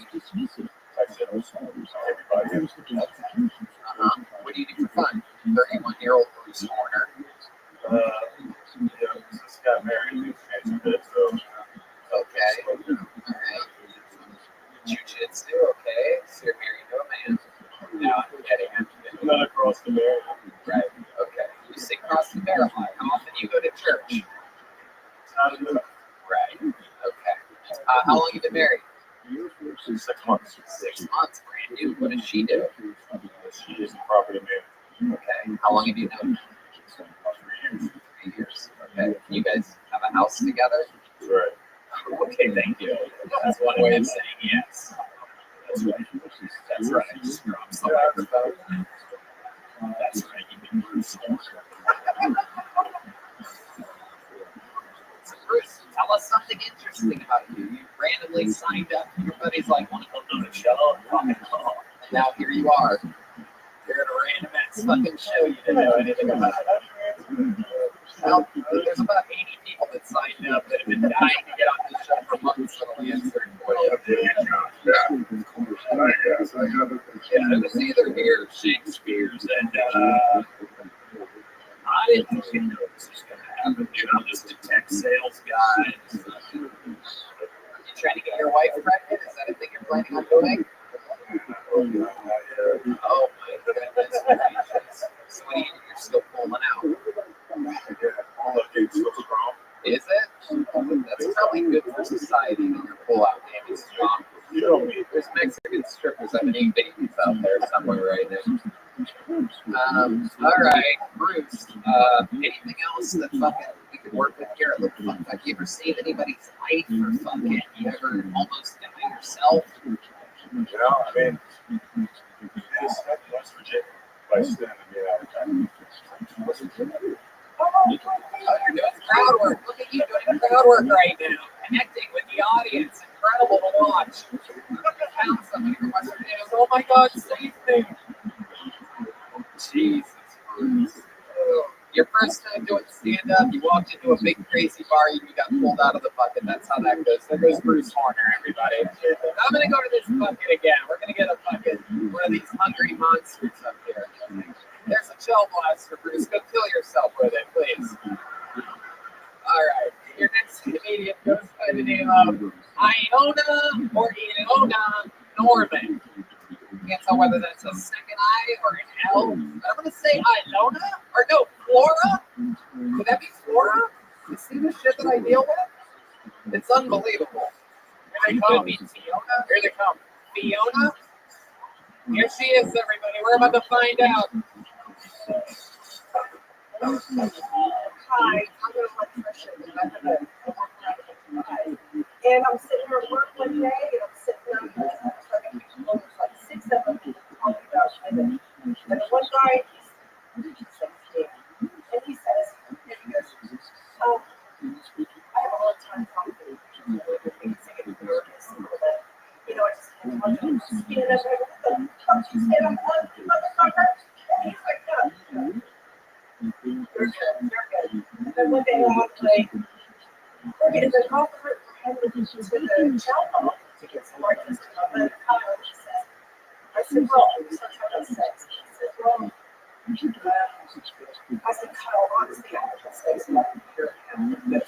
Because you know what? I got some dick last night. I go, you got me fucking kidding me. I was like, what the fuck? Get back to the office. I go in there and I go, Kyle got his last night.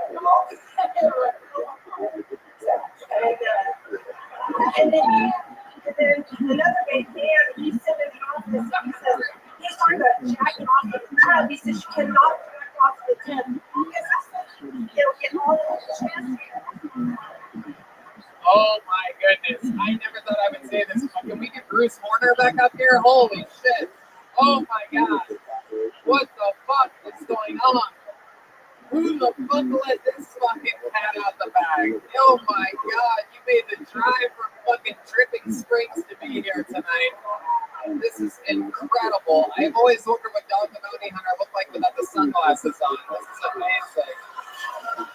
Holy shit, I can't believe we got Uncle Laser's grandmother here tonight. This is what an unbelievable honor. Absolutely incredible. I love you. I thought Roseanne canceled on me tonight.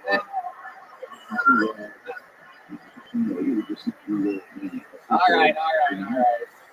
Okay, don't dance. I love this. Seth is horrible, but this interview is going to be golden. I can just tell. It reminds me of every relationship I've been in whenever they get home from work. Like,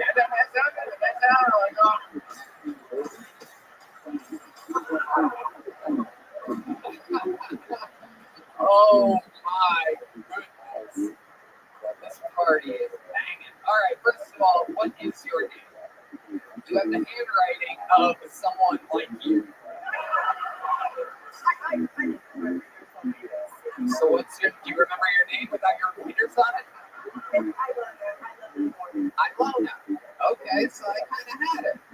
All right. Ilona, you get some jokes next time you try to do stand-up comedy. Well, it's only old for people that fucking know you. You understand that, right? There's not many Ilonas walking around town because they end up like this. No, I'm kidding. I like your fucking energy, your cool mom energy. How long you been doing stand-up? Wow, no way. I love it. That makes sense. Thank fucking God for that. Absolutely incredible. So what have you been doing your whole life, Ilona? You've been raising kids? Yes. You have 3 kids, and they're all grown up now? 31 to 29. 31. Oh, hell yeah, you had some active years back then. Okay.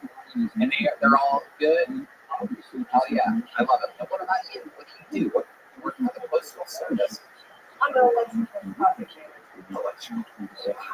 Okay, so what exactly does that mean? What do? You drive to work and then what? Well,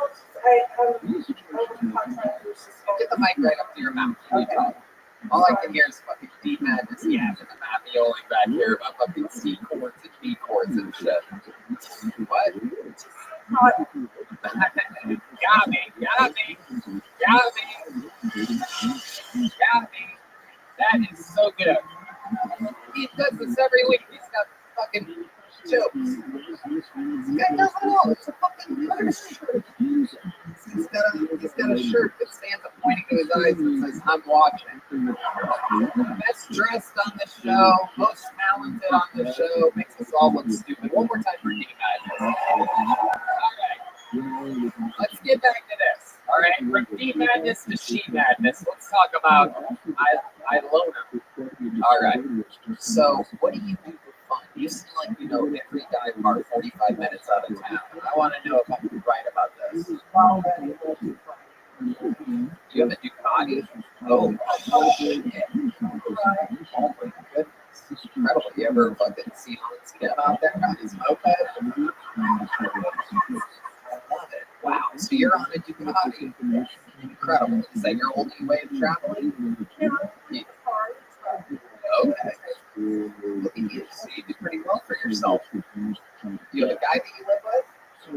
No, you're single? All alone? All alone out there. Alright, so I've been hearing that my whole life.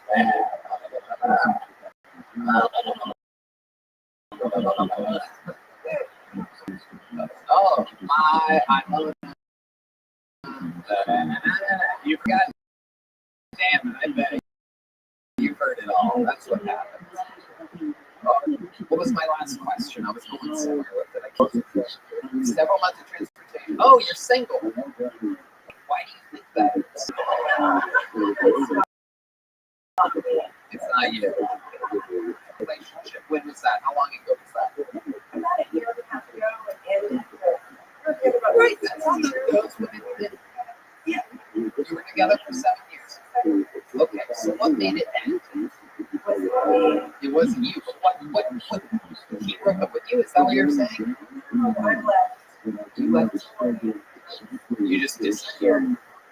You just packed up and you don't want to. Final straw. Or is there something that happened?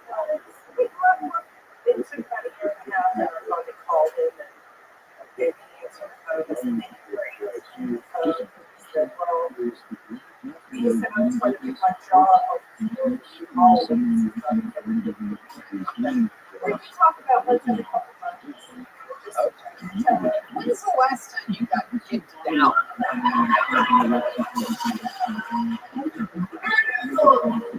Has it, just answer my question. And then we'll figure out more of it. I know you want to know. What? That's uncomfortable. That's okay. It's the show you signed up for. Oh, yeah. Last night? No, You got to dance at a friend's party? What type of antidepressants are you on? You dance a certain kind of way. I guess it was so long. Nothing at all? You're just out there riding a Ducati at 90 miles an hour, just being yourself, just weathering the storm. Okay. What type of guy are you into? Before I let you go, I want to know, what's your type? We could go a couple different ways with this. I think that, that's why you're going to be single forever. Okay, now I get it.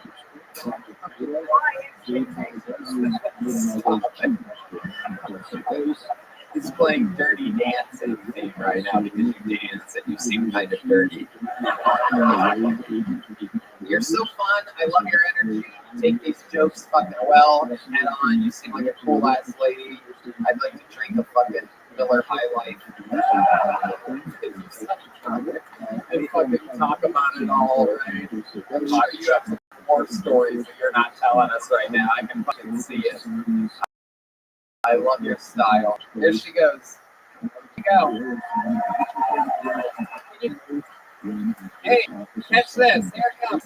Boom, you got it. Go that way. You're going to get a gel blaster. Go this way. Go this way. Unload it. Go that way. Get a gel blaster. Nobody will gel blasters until you leave menu, by the way. I feel like that's, I don't, yeah. What do you think the last time she was gel blast? I think she was probably, yeah. She's definitely going to get it tonight. Oh, you know what? Let's do something special. How many of you have been fans of the show for years? It's a weird question, but I was hoping for that. I was hoping for that. David Lucas is out of town shooting a really big thing this week to be coming out soon that you guys are all be amazed by. It's super fucking cool. But we do have a very special treat for you. This young lady had her very first time ever doing stand-up comedy on the Kill Tony show years and years ago, I think 4 or 5 years ago or something like that. Since then, we've always tried to squeeze her up whenever we get a chance. We have not seen her perform in years. A legend of Kill Tony fucking folklore. Make some noise for the great Aphrodite.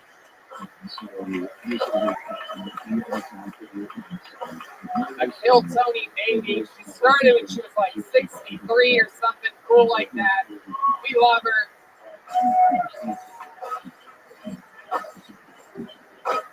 Alright. She moves a little bit slower than she used to. Come on, make some noise for Aphrodite, everybody. Hell yeah.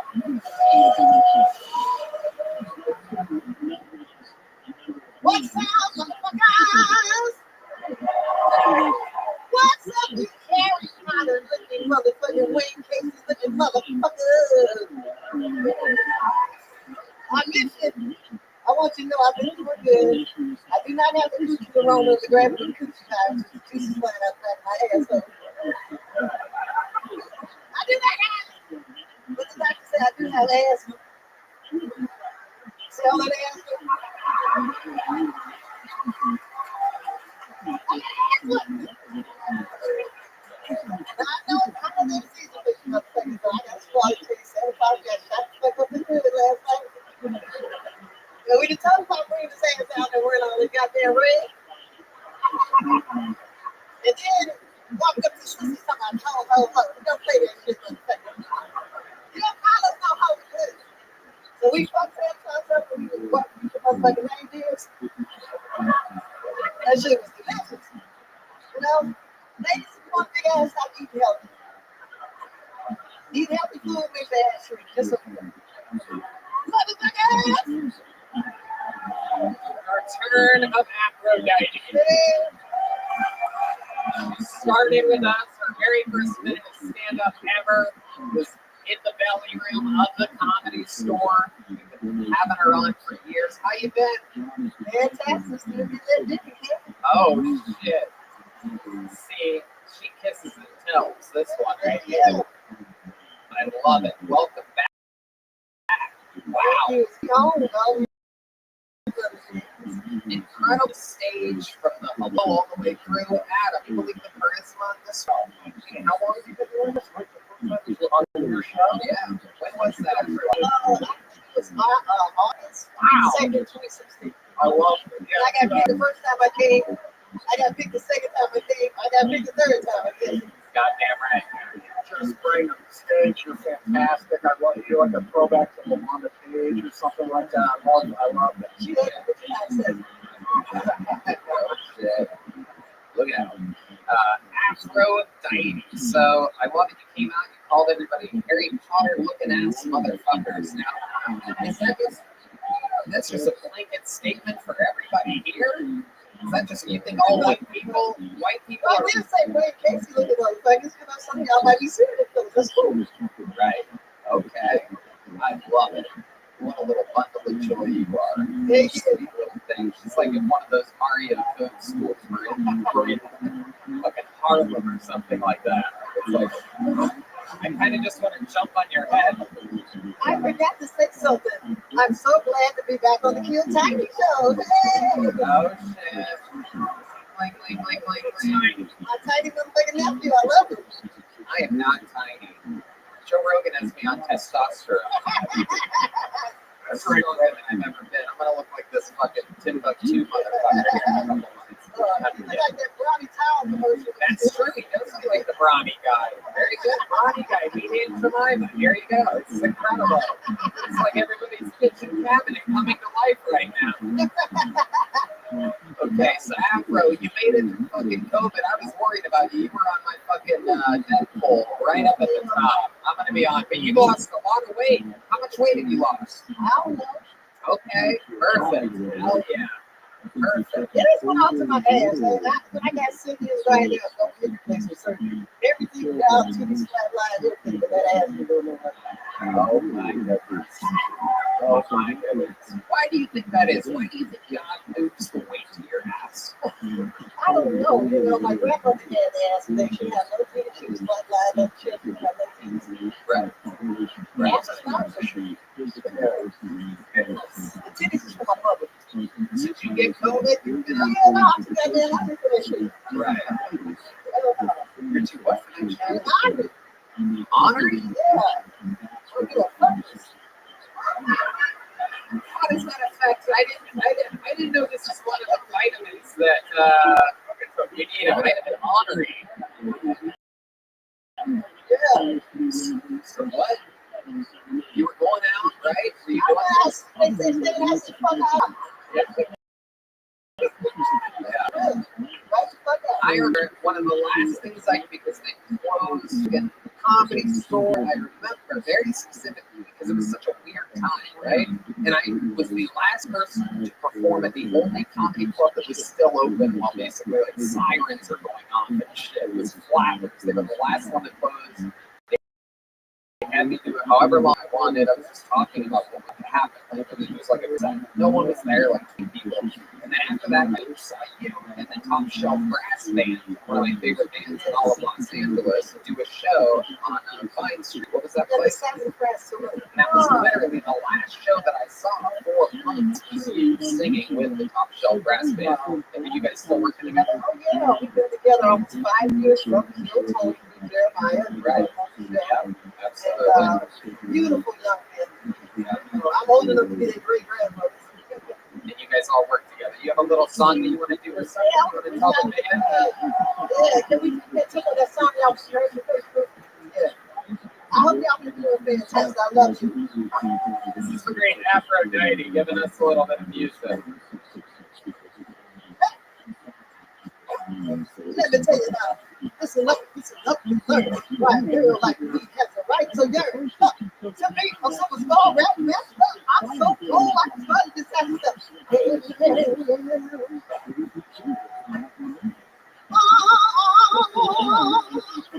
gonna be alright. It's me, yeah. Listen, I'm feeling you.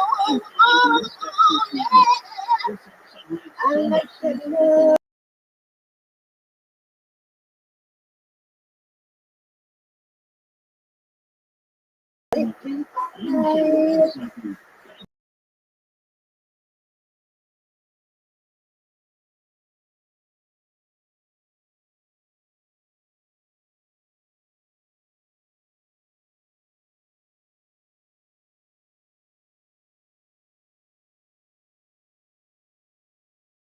Say that yourself, you can do anything you ever want.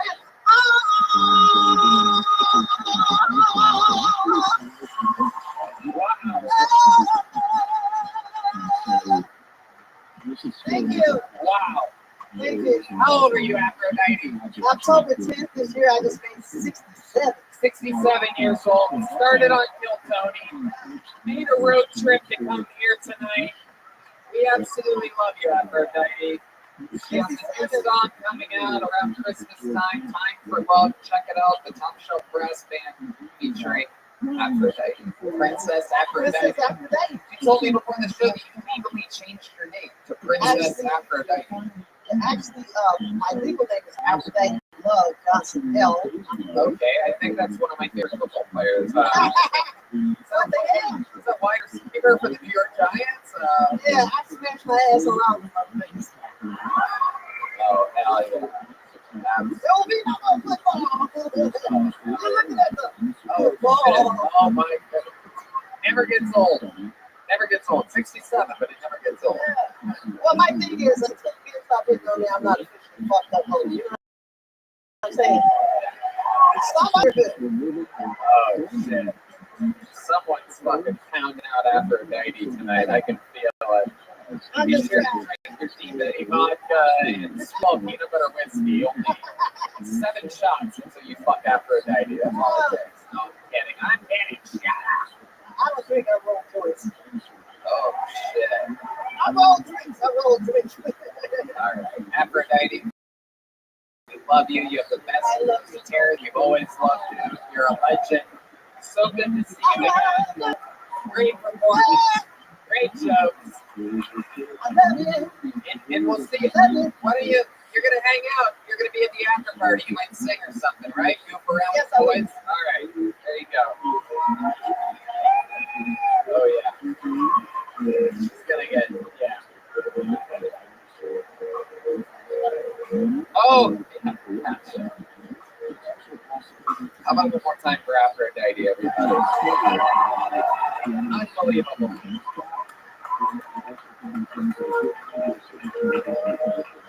That was incredible. She's got that thing. She can hit those notes. I think some of that comes out of her ass.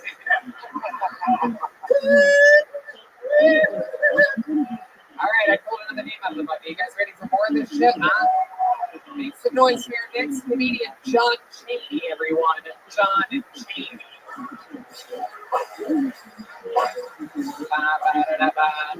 John Chaney. All right. We got movement.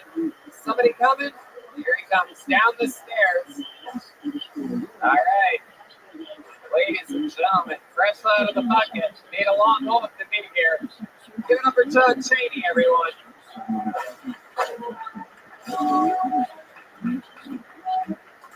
How we doing tonight? All right, my name's John Chaney. This is the obvious thing, Chaney. The only thing I'm going to can't stand about that is everybody thinks I'm a compilation of the old vice president. But everybody says it. And it's really fucking annoying after a while. And it's the most obvious thing you can say. It's like, at some point you have to say something back to yourself. For me, it's been, well, no, I'm not saying it, but my dad's good. My son's good. And multiple I'm a dick. Let's see. They're trying to lose weight recently. Keep the hostage this weekend, and it's not a great place, of course. So I'm not trying to stick to my diet, but I need to get that taken without 15 pounds.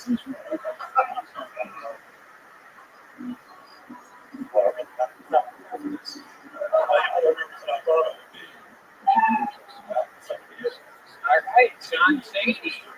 Adorable. Adorable. I fucking love it. Welcome to the show. It's your first time here, right? They only recognize you from every Waffle House in America. Normally, if I want to see Red Band, I have to look this direction. So this is incredible. It's like, I'm surrounded by Red Band. It feels good, doesn't it? I love it. I love it. It's a fucking Red Band sand. I'm in between two pieces of butter right now. It's buttery. Yeah, absolutely. Absolutely. You can see a fucking bigger bird crusher. Stronger. Oh. Okay. Welcome to the show, John. I love it. Okay, let's park your 18-wheeler first of all. I'm retired. Is that what you used to do? No, what you used to do? Oh shit, you were in the army? Oh my goodness. Wow. Right. What were you doing in the army? What were you? Okay. Absolutely. Incredible. You served overseas. How about a hand for this guy? An American hero. This is what's happening. The people that keep the whole goddamn thing together. What do you see over there? Anything crazy? I thought we go. Okay, hell yeah. Alright. I've never wanted to sign up for the military till now. Now I'm interested. Was it a service code? Was it a service code? Or was it a fake service code? Okay, so you saw a guy fucking a goat. First question, who came first? Oh yeah, very good. He's got it. He's got it. How's the dancer?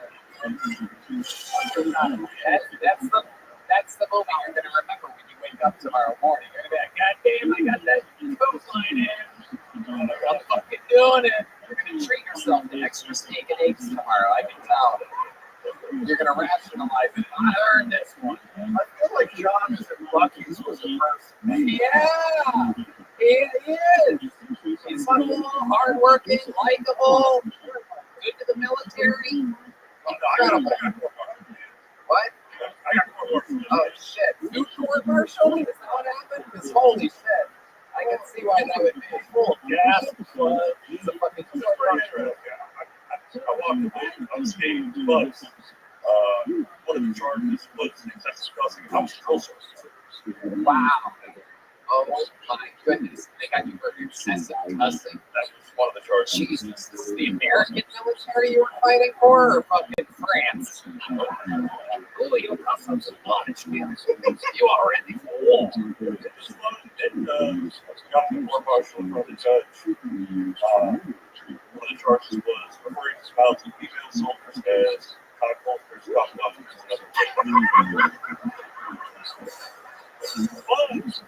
Wow. Oh my goodness. Goddamn hero. Yeah. These are all things you can find in Hans Kim's journal as well. Incredible. But I had to tell the judge this was accurate. I wasn't just talking to the females, I'm talking to somebody else also. Right. Exactly. There's a lot of Yeah, I've seen full militaries. yeah, absolutely. Incredible. So you're just riding off the military pension, right? You get paid. And so now what's your setup? You live Tennessee. And I got I love it. Well, how'd you end up here tonight? Just to do something. I love it. What did you do here this weekend? Tell us about the weekend. we came here, went to strip We stripped up. Absolutely. Very good. The Red Rose. Did you have a good time there? Absolutely, indeed. Did you have one of the burgers? They're famous for their burgers.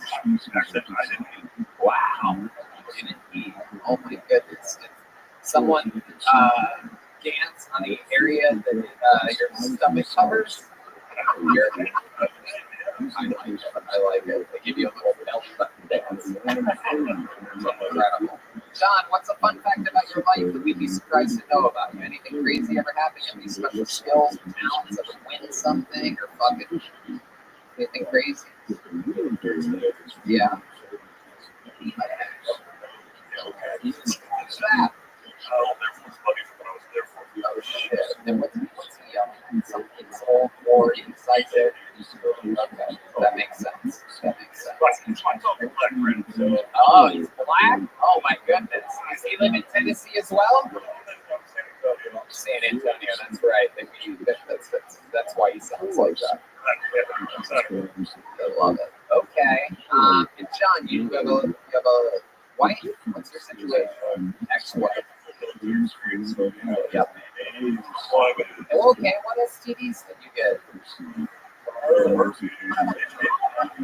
Wow, Jesus, this guy has HPV and WNDs. This is incredible. Absolutely amazing. What were your symptoms? What happened? Luckily, you can't see your dick, so... I look like I am. Court-martialed and more.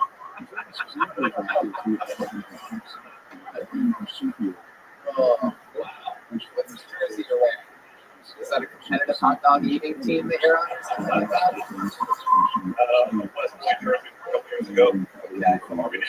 I love it. I like your style. John, very fun times. Even though it was a fucking struggle up here, I'm going to give you a big Kill Tony joke book, and we're going to give you a gel blaster. But let me tell you something. When you get this gel blaster, I don't want you to have any fucking PTSD symptoms and come fuck with us. There goes John Cheney, everybody. Yeah, super cool. Very likable. I love it. Just like Bert. It's incredible how some of these people make it look easy. All right, you guys still having fun out there, huh? All right, another name out of the bucket. Let's go. This is Keenan McKenna. A good name. Keenan McKenna. Good handwriting. Rock solid. Keenan McKenna. Here he is, everybody. Keenan McKenna.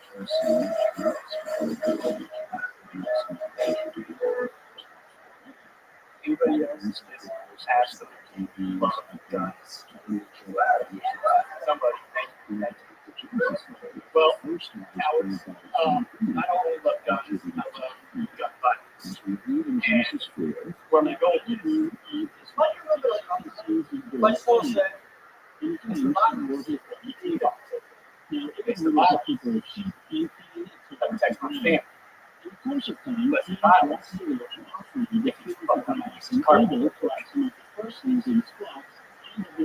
That's not fun. But there is a strong line. For example, I don't have any. And what I do have is an example. We can fix this. We can fix this.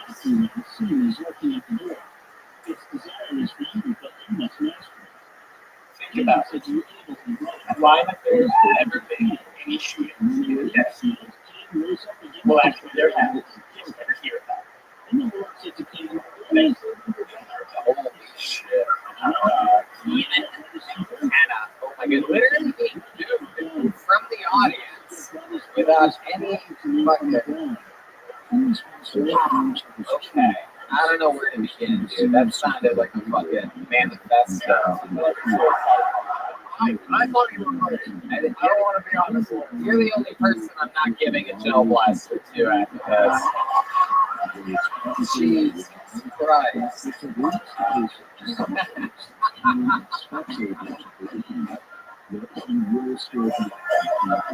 I love this band so much.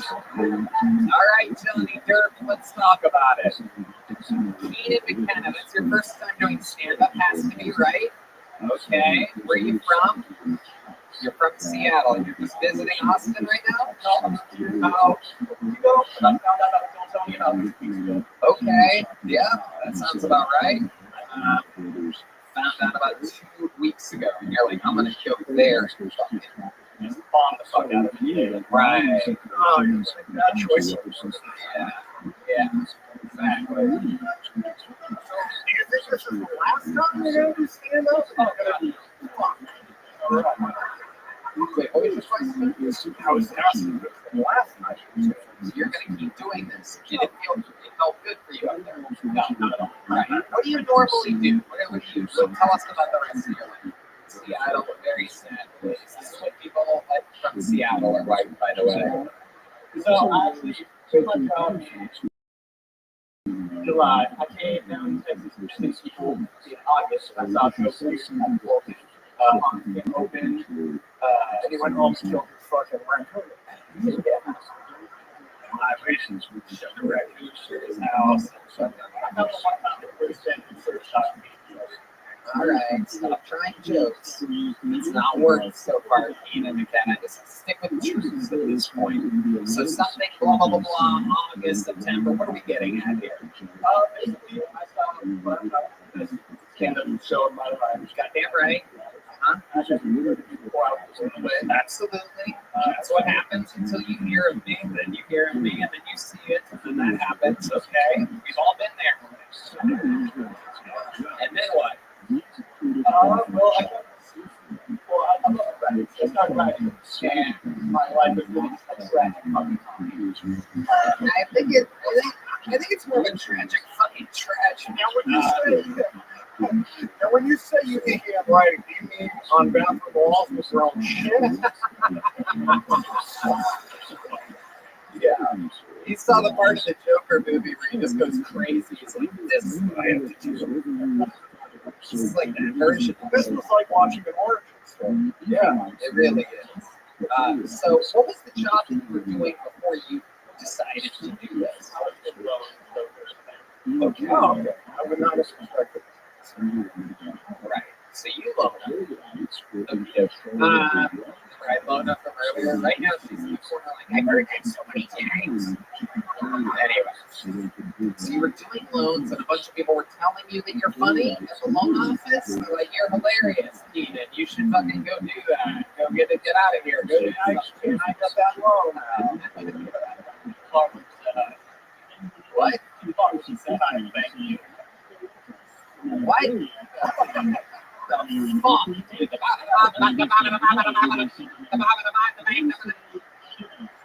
Some Kid Rock lyrics? Jesus Christ almighty. Fuck me. I'm trying to fucking make this work. What's something cool? What's a redeeming quality about you? Right now, everybody hates you in this room. Give us something. You want stuck in? You want something? Okay, don't fuck with D-Madness like that. D-Madness is the only one rooting for you for a second there. He's like, you think that's fine? Okay, so the most redeeming thing you've ever done in your life is to eat mushrooms? I want to tell a joke. You're still not telling jokes, you know. You're still not. However, you might still be tripping a little bit. Okay. Keenan, what do you do for fun before I let you go? Okay, that checks out. I think that's a good place for you. I think outdoors is a good place for you. And I think we should start that process right now. Here's a little joke book for you. There he goes. No jail bullets here for Keenan McKenna. My whole squad listens to me. Oh, the fucking gold digger from Westlake is sad about it. This fucking lady. You shut your fucking lips. Should we go to this bucket one more time? Okay. Here we go. Dig it deep. Nico Lapalusa. Oh, that's a good comedy. Lapalusa.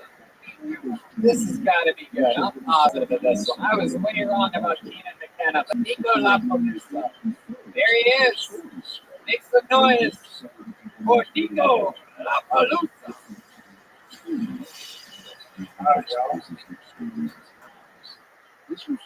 So I'm gonna call you black people.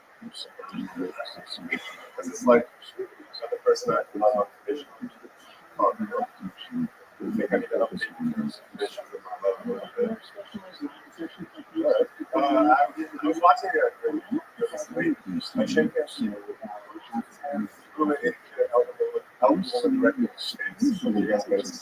and I watched it. It's not because it's my brand of humor or whatever. It's really funny. It was how somebody lined up like 3 to 5 steps that made me follow. This happened in one motion, almost graceful, just like with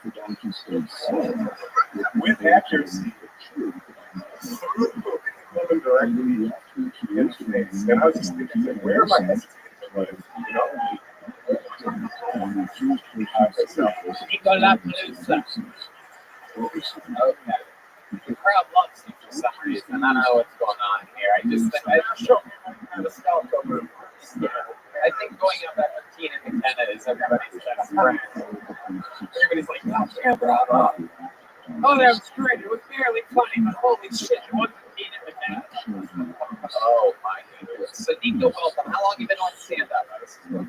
Wow, incredible. Unbelievable. Okay, where have you been the whole time? What do you do? Where have you been? What's going on? From Chicago, I'm in San Diego right now. I was a chemist for a while. Let's see. Really? Yeah, Softcore. Oh my goodness. So what happened? Is it like OnlyFans? So softcore porn. This is incredible. It's like a different version of Breaking Bad. Like you were a cat, and then you got a He's Breaking Bad. Wow. Unbelievable. So you're a chemist, you're out there, files, and you're like, that should be just fun. It's very much a chemist, you know. This is what I actually had this This is the plot's break. This is incredible. This is incredible. Come on. And then you're on the computer, young kids, and also like you're fucking drunk. Yeah, that's who he's doing the softcore porn with. Okay, so what kind of cancer? Testicular? Oh, that's you're right. That's not funny at all. Blood cancer is like not funny. I like a good body part to be able to make fun of, like your ass or your balls or something like that. Okay. All right. Nico Lapalusa. So you're originally, when did you come to San Diego? Obviously, a few months ago. What made you choose San Diego in the year 2022? What was it? I could be local. And I mean, this is not what You mean your street that gets you in? yeah, I could work from anywhere. So You can work from anywhere. So what are you? Yeah. It's like, fuck it. I mean, this is just an episode. You and your girlfriend, I'm guessing, are you finding, are they booking you? Work with different people? Okay. So I made some videos that work when I do photographic. What were you doing in the video? Just talking. Trying to do something. You and the what? Like actually came like viral. Went viral. Thank you very much. Right, absolutely. You're like, I like my own things. I'm going to get into more. And as a result of that, people kept sending me things. And I'm like, how much money am I leaving at the table here? Because I don't, there's only so much I can do. You guys probably should know exactly Is this your profile? Yes, sir. Wow. I'm not paying $9 for the show. $9? Oh my God, we don't even charge $9. Wow. By the way, We're hardcore. me and Tony take a shower every day on our OnlyFans $5 each. It's really cheap. Oh, you got Okay, Red band instead of that wacky improv of his. All right, so do your parents know that you're doing this? Oh shit! Oh no, they're mad about it. I can tell. I'm like, do your parents know about this? He's like, I'm doing it. You never taught me the right way now. Is that true? Yeah. Show all the time. You're in my fucking dojo, dude. You walked into my fucking, it's like being in 10th stand-up Eddie Bravo right now. Oh yeah. I fucking love it. Okay, so you and your dad don't get along that I great. love it. Yeah, I know you loved it because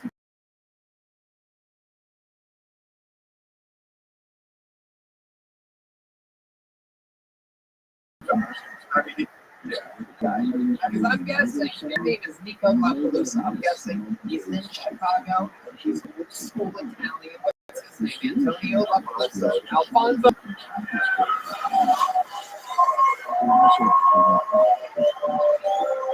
I'm guessing the right vowel. Antonio and Alfonso. If this was Wordle, we would have you like one more guess.